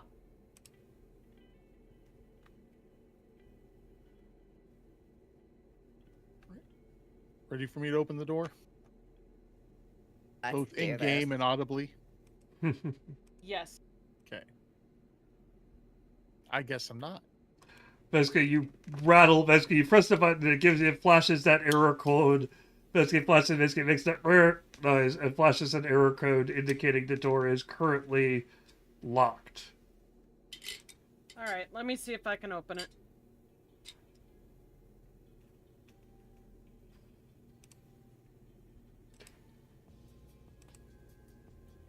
Okay. I have my Infiltrator's Toolkit, so is that a thievery roll? Yes.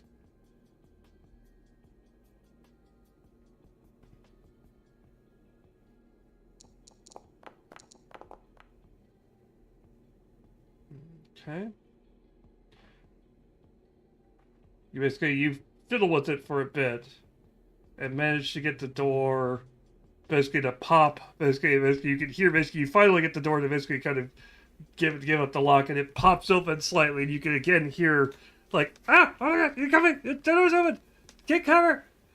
Coming from inside, kind of a panicked kind of mass of voices, and then it kind of basically it bangs into something as the outer door attempts to open, and then it basically makes the error code, and basically slides back shut. It's unlocked, but it appears to be barricaded somehow.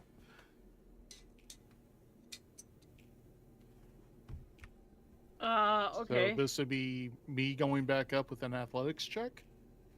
Would be one way to do it. Does that sound like a good way? Party? You can try and go around. Which would have the advantage of flanking them, I suppose, whatever it is. So. Well, do you want me to stay here and pretend like I'm still messing with the door, and you two go try to find? I know, split the party, but bullshit. You find, see if there's a way to get around, flank, or do you just want me to go through the door? Let's see if going through. You cut out. Let's see if going through the door works. Okay. Give me an athletics check.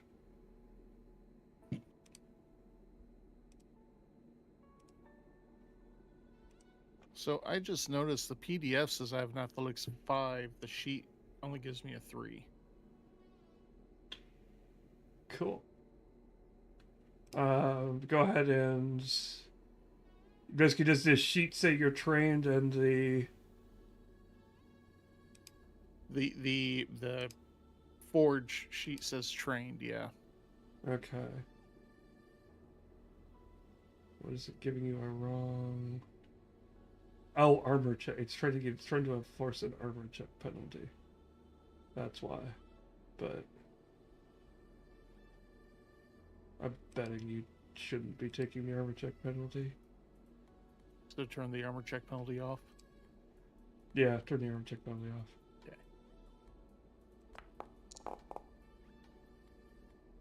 Boy, I'm glad I turned it off, or else it would have been a -1. Basically, you kind of slam into it, and you hear more shouting. Basically, like, "Ah, this is the worst door ever! Ah, they're gonna get us! Those are real bullets! Oh. What type of?" And the door shuts again. I hold a finger up to the group. Is there any way I can lean on it hard enough that it cracks open just a bit so I can yell through, "Tour"? Like basically, like the door when you press the open button, it opens slightly, jams into something which is triggering the auto bounce back. Essentially, it's basically been barricaded, and then it pops back shut. So you have like a second or two where it's opening before it bounces back. Okay, well, I'm going to try to shout through during one of those opening cracks. Okay. So you're just shouting tour? Like, quite real questioning. Okay. What tour? Can I come on your tour? I mean, note that you are the mask, so give me a diplomacy check. Yes, I know it's a +0. Better than mine.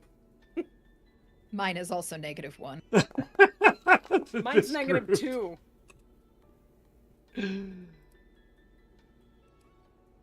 So you get a 9. So you just kind of, you're like, you're really trying, and the rest of the party knows that they can tell that you're definitely trying to take a softer tone, but it's just you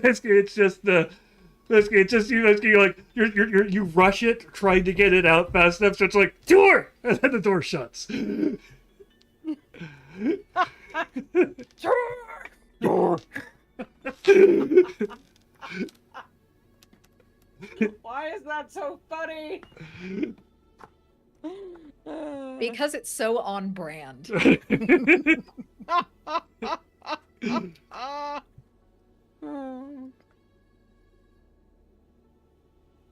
So I turn around to the other two and I just kind of shrug.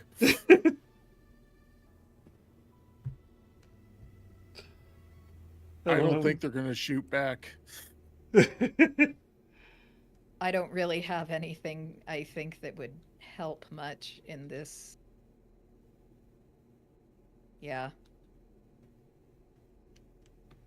I have an incendiary grenade. No! Might send the wrong message. I mean, it might. I mean, that's Your one way to choice. solve the problem, but is it really the best way? asks the person with the If big violence gun. isn't the answer, maybe we're asking the wrong questions. This is where we talk about my ancestry features, and I am emotionally unaware.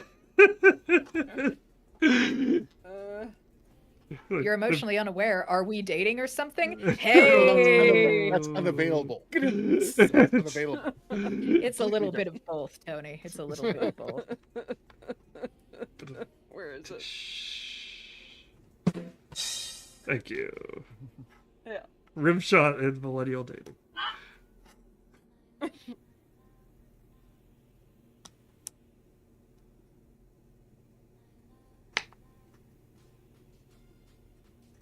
Okay, so other than burning everyone alive is inside or shouting "tour" at him,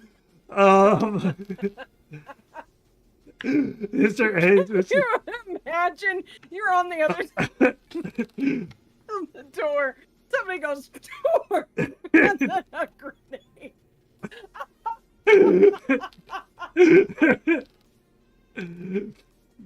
I don't know, maybe in their language, tour means take cover. We can't judge, Ethel. Crying. Oh my god. It's fine. Tried to I'm warn fine. us. Their language, tour means fire in the hole. Keep your arms, legs inside. I mean, I'm trying to think of an argument, because the things that I'm good at here are nature, religion, and stealth. And I'm trying to think of any way to, like, parlay any of that into helping with this. But other than, have you heard the good word of the metal band Ghost, which is, like, super melodic and, like, super artistic, and I love them so much. And see if they're fans, but, yeah. Like, you can do aid actions, which is people attempting to help, basically someone pull something off, and that's basically rolling. Basically, you attempt the same check, but are only going for a DC 15. If you succeed, you give them a +1. If you crit fail, i.e. roll a 5 or less, you give them a -1. If you crit succeed, you give them a +2. Failure does nothing. And is that aid with any action, or is it just an action itself? For whatever action, you can give me a reason why that aid helps. Hey, welcome back, Wolf Mom.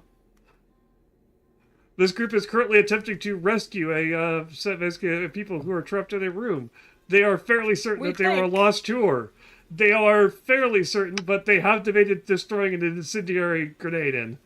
Tour does mean door in German. It wasn't a debate. It was just, that's what I got. By we, he means 20. There is no other we involved in this. Look, Isif doesn't understand emotions and was looking in their inventory, and that's what they have, so they shared. Okay? Would this help? Oh. Oh. Tour. I maybe have an idea. Oh no. Uh-oh. Oh no, You wait, have that's... You have the same smile on your face that you had in Fallout. Oh shit, never mind, it's 2 actions, you're safe. Okay, that's fine. I mean, I can cast guidance on Tony if he wants to try to crank that door open again. I mean, a 2-action action isn't that unusual for what we're going for here. We're not in combat, so... Okay, because here's the thing, and at first I was like, this is a great idea, and then I was like, oh no, it's actually kind of a messed up idea, and is probably going to lead to emotional damage. But I was going to say, I also have Figment, which allows me to create simple illusory sound or vision. So my thought was, what if I look at the corpse of their fallen comrade and I make up a vision that's like their comrade saying, it's okay, guys, everything's fine, you should open the door.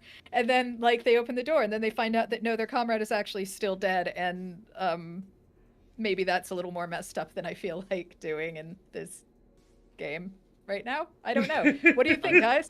What should we do? I'm just disappointed that Figment doesn't make a little purple imagination dragon. Purple dragon. Thank you. The song is in the head now, and I'm not putting that on the playlist because I care. The earworms fell. So I don't know. Do we want to try to just force the door open again, or do we want to trick them into believing that their buddy is still alive when he is very clearly dead? Screw it. Let's weekend and Bernie's at this shit. Wait, are we referring to this gremlin thing that Isaac killed as their buddy? How do we know it's a buddy? Because they were freaking out because it got murdered? That's not what I heard. I heard them freaking out because the bullets that killed their buddy. The bullets that killed something. I'd also say though that the voices from inside were the same as what that one was doing. No, That's not what I Okay. heard. they are. Yeah. These are more medium-sized creature voices. Okay, For the then most that part. is absolutely me making shit up. As I- inferred sometimes something. happens. I like so- the idea of weekend and Chick Bernie's Chick is something, just but- assuming that everybody is on the vampire side, and so therefore, Fair point. I mean, that's typically what I do in real life too. So I guess I could, dear. if we want to try to force the doors open again, I could cast guidance, which guidance is a +1 to a skill check. Or if anybody has any other idea that they want to use a skill for that they would like a +1, I could come to your aid with that. I could also just try and help him with the door. I have +4 to athletics. We could try and team it. mm-hmm. Does anybody want the +1 though? I mean, because it's still a bonus. Sure. Yeah, I'll Yeah. give it. Fine. Yeah, there you go. Hold on. Let me select. Let me casty cast here. Did it work? Maybe. I don't think Yep. it did. It did. Spell Okay. effects, guidance. Who's it going on? Sick. It was going on 20, so on Isif.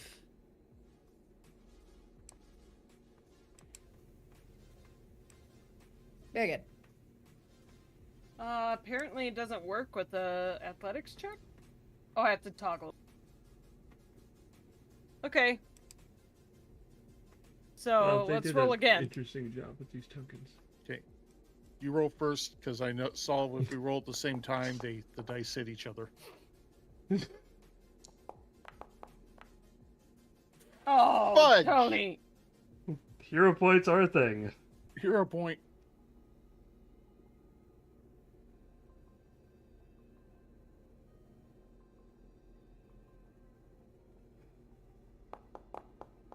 Much better. Okay. It's not a nat 1. Not that Yeah. one. Between the two of you, you guys managed to basically wrench and strain and get to basically rip the door open, basically through whatever the blockage is. You could hear something kind of snapping, basically kind of scattering to the floor.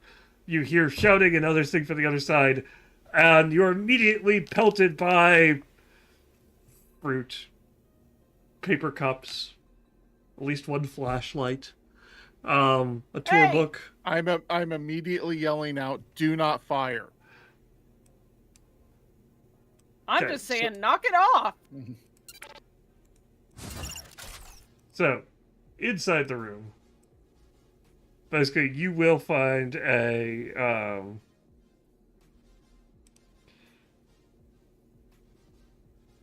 Oop, that's the wrong one. Let's see, I'm gonna type the right name.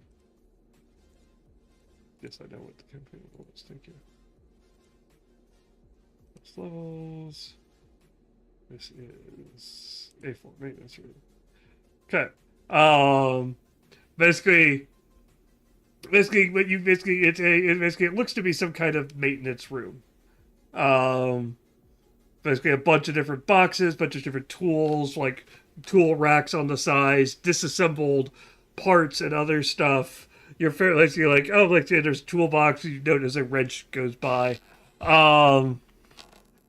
Basically, and eventually after a little bit, basically, they will basically, and you don't immediately, basically, you'll discover the fact that it is, very obviously a tour group. Basically, one of the guides that got thrown at you is something called Haunted Absalom Station. Oh, Amazing. And so basically after a bit, basically there is a Sheeran family with a family of three, with two larval containers, a group of Patra, which are, I believe the Patra are the. Double check something. The Patra the undead or a Patra the.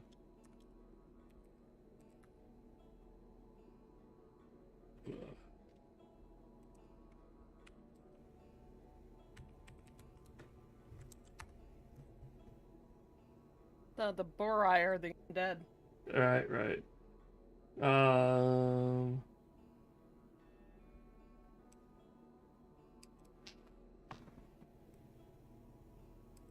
Basically, they are.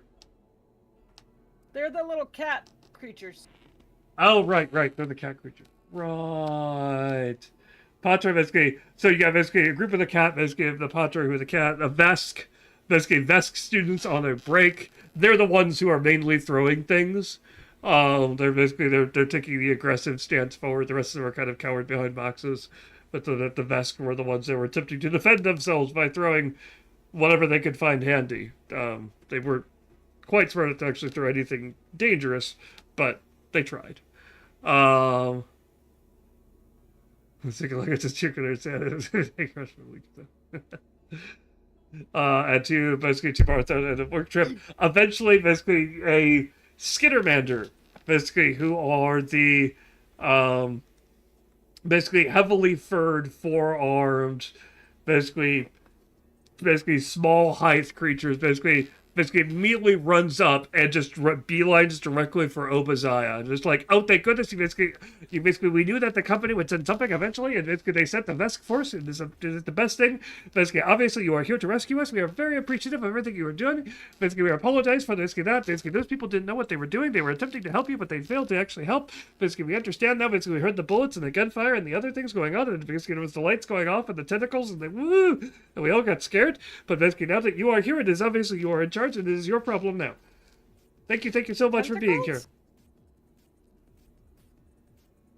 Chick just grabs that tour guide, the little like paper guide. Oh, hello. Wow, what are we doing now? Okay, we are up here now. Okay, hi, hello. Or no, I meant the paper guide, not the actual guide. Yes. Spoke badly. I don't know. I was ready to say just picks up the paper guide and very just shoves it in the pocket. Like, this is gonna be sick when I mix it with that weird street preacher guy's thing from earlier. This is gonna be the best like collage ever. And the tour guide kind of goes, basically, there was so much going on, basically, the lights, the flashing, and after all of that, we were in the, basically, we're back in the room, then there was these ads, they tried to sell us stuff, and one of the ads tried to sell us death, and it grew teeth. It was very frightening. And basically, then we missed that, and then we came down here, and then there was a little creature screaming about steam, and basically, and other things, and the doors were opening and closing and shutting and opening, and it was getting really hot and things like that, and we ran down here, and that door locked behind us, and basically, there's no way up, basically, there is the catwalks, but basically, the catwalks, basically, there was something up there that went, and basically, then, like, stuff exploded, so we don't want to go up there anymore. There was also the room, basically, I think I saw, basically, we came, there was an elevator, and basically, we went through that, basically, we went past that elevator, but the elevator wasn't working, because the elevator was power out, but then we tried to go to the room with the power basically stayed off, basically, but then the thing with the robot, and the thing that eats electricity tried to eat us, so we left there too, so now we're back here. And Wait. What? Is there a eats box I can electricity? put him in? So, basically, Obadiah, basically, Skittermanders and Vesk have a history. I don't know if I've told this story, basically, but the Vesk are a militaristic empire. They went around conquering planets. Basically, huge empire, conquered everything. Until they came to the Skittermanders. And the Skittermanders went, someone in charge! Thank goodness! And the Vesk got really confused, because that wasn't the resistance they were expecting. So they just left, and the Skittermanders followed. And now the Skittermanders have the best history. So now, anytime that there is a Vesk and a Skittermander in a situation, 90% of the time, the Skittermander will assume the Vesk has it under control.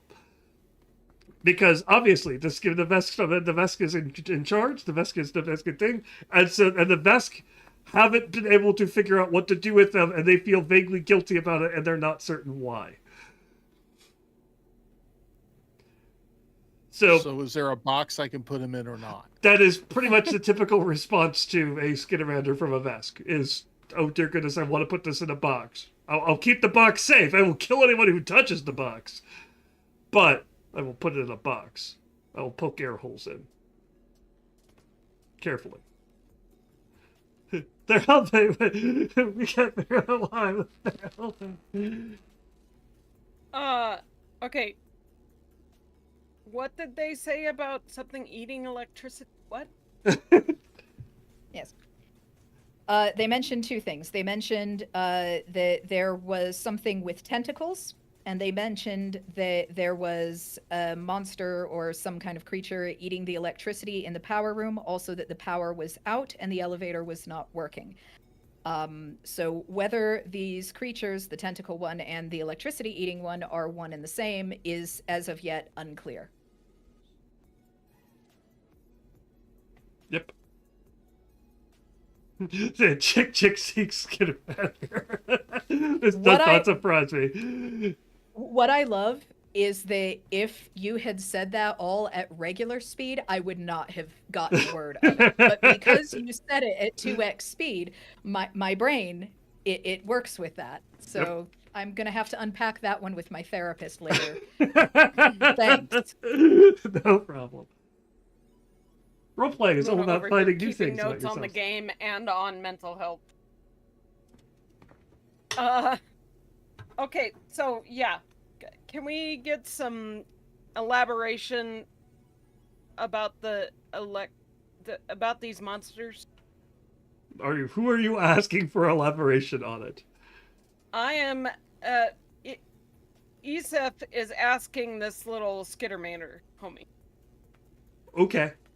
Basically, it'll turn and basically kind of basically tilt back and kind of look up at you and be like, "You want to know about the electricity monster? The monster that ate electricity. It was in the room with the hubs with the machines to turn the power on. We think we tried to turn the power on, but the power wouldn't come on because basically we attempted to do that. It was going to take time, and the machine went and basically then he points to one of the Shirin. He's like the Shirin is like basically it's got little basically kind of basically certainly singed clothing.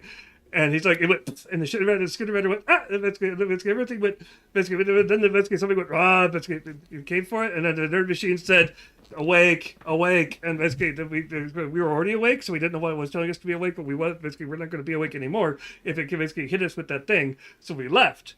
So we came this way, and then basically, we ran into the thing with the gremlin, and the gremlin went, haha, you're my prisoners now, and basically trapped us in here. And we tried to leave through the catwalk, and basically points over there, and basically we got up there, and somebody went, and basically then suddenly there was a hole in the wall, and that was very bad, so we didn't go up there anymore. The tour basically explicitly prohibits basically people dying on the tour. It is basically, it's in the thing you sign, you cannot die on the tour, so we had to come back down. No dying. In the thing. There's something on the catwalks, and there's something in the electrical room. The electrical room is probably going to require some kind of repair done to the electricity in order to get that going back up, which will probably bring the lights back on, which means that we'll be able to actually see what we're fighting. Yeah. Pokes Owen's eyes like, you should always have one of these around. They're very useful.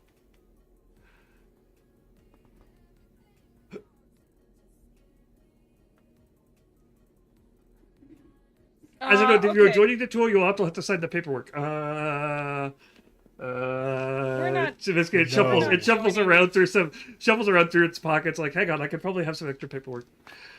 Stop. No. We're not joining. But, what are you doing then? We were asking you questions. We're not joining the tour. Oh.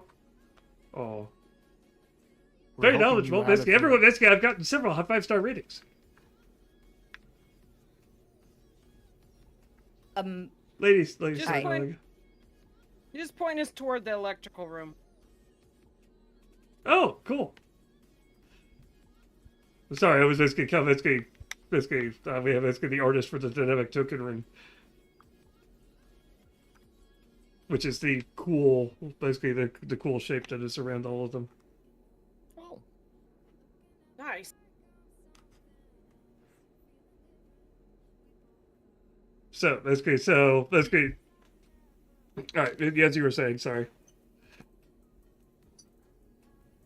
I did two things at once and lost track of it. I said, point us to the electrical room. It's like, well, we could take you there. No, we're not joining. Well, let's get around her kind of pouts. It's like, okay, fine, And I'm certainly not signing your waiver. but very I important. would sign to the say. waiver for ghosts. Ghost tour. You have to be careful. No one has died on the tour. No one has died on the tour. No one dies on the tour. Chick do, Chick then they kind of become part of it. uncomfortably looks over their shoulder, kind of out the door. At It's the like- Gremlin? This is a Yeah, very no, unusual tour. This tour has gone places it normally does not go. Basically, but you know, basically, this is basically occasionally. Basically, there is always danger when you're on a tour. That's why we have you sign the waiver, because there is always danger when you're on the tour. But that is why we have these accessories. And he basically pulls out a first aid kit. He's like, but if you're on the tour, you get access to the first aid kit. And inside, you can see the fact that he is indeed, basically, he does have 4 commercial med patches and 4 commercial, basically, hypo opens? Why is it called hypo opens?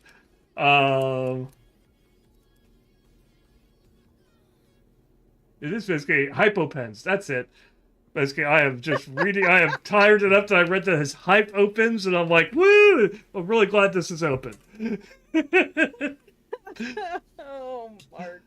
Hypopens. 5 hypopens and 5, basically, 5 med patches. Med patches restore hit points, and the hypopens basically can remove fatigue, clumsy, and sickened.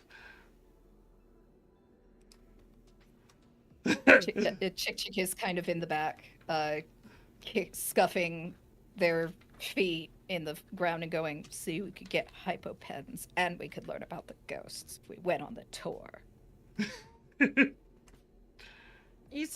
Isaac turns around and just looks at Chick Chick.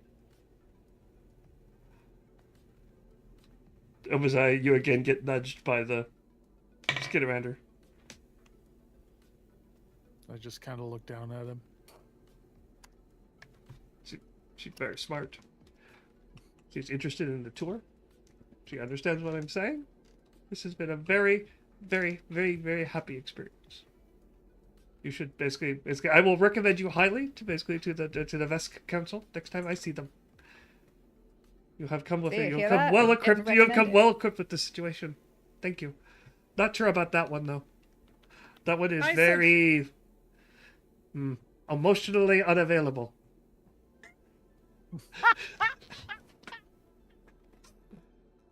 My I learned that in the book. I learned that.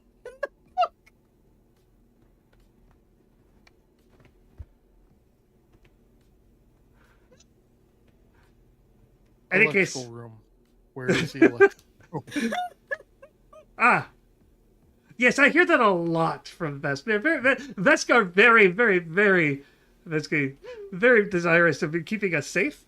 There's a lot of ways that they want to make sure we are restrained, and basically to keep us out of danger. We are very appreciative. We understand. But you also always seemed ill-equipped for these things. You never bring the proper materials. Electrical room.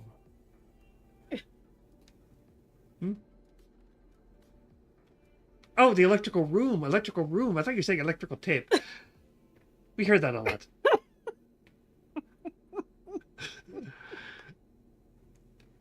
Okay. Well, we are going to the electrical room. Basically, Nope, these no, kind no, people no, are going to escort us to the electrical room. I want everyone to be No, on alert. Call out stop. anything unusual. Stop. What? Stop. Yes. Yes. Where is it? You're gonna stay here.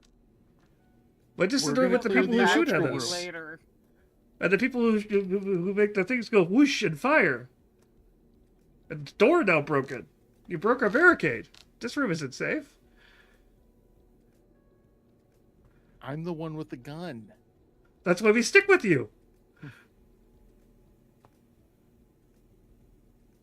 I just look at the other two.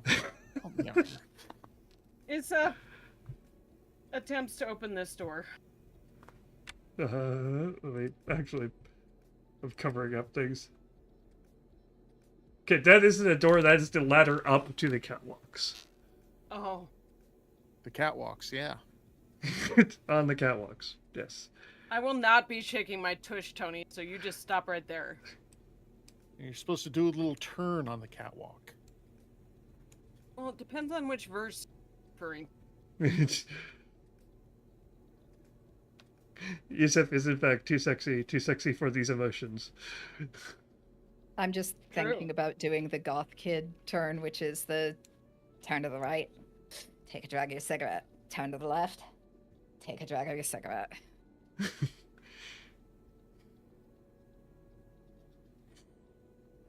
I don't have anything for that, I'm sorry. I mean, that is the appropriate response too. You just snap.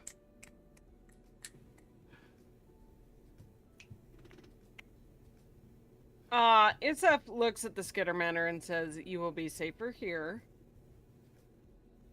But the things Then that they're with shooting us. at us, and the thing in the hallway. Nothing is out there shooting at you. We already took care of that. We shot at it. What if something else comes? You made a lot of Well, noise. then you're hosed, I guess. I don't know what to tell you, but we're not taking you with us. See? Emotionally unavailable. I have +4 crafting. Could I help them craft a new barricade for the door so that they at least feel like they're in a safe area? Fine, I use barricade.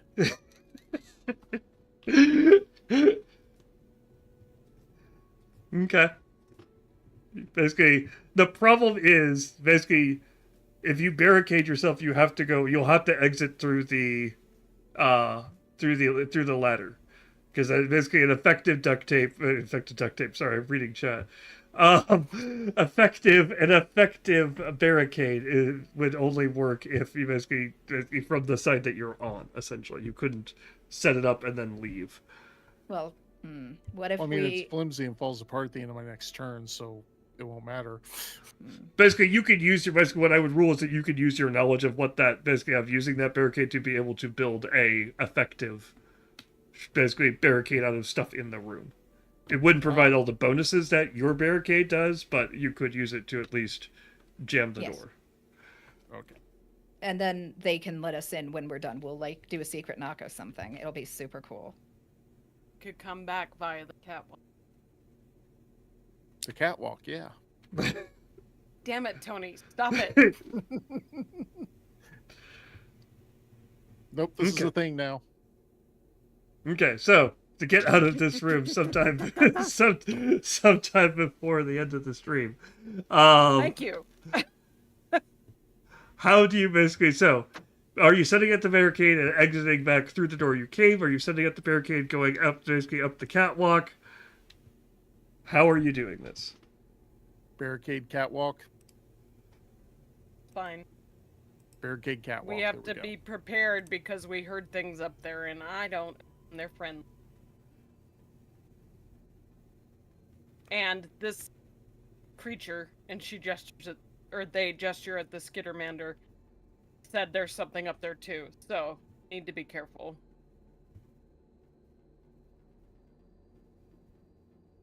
Time is it? 6 o'clock. Okay. All right. Basically, just for timing purposes, basically this was scheduled until 7:30. Does that time work for people? Do I need to end this earlier, later? That is an hour and 20 I'm- minutes from now. I'm good for that. Okay. All good for that. All right. Also, before we go up there, do people need to use? Basically, do we need to take a short break so people can refill drinks, use restrooms, or anything like that? Short break would be probably good. I think Okay. we're about Yeah. due for one. We'll go ahead and do that then. Okay, All right, another 10. go. Yep, another 10. All right. Yes, the See you image all in of a the few. Vesk GMing is, I think, in the... Yes, Yeah. that is in Funny. the rule book. It's just... It's just the facepalm Vesk. Yes. Vesk doing Picard facepalm. Yep. Amusing. I'll be right back. Yep. Alright.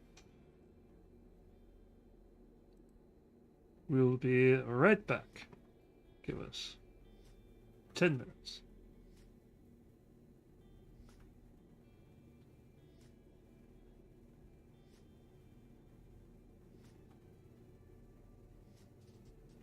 Alright.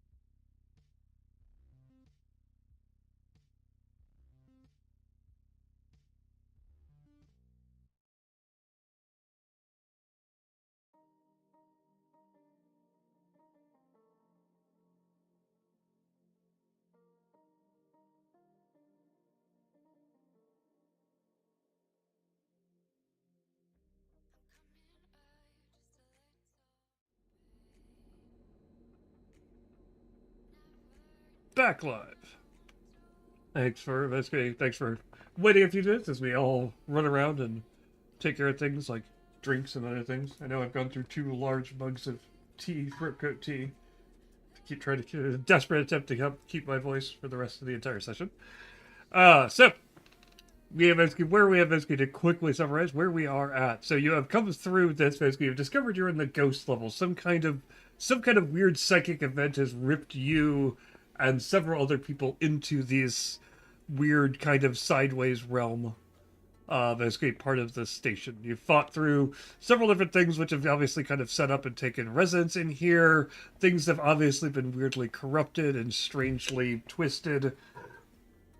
And so as you're climbing up onto this, basically you've left this tour group here.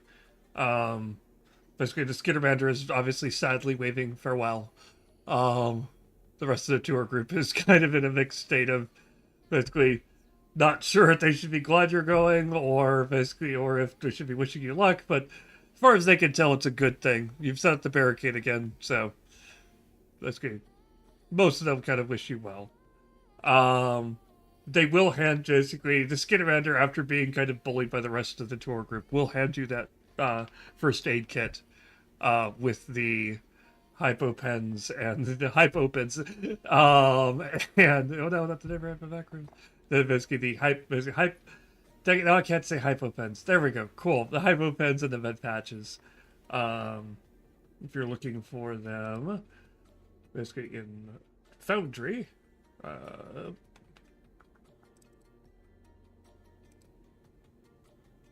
Let's see here. Is there a button to actually give this out, or is it just sitting here? That's cool. Alright. Loot, merchant, prototype token. Oh, I'm supposed to drag this out, probably. Ugh. There. It is now on the map. Drag this out like the way you're dragging this session out. But Tish. Dang. Wow. You need a Snickers, Tony? Damn. Murder and death. All right, so to keep things moving, to keep Tony happy, you are. That's what we're here for. Yep. So you move up to the. You move up to the top of the catwalk. And up here you can kind of see several different connections throughout the you can see one going down back to the hallway. You can see the one heading out north. Get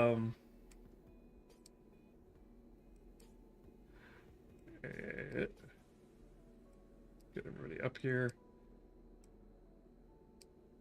That's the tour guide. He's not going with you.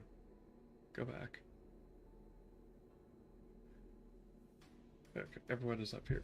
So, basically, you can see across here, basically, it seems to be leading in the direction that they told you where the electrical room was. They said it was in the southwest, rather. Basically, to the north, you can see continued movement. Basically, you see continued movement. You can see, back towards where you came. And as you get up here, you can see, you see someone kind of popping, you see someone popping their head up, noting the large armored vest at the far end, and then popping his head back down into the back into that room across the way, which is the room you've been told is the electric room.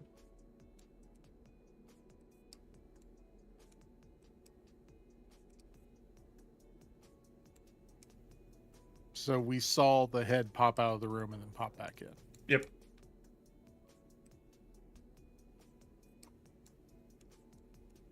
Where is it? Where is it?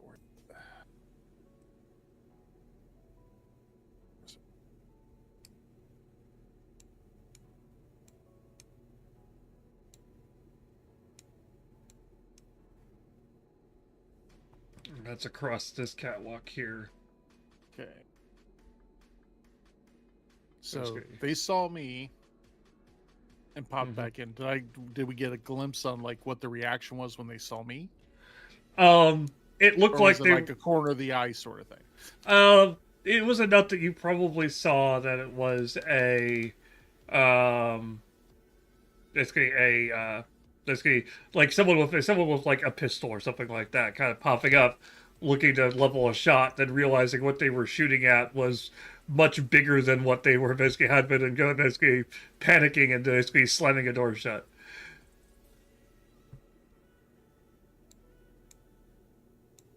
How thick are the doors? Can we be heard through the doors? You've been hearing snatches of stuff this entire time you were here. They're not airtight seals. So if I pound on the door and yell and use intimidation, I will be heard. Yes. Okay. So the door's down here. Please move me to door. I don't know where door is. Yep, the door is across this catwalk here. This is taking you over the corridor to the south of the hub, and then there's that door in front of you. Okay. So I'm going to go to the door in front of me. I am going to pound on the door. Okay. And I'm just going to very loudly ask if they really want it to play out this way. Or do they just want to let us in? Okay. Giant lizard person goes, Avon calling! Go ahead and give me an intimidate roll. Room service. You want mint for pillow? And roll. Now we're Where'd you go? black Where'd you sheep. go? There you go. Yeah, we're just quoting everything today.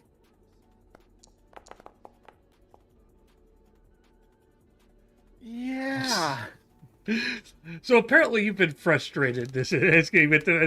All of that frustration you've been building up basically towards this, basically towards the vest, basically towards the Skinner manager, through everything you've had to deal with. It isn't just, you were supposed to go into, supposed to be like clearing out a spaceship today. And this ain't that. I wrote down the code and everything. 1607, it's right there. And basically, you just hear somebody on the other side, you just hear someone just scream in terror. And you could just faintly hear footsteps as something just books it away from the door. So it's a large room is what I'm hearing.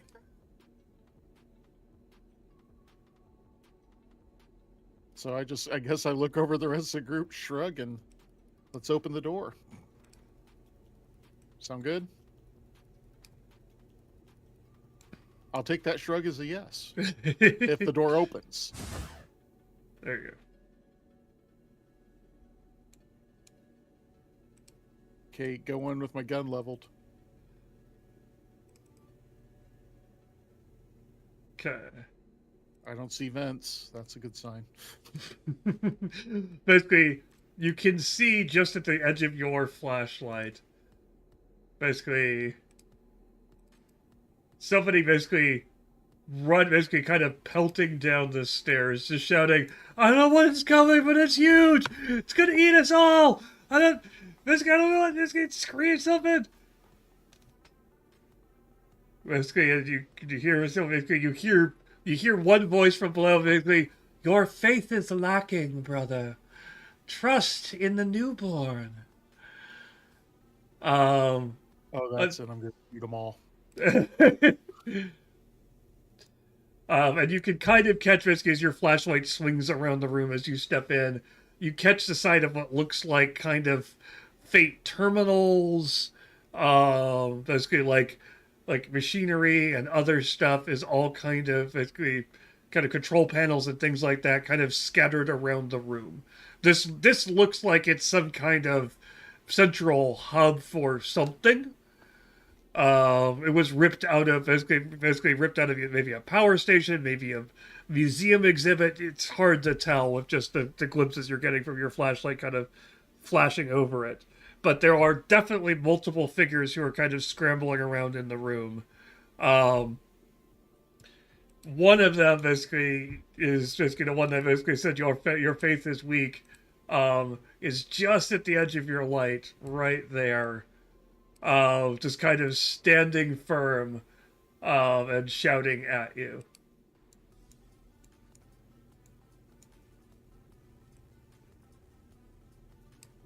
I can't shoot them.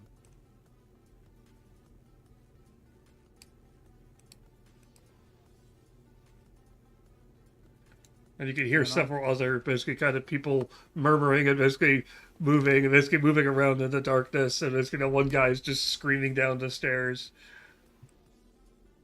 trying to get as far away from you as possible.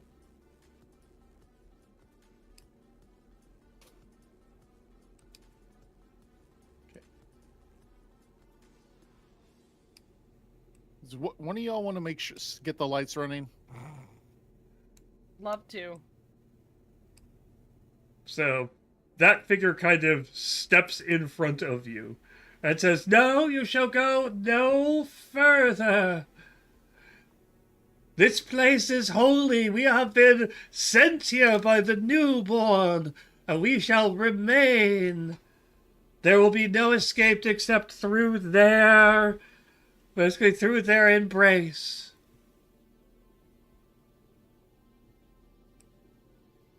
You have felt it too. You have been sent here. You're just opening fire. Okay. I was gonna ask if Chick could determine anything about the religion with religion check, but if we're gonna go guns blazing, all right, let's go basically, full murder hobo. You would recognize it because you kind of eagerly took it. Basically, the newborn, basically, is the same as that crazy person who was handing out flyers and was yelling about the end times were coming soon. I'm real tired of hearing about that. Same cult. Okay. But not otherwise, like, recognizing the cult beyond picking up the pamphlet earlier. Yeah, basically, like, it's something that has sprung up. Like, okay. Basically, it had reached kind of a fever point when you were leaving. 10-4. When I read the paper earlier, did it say what the name of their group was? They are followers of the newborn. Followers of the new. Of course. Okay, go on. Okay. So you open fire on the evangelist who is just trying to stop you. 16 hits. Go ahead and roll damage. Why is there AC 12? There you go. I just grazer. Okay.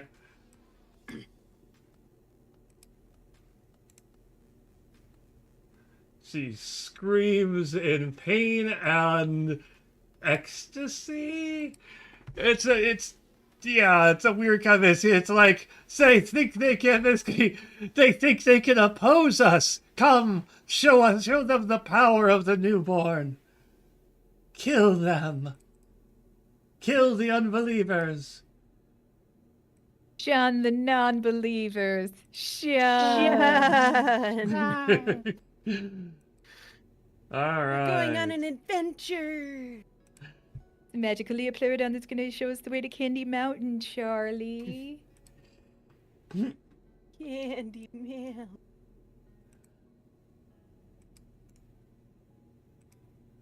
Okay, so Roll initiative. I guess. Basically, I'm willing to Obadiah, you can give me an intimidate roll because it's very obvious that is what you were going for. That is not what I wanted.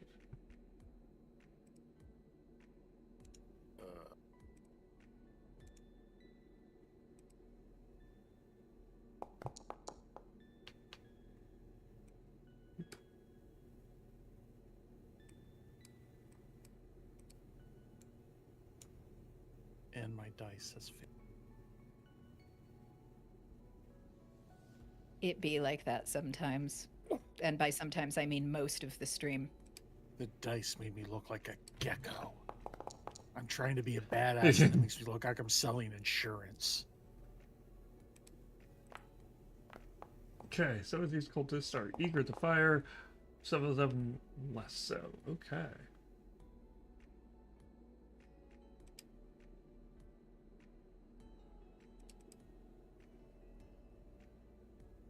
Okay, so now roll initiative.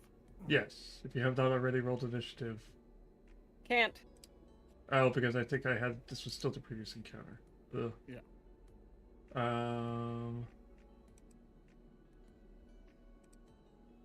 We end the encounter and reset this up. Okay, now you should be able to roll initiative.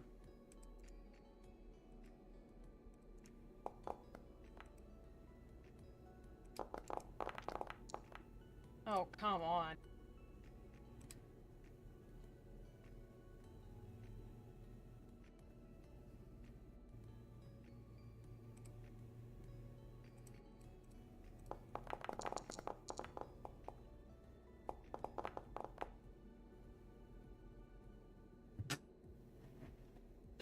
Those rolls got worse. Okay, cool. There's worse? Yes. Okay. One of them is ready for this. Yeah, just immediately just starts panic. Basically, you hear fire coming from from the back of the room. Just basically laser shots just kind of lance out towards first, basically firing at all three of you. So first at Obadiah. That one hits. Doing 2 points of fire damage. Fire, fire. Then firing at Chick. Missing horribly. And last, basically kind of slowly tracing its way over towards Isef. And somehow missing even worse. Like you swear you hear a pained yelp as you're fairly certain he has almost shot himself in the foot. -5. What's the end result of that die roll? So just basically fire, and then drops the gun, catches it midway down, but basically grabs it in the way that pulls the trigger and just fires it down. So you are fairly certain you know that that person is located back here in the room.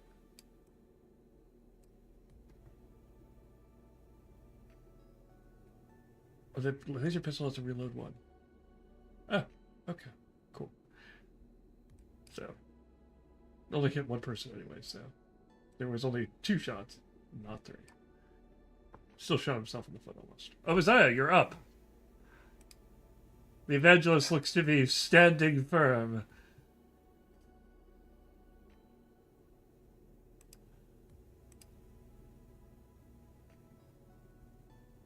I'm wondering if I want to take the shot at just them or if I want to try the auto fire again. But I can't tell how many people would be inside that cone, can I?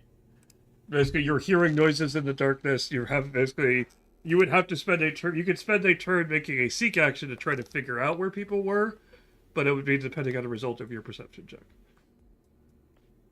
I'm just going to...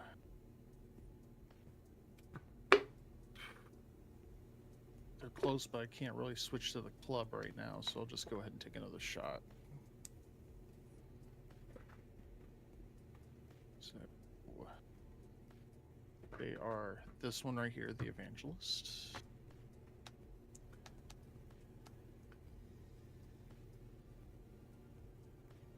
Y'all are lucky I was What's that? brain. Y'all just.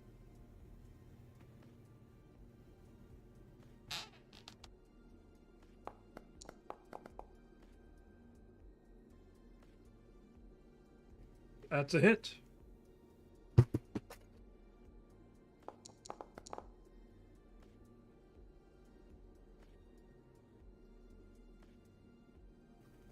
It's a little bit more than a graze. They didn't stand down. Basically, this second shot just takes her directly center of mass. Just shoves her, basically, she just goes backwards, head over heels, rolling backwards until she ends up just kind of slumped against one of the far columns and does not get back up.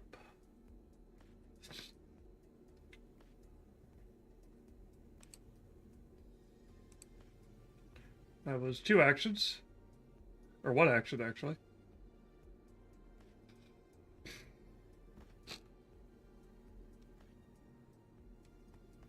I generally know where that one is, don't I?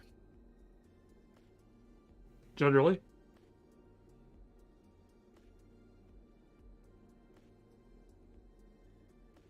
Let's do auto fire on that one. Okay.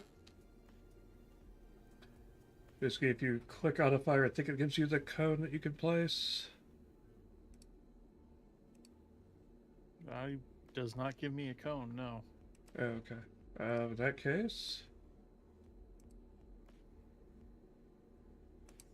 how big of a cone is it supposed to be? 15? Range equal to half your weapon's range increment. What is the range increment on a machine gun? Good question, Mega Man.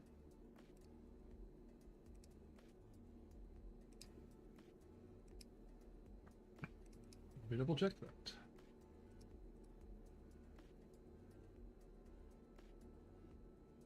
Range increment on a machine gun is 40 feet, so a 20-foot cone.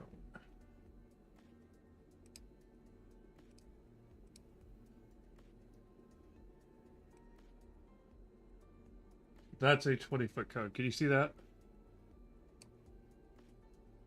Yeah, he's right at the edge of it. Yep.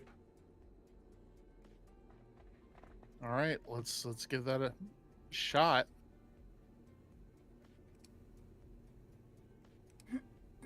Select at least one template.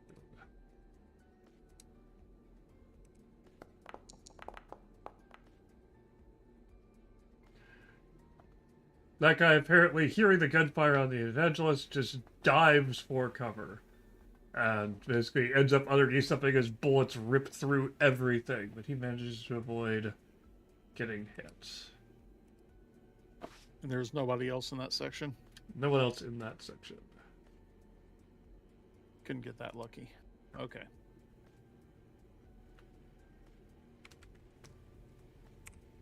Okay. Chick. All right. Well, I'm gonna do something that is probably gonna sound a little like, ooh, healer gonna heal themselves. But the reason I'm doing this way is I'm going to cast Motivating Ringtone on myself because since you are both adjacent to me, with your next turn, you're going to get the status bonus to speed and fear saves. And also I need healing because I'm getting kind of low. You're allowed to heal yourself.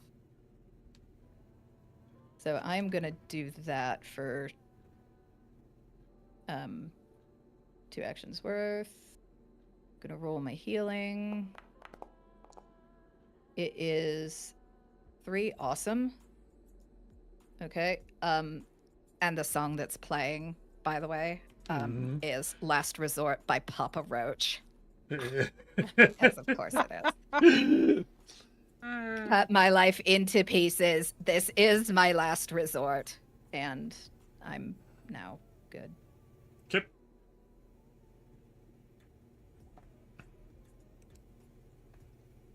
We don't actually So, have that yeah, I bonus guess nearby, that's so- it. Okay. Isif, you're up. You have a +5 bonus to speed and a +1 bonus to status bonus to fear effects. How do I apply You feel that? motivated by Papa Roach. As one does.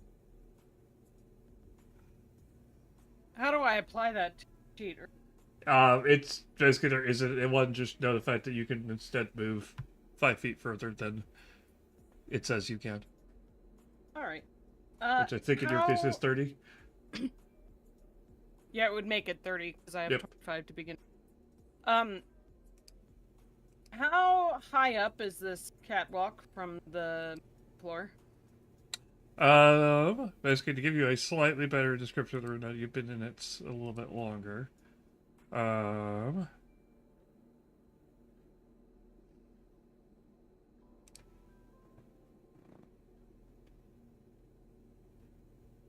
This is an egg. Basically, there's an egg-shaped console in the center of the room. Projects three-dimensional images. You're probably about 20 feet up, I'm going to say. Basically, it's essentially... Basically, it's like... Basically, this is obviously your, like, chairs behind you. So whatever this is obviously something where people would sit around the edges and observe something going on in the center.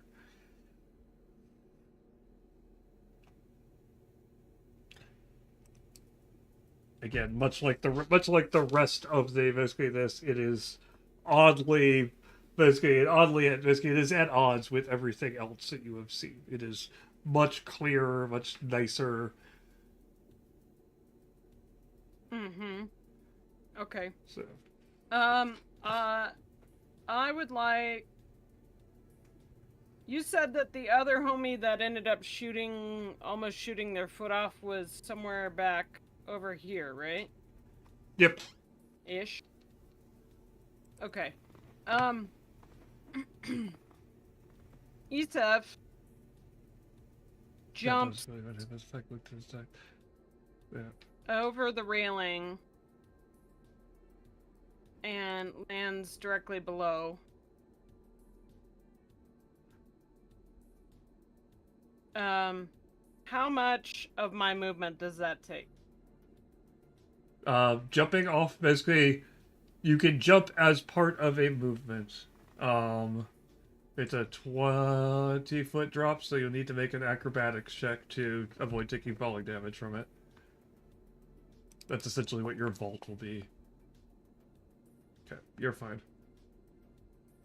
And then how much movement do I have left?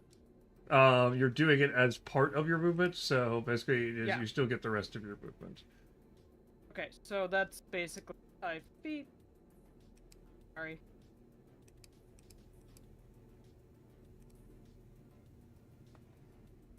And Isef will move here. Sorry, not there. Right there. And is looking for a target. Do they see one? What you see in your light is what is out there. Okay, so these spheres are not targets? Nope. They're basically, Okay. they're actually not, basically, from what you're seeing, they're not actually, these are like columns. Like they're at knee-height columns. Looking down into it as you go by, you can see a bunch of lenses that appear to be pointed upwards. So it's probably some kind of projector of some sort. Isef will not their face the top of that very long.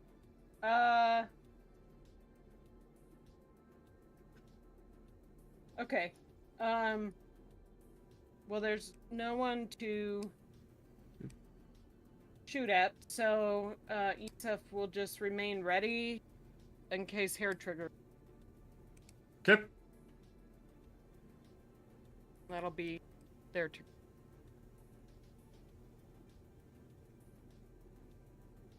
Basically, give me a perception check.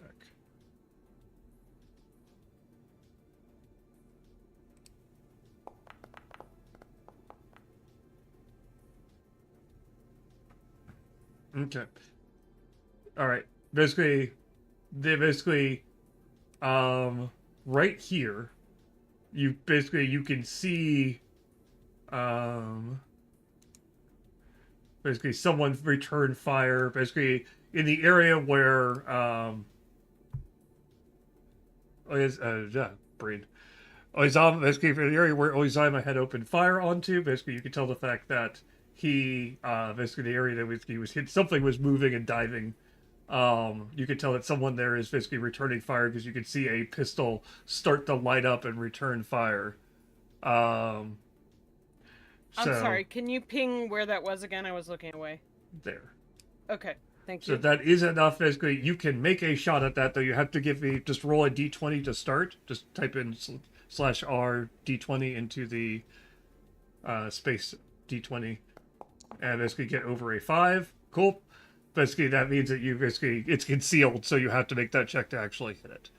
So now you can Sure. roll your pistol fire at it. Should I target the... Like, with my mouse, target the thing that Zelda or Isef can't see? Just go ahead and Or click it. just- Basically, roll it flat, and I'll tell you whether or not, because I don't think you can target it, because I don't think you can... Okay. Doesn't Oh! matter. You don't need... Yeah, go ahead and roll nat damage. You're 20s hit in a critical. second.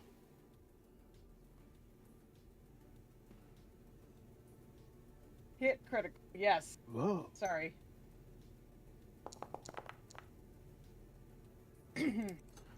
So yeah, he's basically before he gets a chance. Basically, you see him. Basically, he has his gun out. He starts to pull the trigger. There's that brief moment in time as he's basically pulling back. It's a laser pistol and has to finish a charge cycle, and so it starts to light up.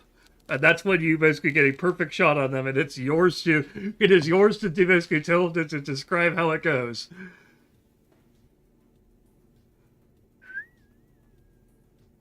Wow, wow, wow.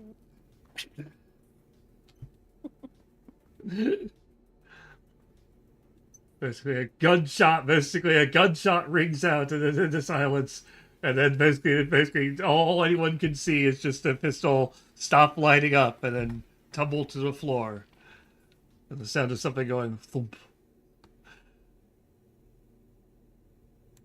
Well, so much for that guy.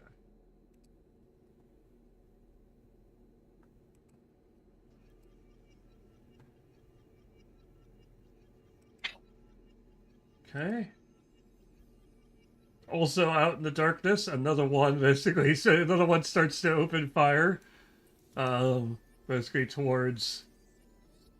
Uzama.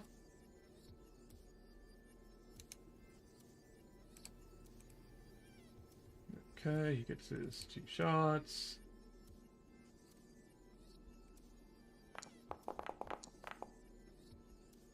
But for some reason, he's kind of distracted by the fact that his friends are getting just outright murdered out here.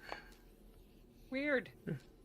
And cannot basically, like, you can see the gun, much like you could track the other one. You could see this one just shaking as it's diving and ducking and trying to cry, basically expecting to be shot at any minute.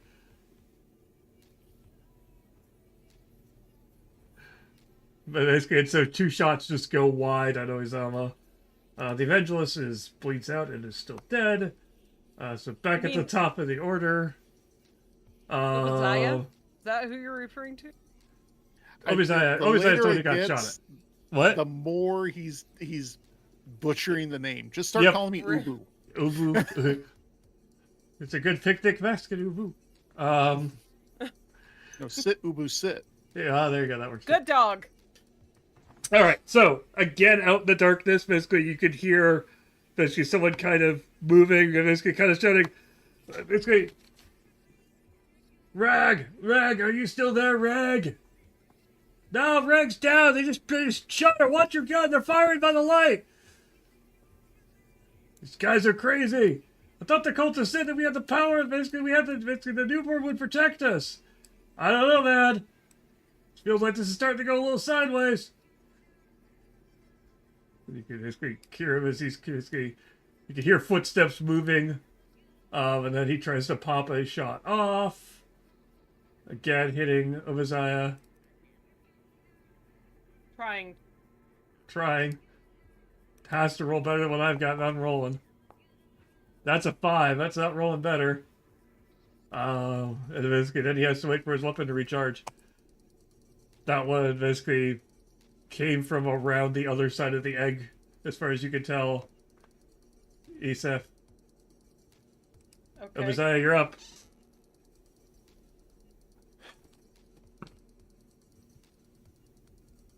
You know, if you drop your weapons, we could just end this right now.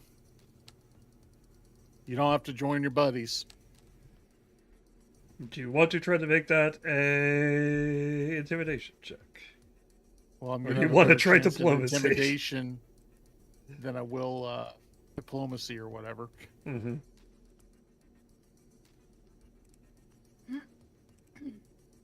And intimidation's +3, diplomacy is a 0. One of these might work better than the other.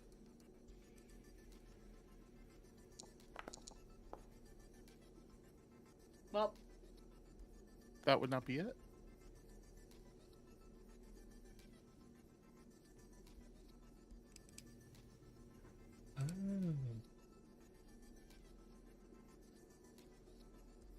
Once again, make me look like the Geico Gecko over here. Like, don't listen to her, man! Don't listen to him! That ain't gonna help us. He just shot. You see what he did to? You see what he did to her? He just shot her. Fine, aim towards the voice. Give me a D20 first. Basically, as they are firing, basically you are firing into concealment.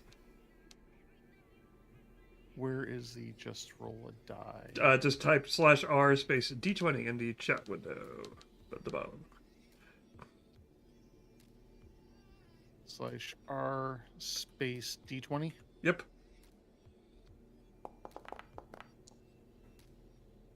nice. Okay. Listen. Basically, you figure out where he is. Go ahead and give me a... I mean, he is hollering. Which one is the one yelling? The one closest to me or the one farthest from me? farthest. Okay. Closest is dead already. No, there's another one that's close as well. There are two.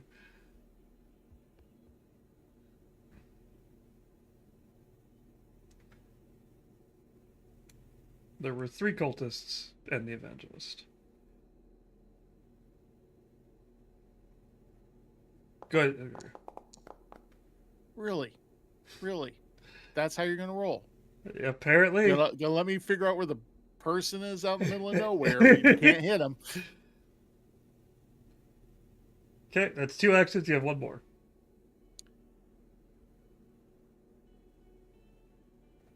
Now let's give it another shot.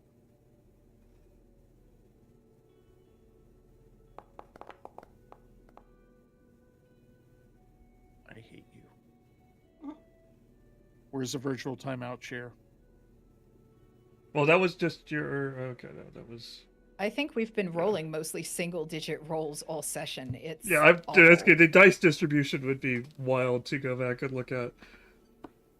And really, if this game was creating a VTT, that's I need to add a. I think they actually do have that. I know they have it for Roll20. They may have it for Foundry.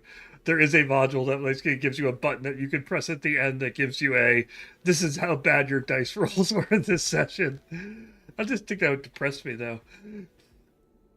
Because either it would come back and tell me, yeah, you can't do anything, your dice hate you, or it'd be like, no, you rolled normal, you just couldn't accomplish anything. Fodder I'm for just pain going- to turn into art. I'm just going to cling to my 3 nat 20s in one session. Speaking turning pain into art, Chick, it's your turn.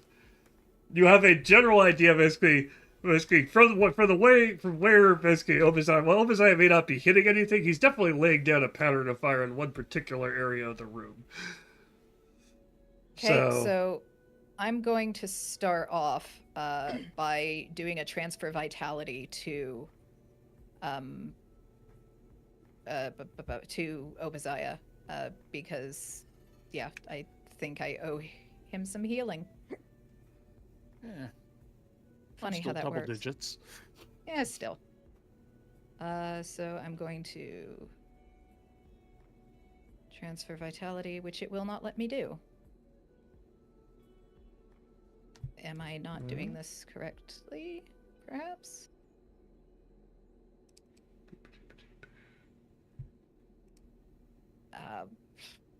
Well, I'm trying to heal you. Transfer vitality. That's under special abilities, I assume. Yeah, so I've got a... Let me see if I have to do it from here. If I can find it. God. Vitality Network is part of my class features. The ability, or the action rather, is Transfer Vitality. Okay. That is... I think you need to put the vitality network effect onto Obadiah. We will Okay, assume let me that you try had that set up. that. There's Did it... Vitality Network was added to class features? No, I think I just gave him... okay. the I've ability to added do it. I added the ability Okay. to him. Yeah, I guess I can't do that. So, Okay. now do I Now try Need- using the. transfer vitality? Nope, won't let me do it. Okay. How much are you transferring? Just. Let me see. According to this, I guess I have to pull this up again. Start each turn of your maximum combat when capacity. Good. Maximum capacity equal to 6 plus 4 hit points per mystic level. So it's what's your total hit points? Crap. 20. Your max HP, I'm 24. and you're currently at. I want to say 18. Yeah, 18. Okay, so I'm just going to put 6 in there and get you healed back up.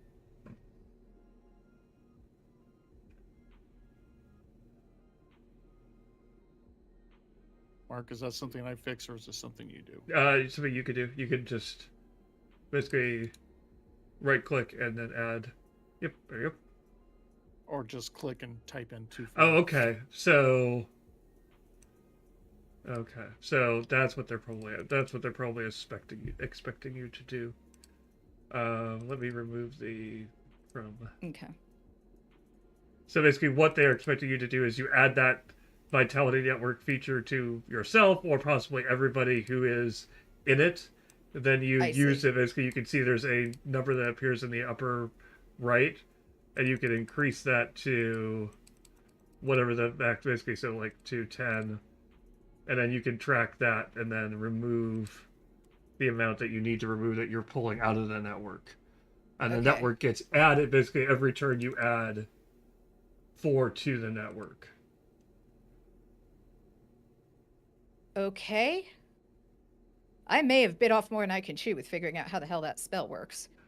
Yeah. Okay, it's basically, it's not a spell. What it is basically you have spent time establishing connection to everyone. So basically, you have a pool of hit points that sits around and waits. Then you can use that to heal, basically, and you can use Transfer Vitality to pull stuff out of that pool into a character. So you can spend an action to be like, you get 6 hit points.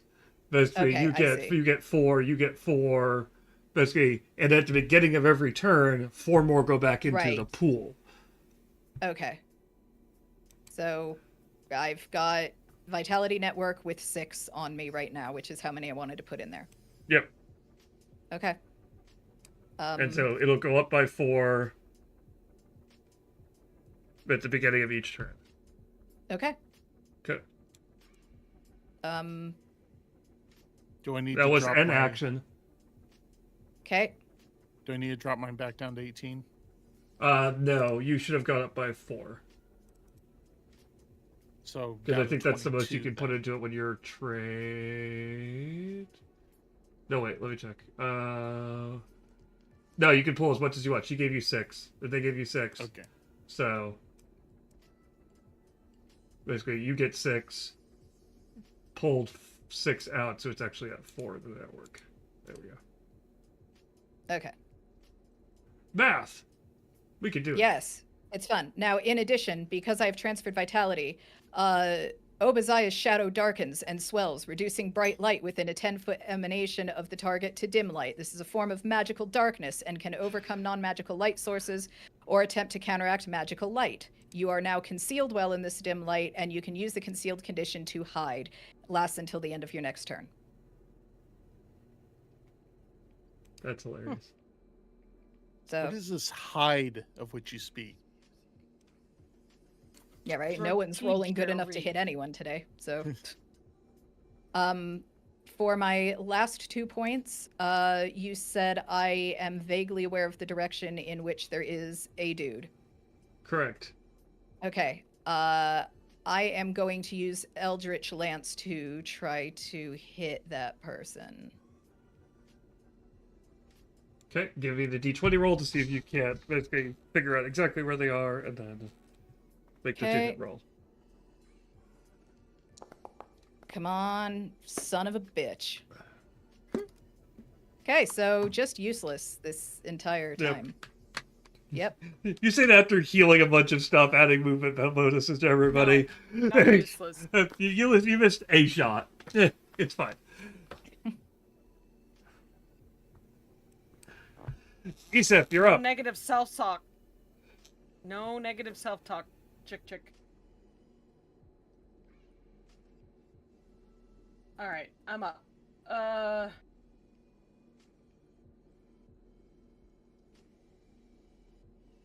You said that the last shots I saw came from behind the egg. Ish. Correct. Is that correct? Okay. Can you ping where the egg-ish is? Okay, and by behind, you mean behind in a straight line? Somewhere about that general area.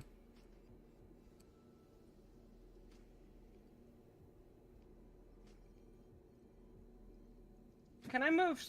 I have to move around whatever these bubbly column things are, right? They're small enough you can step over them, so I'm not considering them really blocking of movement. They're not tall enough to provide cover. They're not tall enough to block your movement. Okay. The egg, on the other hand, is. Like, it's weird they put them on the map because it is, like, in the adventure, it is written as that those are holographic projections. They're probably all supposed to be coming from the egg, which means that they don't exist there at all, but they're on the map, so I can't get rid of them, so you have to deal with them, and yeah, it's weird. So, I'm just assuming that they're actually small pillars there, and that's what those mark off. Okay. In that case, I'm gonna move.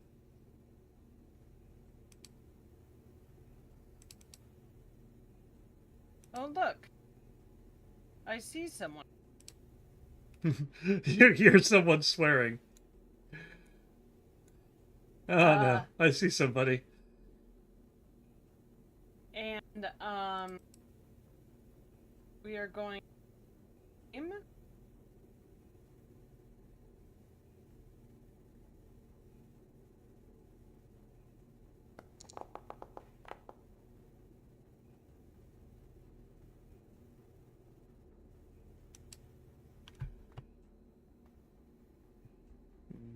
Okay. That hits. Roll damage.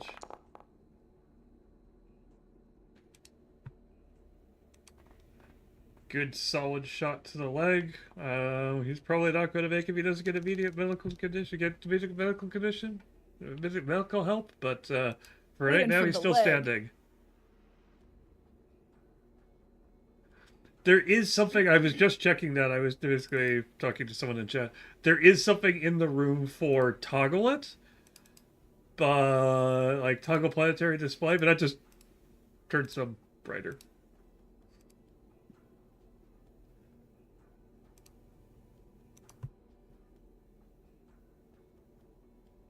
Thanks, sir.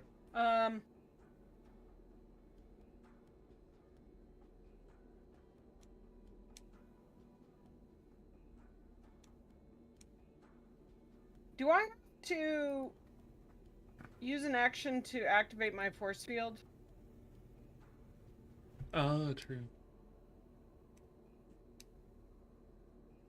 But let me double check.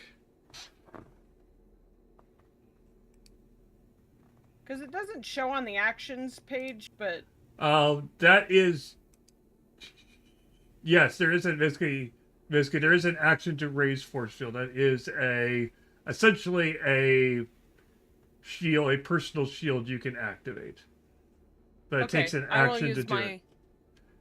I'll use my last action. Oh, you use activate mobile aim. That's right. That's how you get it. That's how you have a third action. Okay. That's interesting.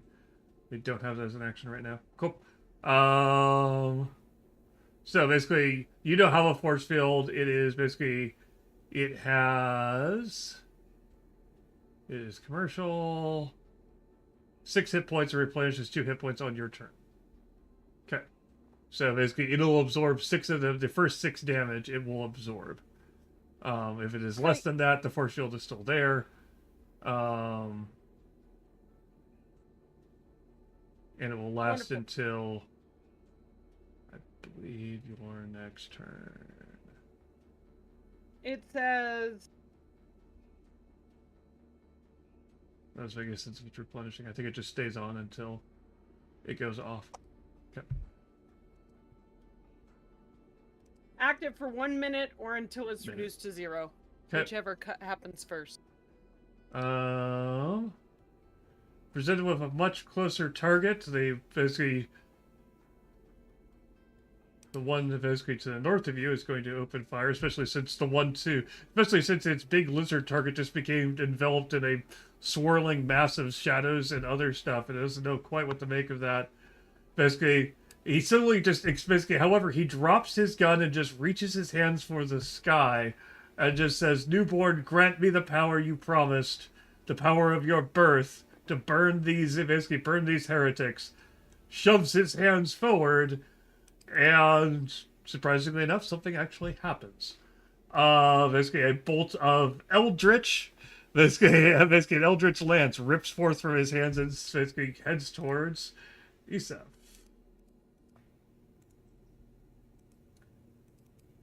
Glad I put my force field on.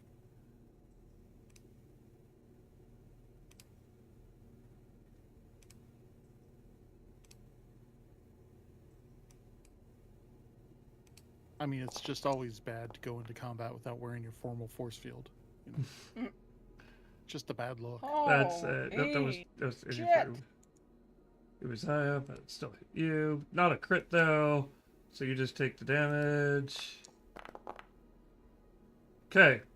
You activate your force field, so you're only going to take 2 of that, but your force field shuts down as it basically gets slammed into by this basically weird, sickly purple bolt of energy that just kind of ripples, and basically you could see it kind of crawling almost alive over your shield looking for breaks until it finally shuts down and it just all surges into you. Okay. So I end up at 16 HP, right? Took 2? Yes. Yeah. Back up to the top. That one is still alive, but not feeling great. He's going to attempt to crawl back off into the shadows. However, that triggers hair trigger for you. Oh, good. So that means I just...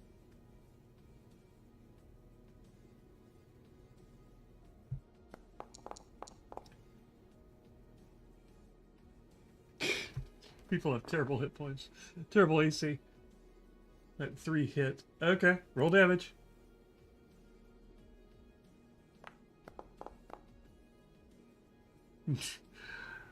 Yeah. Johnny here ain't making it back.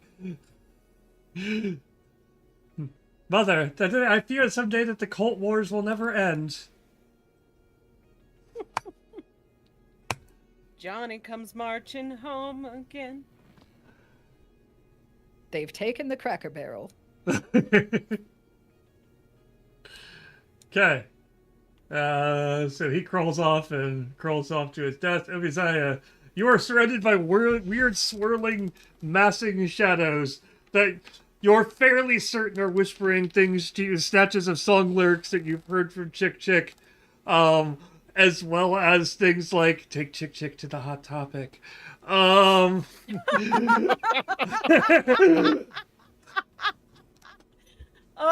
Can I give the GM a hero point?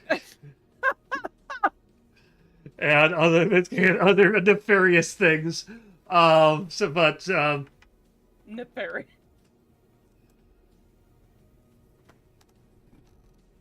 It's a little harder to shoot out of this, but the room's already dark, so hey, what are you concerned about? So do I know?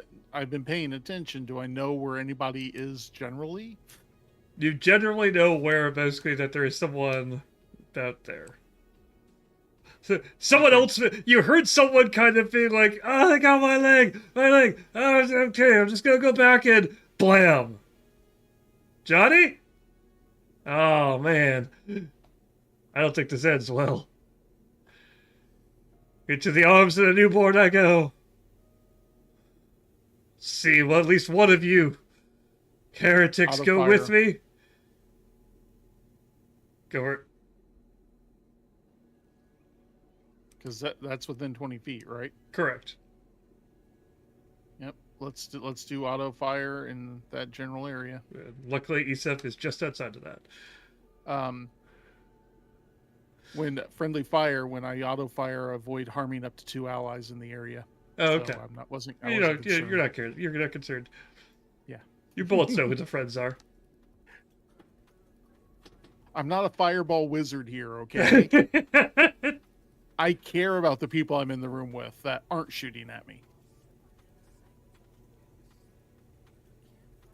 Chain gun that's wizard. right. That is on me to roll the reflex save. Yeah. Right. So, like, what if it's like, wait, no, that's right. I had to roll the reflex save. That's a 6, so that is going to be a fail, but not a crit fail. So roll your normal damage. Those bullets rip as you're like, I'm fairly certain that shouting's coming from that direction. You just kind of aim the gun and spray and pray.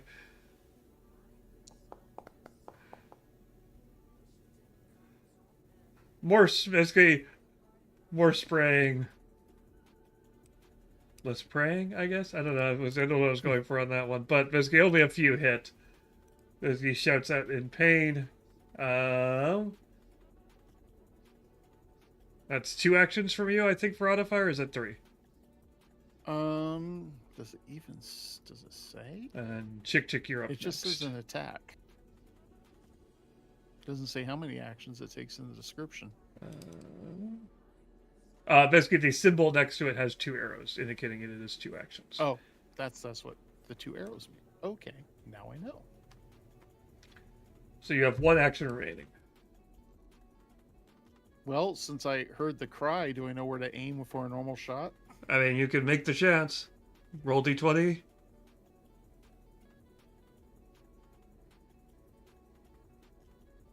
And that one more time was /R space and d20.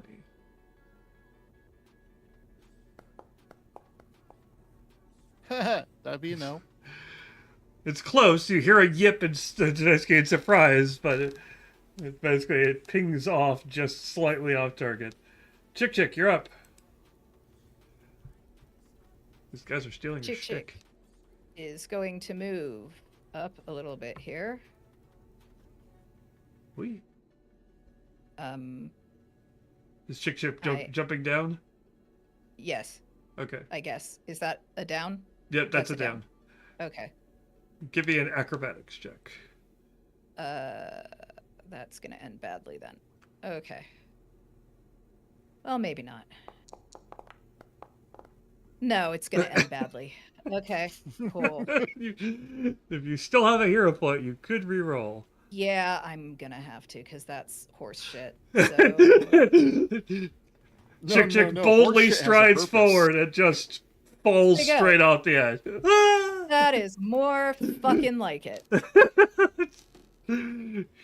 It looks like a moment that Chick doesn't realize the edge is there, but then they land in the perfect basically the 3-point superhero pose and just stand right back up. Stick the landing. They knew what they're doing all along. And now I am going to, because movement is only 1 action, right? Correct. Okay, cool. So I'm going to use Void Warp on this homie here. which hopefully his fortitude save will fail critically, because if it does, he gets enfeebled. So, yeah. Okay, fort save.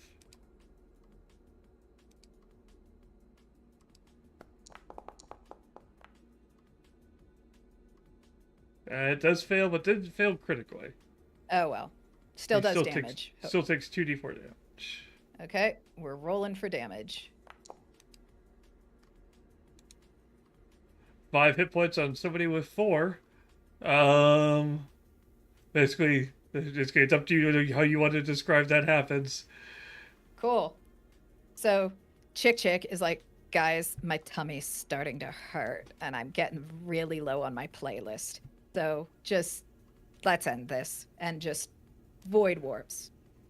Awesome, like, shadowy, voidy, swirly beam just shoots out of, like, 4 of the 6 legs, or 4 of the 6 hands, right? And, I guess just envelops the guy in shadow and drags him through the floor like being dragged to hell, because wicked. That's how we roll. The last thing he screams before he is dragged through, you could hear something about Nuba, and then it just cuts off into a sickening gargle. And the room falls silent. Mostly. There's something coming. You can hear. Isef, you find yourself next to a panel, though. Didn't hear you, but I assume that was a... Okay. 1 second. I said, oh, great. Yes. Yes, I would like to turn the damn lights on throughout the whole level, if I can. You're not certain how much control you have here, but give me a computer's check. You got it.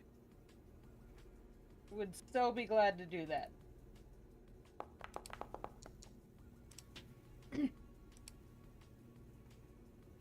Okay. 15.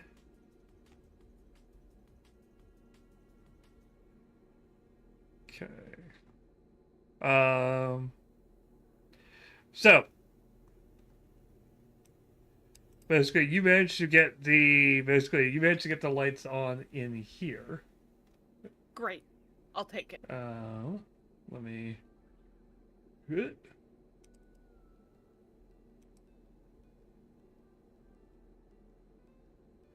so that essentially reveals this room. Let's add a light effect. Those aren't super bright. I'm gonna say it's a little brighter than that.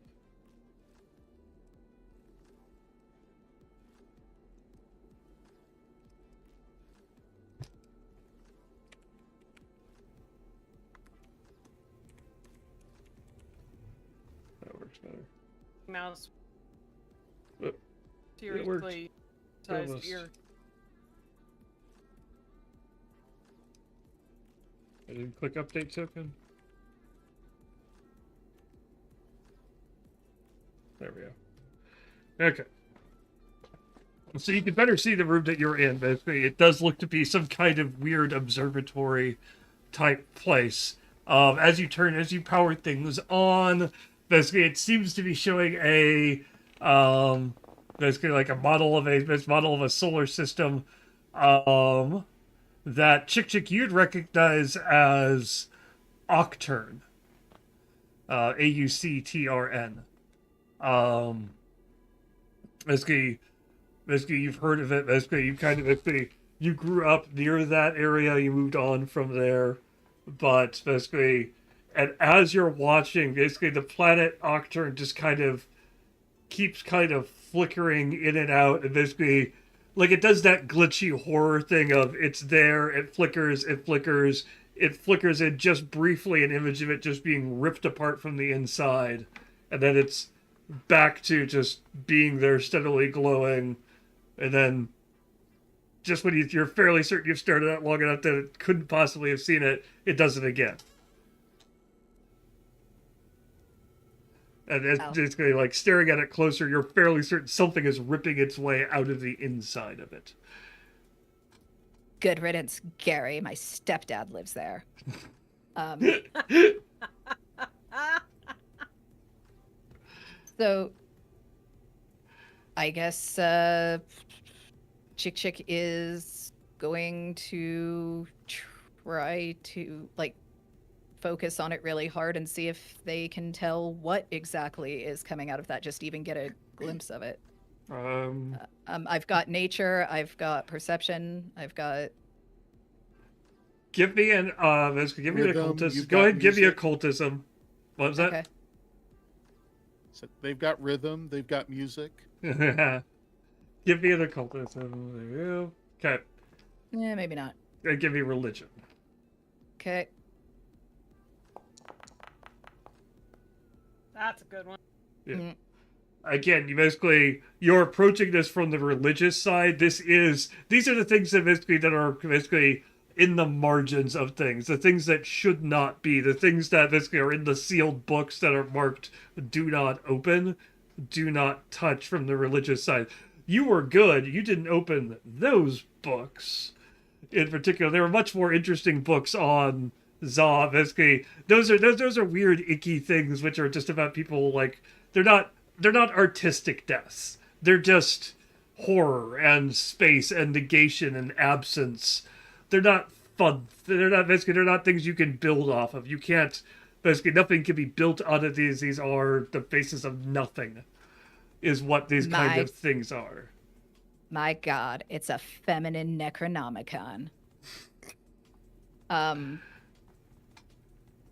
So yeah, Chick Chick's gonna be a little freaked out then. If it's possible for a cockroach to go pale, does a little bit. Maybe he takes a step back and says, "You guys, this isn't even cool anymore. Something is seriously wrong here." Isif Okay. is searching the body of the evangelist. Okay. You'll find more of those flyers basically on the evangelist. Like duplicates? Yeah, basically, like they all have their own twist on it. This is obviously a different writer, but same content. Pulling from the same type of book.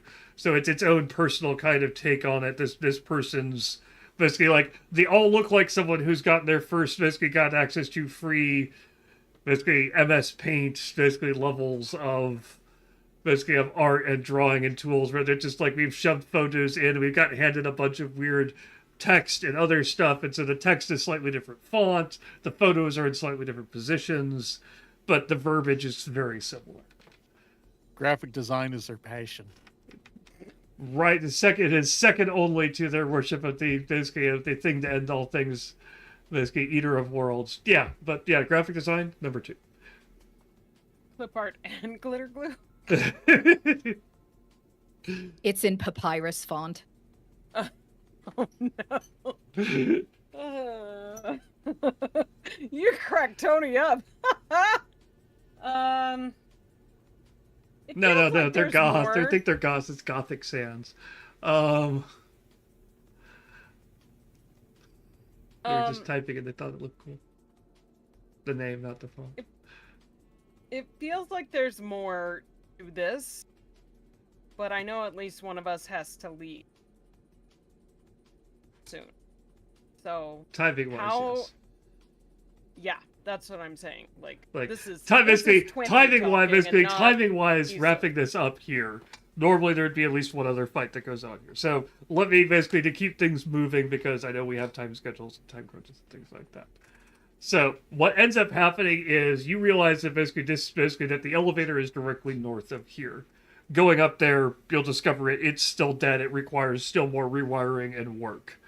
Basically, you have to Obadiah is probably reluctantly going to go back and get the tour group while you spend time basically bringing them here to barricade them in here. Chick is basically helping to basically secure this area along with Obadiah. Basically, that electrical monster shows back up, lured by the room being powered back on. Try basically attempting to eat the electricity. There's a gun battle. Basically, shots are fired. Skidder managers scream. People throw rocks. It's glorious, basically. But at the last second, basically, Isif manages to basically pull it out, get the elevator back working, and piles everybody into the elevator to the north. Which basically is large enough to fit the tour group and everyone in it. Slamming the door shut on whatever this weird ghost, basically ghost of a floor is. And basically, as it starts to rise, basically, it's that weird eerie silence, and just basically like the doors shutting is basically screaming and things like that, and it just after a point it just slowly starts to revert back to normal. The lights start to brighten. Basically, you stop having to squint as much. Basically, like you're able to turn your lights off. The music in the that overly cheery music, basically elevator music, basically little jinglies, just starts playing back up again. Basically, as if it's always been playing. The numbers light back up on the console, and you emerge back up on the surface. However, basically, while you have escaped from that nightmare at least, things back up here in Absalom Station obviously haven't gone well. It's not post-apocalyptic, but it's definitely gone basically on the fringe edges of it. Basically, all of those, like there are small fires where crashes have occurred. Basically, like normally emergency services would be all over those, but apparently even they're overwhelmed. Your phone just starts screaming at you with notifications of basically this is fire, this infrastructure is down, this infrastructure is down, this infrastructure is back, but is slow to responding, is being overwhelmed. Basically, all of these things, basically trying to sift through news sources and things like that. Some kind of wave hit the station and killed power entirely. Even if it was only for a few moments, that's a terrifying gap in a station which is supposed to be powered by something pretty much eternal as a sun. That shouldn't happen. That shouldn't be possible. And also mass reports of people seeing the same weird tentacle being and a scream basically at the same time has, of course, led many to assume that this is the end times. And so you find yourself emerging into a neighborhood which is basically just on the edges of chaos, basically with people trying to pull together, trying to keep things moving, keep things running, trying to deal with the cleanup of what just happened. And that is where basically chapter 2 of this adventure begins. Is basically you're now stranded in a weird neighborhood away from your home, and basically how are you going to deal with that? Basically, are you going to can you help these people in the town you're in, as they're helping to try to figure out how to put their lives back together, trying to figure out exactly what is going on. With the tour group, the tour group actually leaves from here because this is apparently close to where they were. So luckily you don't have to deal with them all the time, but that would be hilarious. There are plenty of other things that will show up though. The funniest thing I will have to say about this section, because I don't know if we'll get to it, but the description of the area is essentially that the scene that you get is you're walking through and the tour guide is explaining it to you. It's like, yep, this is Little Akaton, and suddenly you hear this booming, not booming, this loud, come to Sunny 6 and get something good to eat. You can have it. Basically, today's special is it's basically like this weird kind of sing-songy jingle that takes you a second to realize is coming from the sun in this area. And basically, the guy goes, the Skid Adventure tour guide goes, oh yeah, that's how you tell time around here. Every 15 minutes, the sun basically plays an ad, basically for Sunny 6. That also means we should probably get undercover right about now. And he pulls you under something as the song finishes, and there's gunfire from multiple places as several people just pull out a gun and fire a couple shots at the sun, and put their gun back away and scream, basically yell something basically profane, and keep going. Welcome to Colfax Avenue in Denver, Colorado. Always some shit going down on the east side. It is the East Colfax too. That's yeah. But that is the part. world- That is the town that you have found yourself in. Basically, this next section definitely is a more sandboxy area. It also has a little bit more closer to the Hardwire Island feel of help a community pull together after something horrible happens. With a little bit more overly anti-capitalist vibes, in case you missed it. Didn't we end up just stealing all of their Bitcoin and unleashing a tentacle monster? I don't think we helped. In Hardwire Island? Yeah, pretty much. Yeah, I think we made it worse, in fact. We made it worse for somebody. Yeah, Right. I just basically, remember y'all wouldn't let me put rat foot poison in their food. you stopped the blackmailers from being able to basically have a list we of helped people who visited the areas and use that to blackmail them in other areas of the city. Yeah. The Fuck the blackmailers surveillance state. basically lost all of their Bitcoin, and their prized auction item woke up and decided to, murder everybody in something. sight. We left. Yeah, you guys left. We got out of there. They So- look hurt bad. Let's get out of here. Oh, what was that noise? I have no idea. Let's go back to the cafe. I didn't see shit. All right, so thank you all for hanging out. Sorry this dragged on a little bit longer than basically it normally would. The fights are a little bit probably heavier than I would like in a starting module. There's just a lot of them, and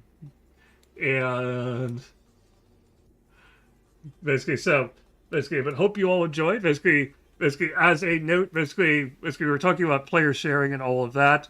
So basically, at the end of the session, I've been going through and I've been marking off the areas that we have been visiting and marking them as I've been going through and marking them as existence only. So that if we want to come back to this, I want to know exactly what areas this group ended up visiting. Basically, my session guide in here.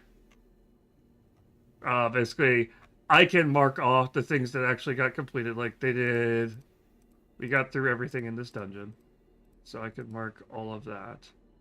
Then I can mark which corridors they went, and then I can transfer out the items that they didn't get to. So now session 1, because the session record becomes a record of what they accomplished during the during the session, and they can also come back and look and see, okay, yeah, we went through the abandoned observatory, the corridor intersection, the working elevator, the gremlin gauntlet, the maintenance room, the catwalk platform.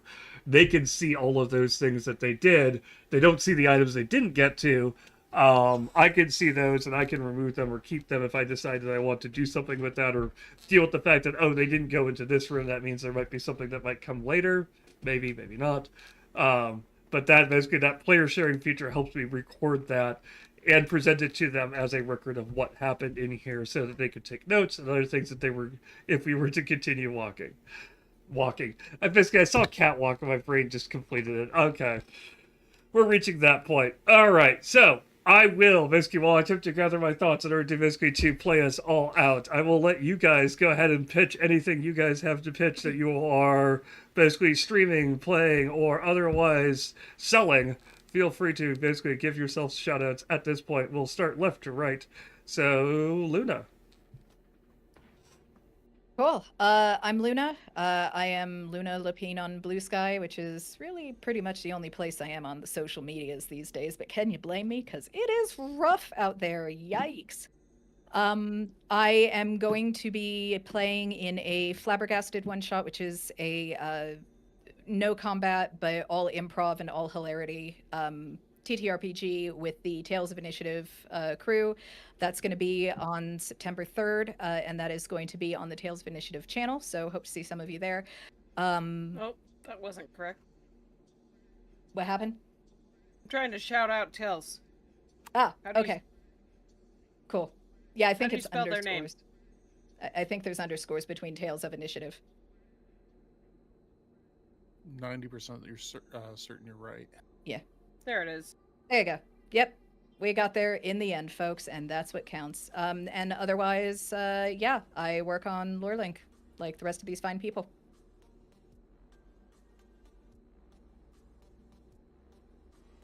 Is it my turn?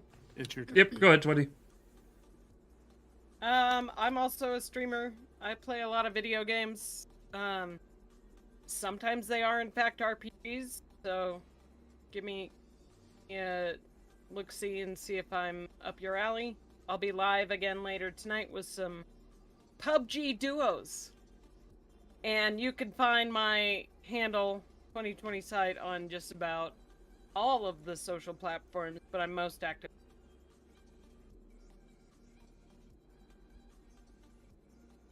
And last but not least, Tony.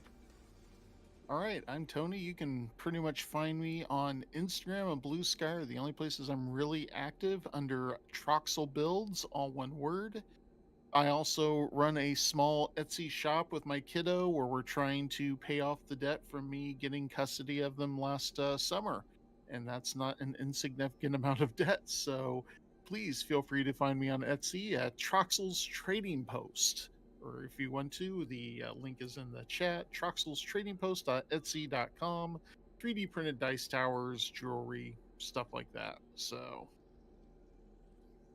yeah, it's being updated from the Square site because Square has been sucking. So Woo. so yeah. Yep. If you were curious where basically those cool timeout chairs and other such stuff we've had at our booths, this basically has all been 3D. Basically, that's all been 3D printed by Mr. Troxel here. All right. And last but not least, I have been Mark Delacris. I have been your GM. Thank you so much for watching through this and listening to this and dealing with us as we struggled with technology and rules and other issues. Basically, appreciate it so much. Thank you for all the follows and the subscriptions that came in throughout the stream. It means a lot. Basically, we hope we've provided you at least some entertainment during this time period. The big thing, of course, is the fact that basically I was just talking about Lorelink. That is the major reason why we do this streaming and things like that. Is the fact that basically I am a GM. Basically, many others here have either played or GM'd in the past, and we want to be able to create tools that help GMs run their games in a way that lets them enjoy the game as opposed to, as we saw here, struggling with technology. And so with that in mind, we've spent a lot of work in making sure that our UI is accessible, making sure our UI is sensible. Basically, Luna basically has done a lot of work, and Luna and Martine have done a lot of work in making sure our language and our UI and our UX is basically actually has a flow that makes sense from beginning to end. Martine, basically, you can check, basically, if you're curious to see Martine, who is what basically often joins us on these streams. She does an excellent job in building these things out. And so that's basically the idea behind Lorelink, is the idea of the fact that we want to make campaign management tools that make running the game about running the game and not about fiddling with your tools and dealing with that. It's about being able to quickly take notes, quickly indicate things are basically a quick drop down to say things are basically visible or hidden or not. Quickly getting your players in, quickly being able to have your players look things up, review things, and things like that. If any of that sounds interesting to you, we have a variety of ways for you to find out more about it. More of this. Obviously, you're here on our Twitch channel. This is where we stream usually once a week, sometimes twice in a week, like this week. We usually stream on Tuesdays, basically starting at 5 p.m., and basically Eastern Daylight Time or Standard Time. Basically, we go for about an hour and a half, and usually it's a review, basically me planning out sessions, looking at basically recent TTRPGs, and talking about how Lorelink and these TTRPGs work together. Sometimes it's playing video games, like next week Tony and I will be going through Power Wash Simulator with Warhammer 40k. Basically, our YouTube channel is where you can catch archives of all of these streams. So if any of this stuff has sounded interesting to you and you want to find out more about it, check out our YouTube channel. That is where this stream will be archived. That is where all of our planning streams for this were archived. So if you're more interested in basically the background behind the scenes stuff about how this got put together, basically check those videos out. Also, if you're curious, like, hey, have they used basically Lore-Link with this system or that system, or I'm curious about that, basically go to our examples page on our website. That will take you basically not only will show you what planning sessions we've done, if we've done any actual play with it, and it will actually give you a breakdown of what we've done with Lore-Link and that particular TTRPG system. If you want to find out more about Lore-Link, basically that website has information about what Lore-Link is, about basically how to use Lore-Link. There's a help section. Basically, it just talks about the features and things like that. It also will take you, basically, if you want to sign up for Lore-Link, you can go through there, and that will take you to basically a page where you can sign up for your free account, as Lore-Link is available currently at our free tier level. The paid tier is still currently in early access. We're wrapping that up, and that will soon become available. That is where more advanced features like the player sharing, the map hotspots that you may have seen me using, those are behind paid tier. But the ability to create sessions, players, timelines, events, and link them all together, that's in our free tier. All of that planning stuff is available from the start in the free tier. So basically, feel free to give that a look, try it out, let us know what you think. Lastly, if you want news and updates about what we're doing, about more streams we're doing in the future, basically we have the social media, basically to our social media managers, encourage future employment and constant regret. We have Blue Sky, we have Facebook, we have Instagram. But those are the social media sites where we'll update, where you'll get more daily stuff, where you'll get interactions, where we ask fun questions about TTG, basically hobbies and habits and things like that. If you're like, hey, I don't want to deal with social media, could you just summarize all that and send it to me once a month? We've got a newsletter where we will send it off to you just once a month to summarize all of those things. So, all that to say, basically, if you want to find out when we're streaming next, basically see what we're doing, basically check out those social media sites, or you can follow us or subscribe to us here on Twitch, or you can follow us, or basically you can subscribe or like our videos on YouTube. I always have to make sure to get those terminologies correct. Basically all of that is basically great and appreciated, and lets us know the fact that basically people are watching and basically are enjoying what we are doing. So, all of that to say, thank you very much. Thank you to the players for watching all this. Thank you to the viewers for players for playing, the watchers for enjoying and commenting in the chatters. And even if you were just watching or you popped in for a brief bit, thank you so much. And with that, we're going to sign off, and I'm going to fall over. So catch you all later. Thanks for stopping by. Bye, everybody.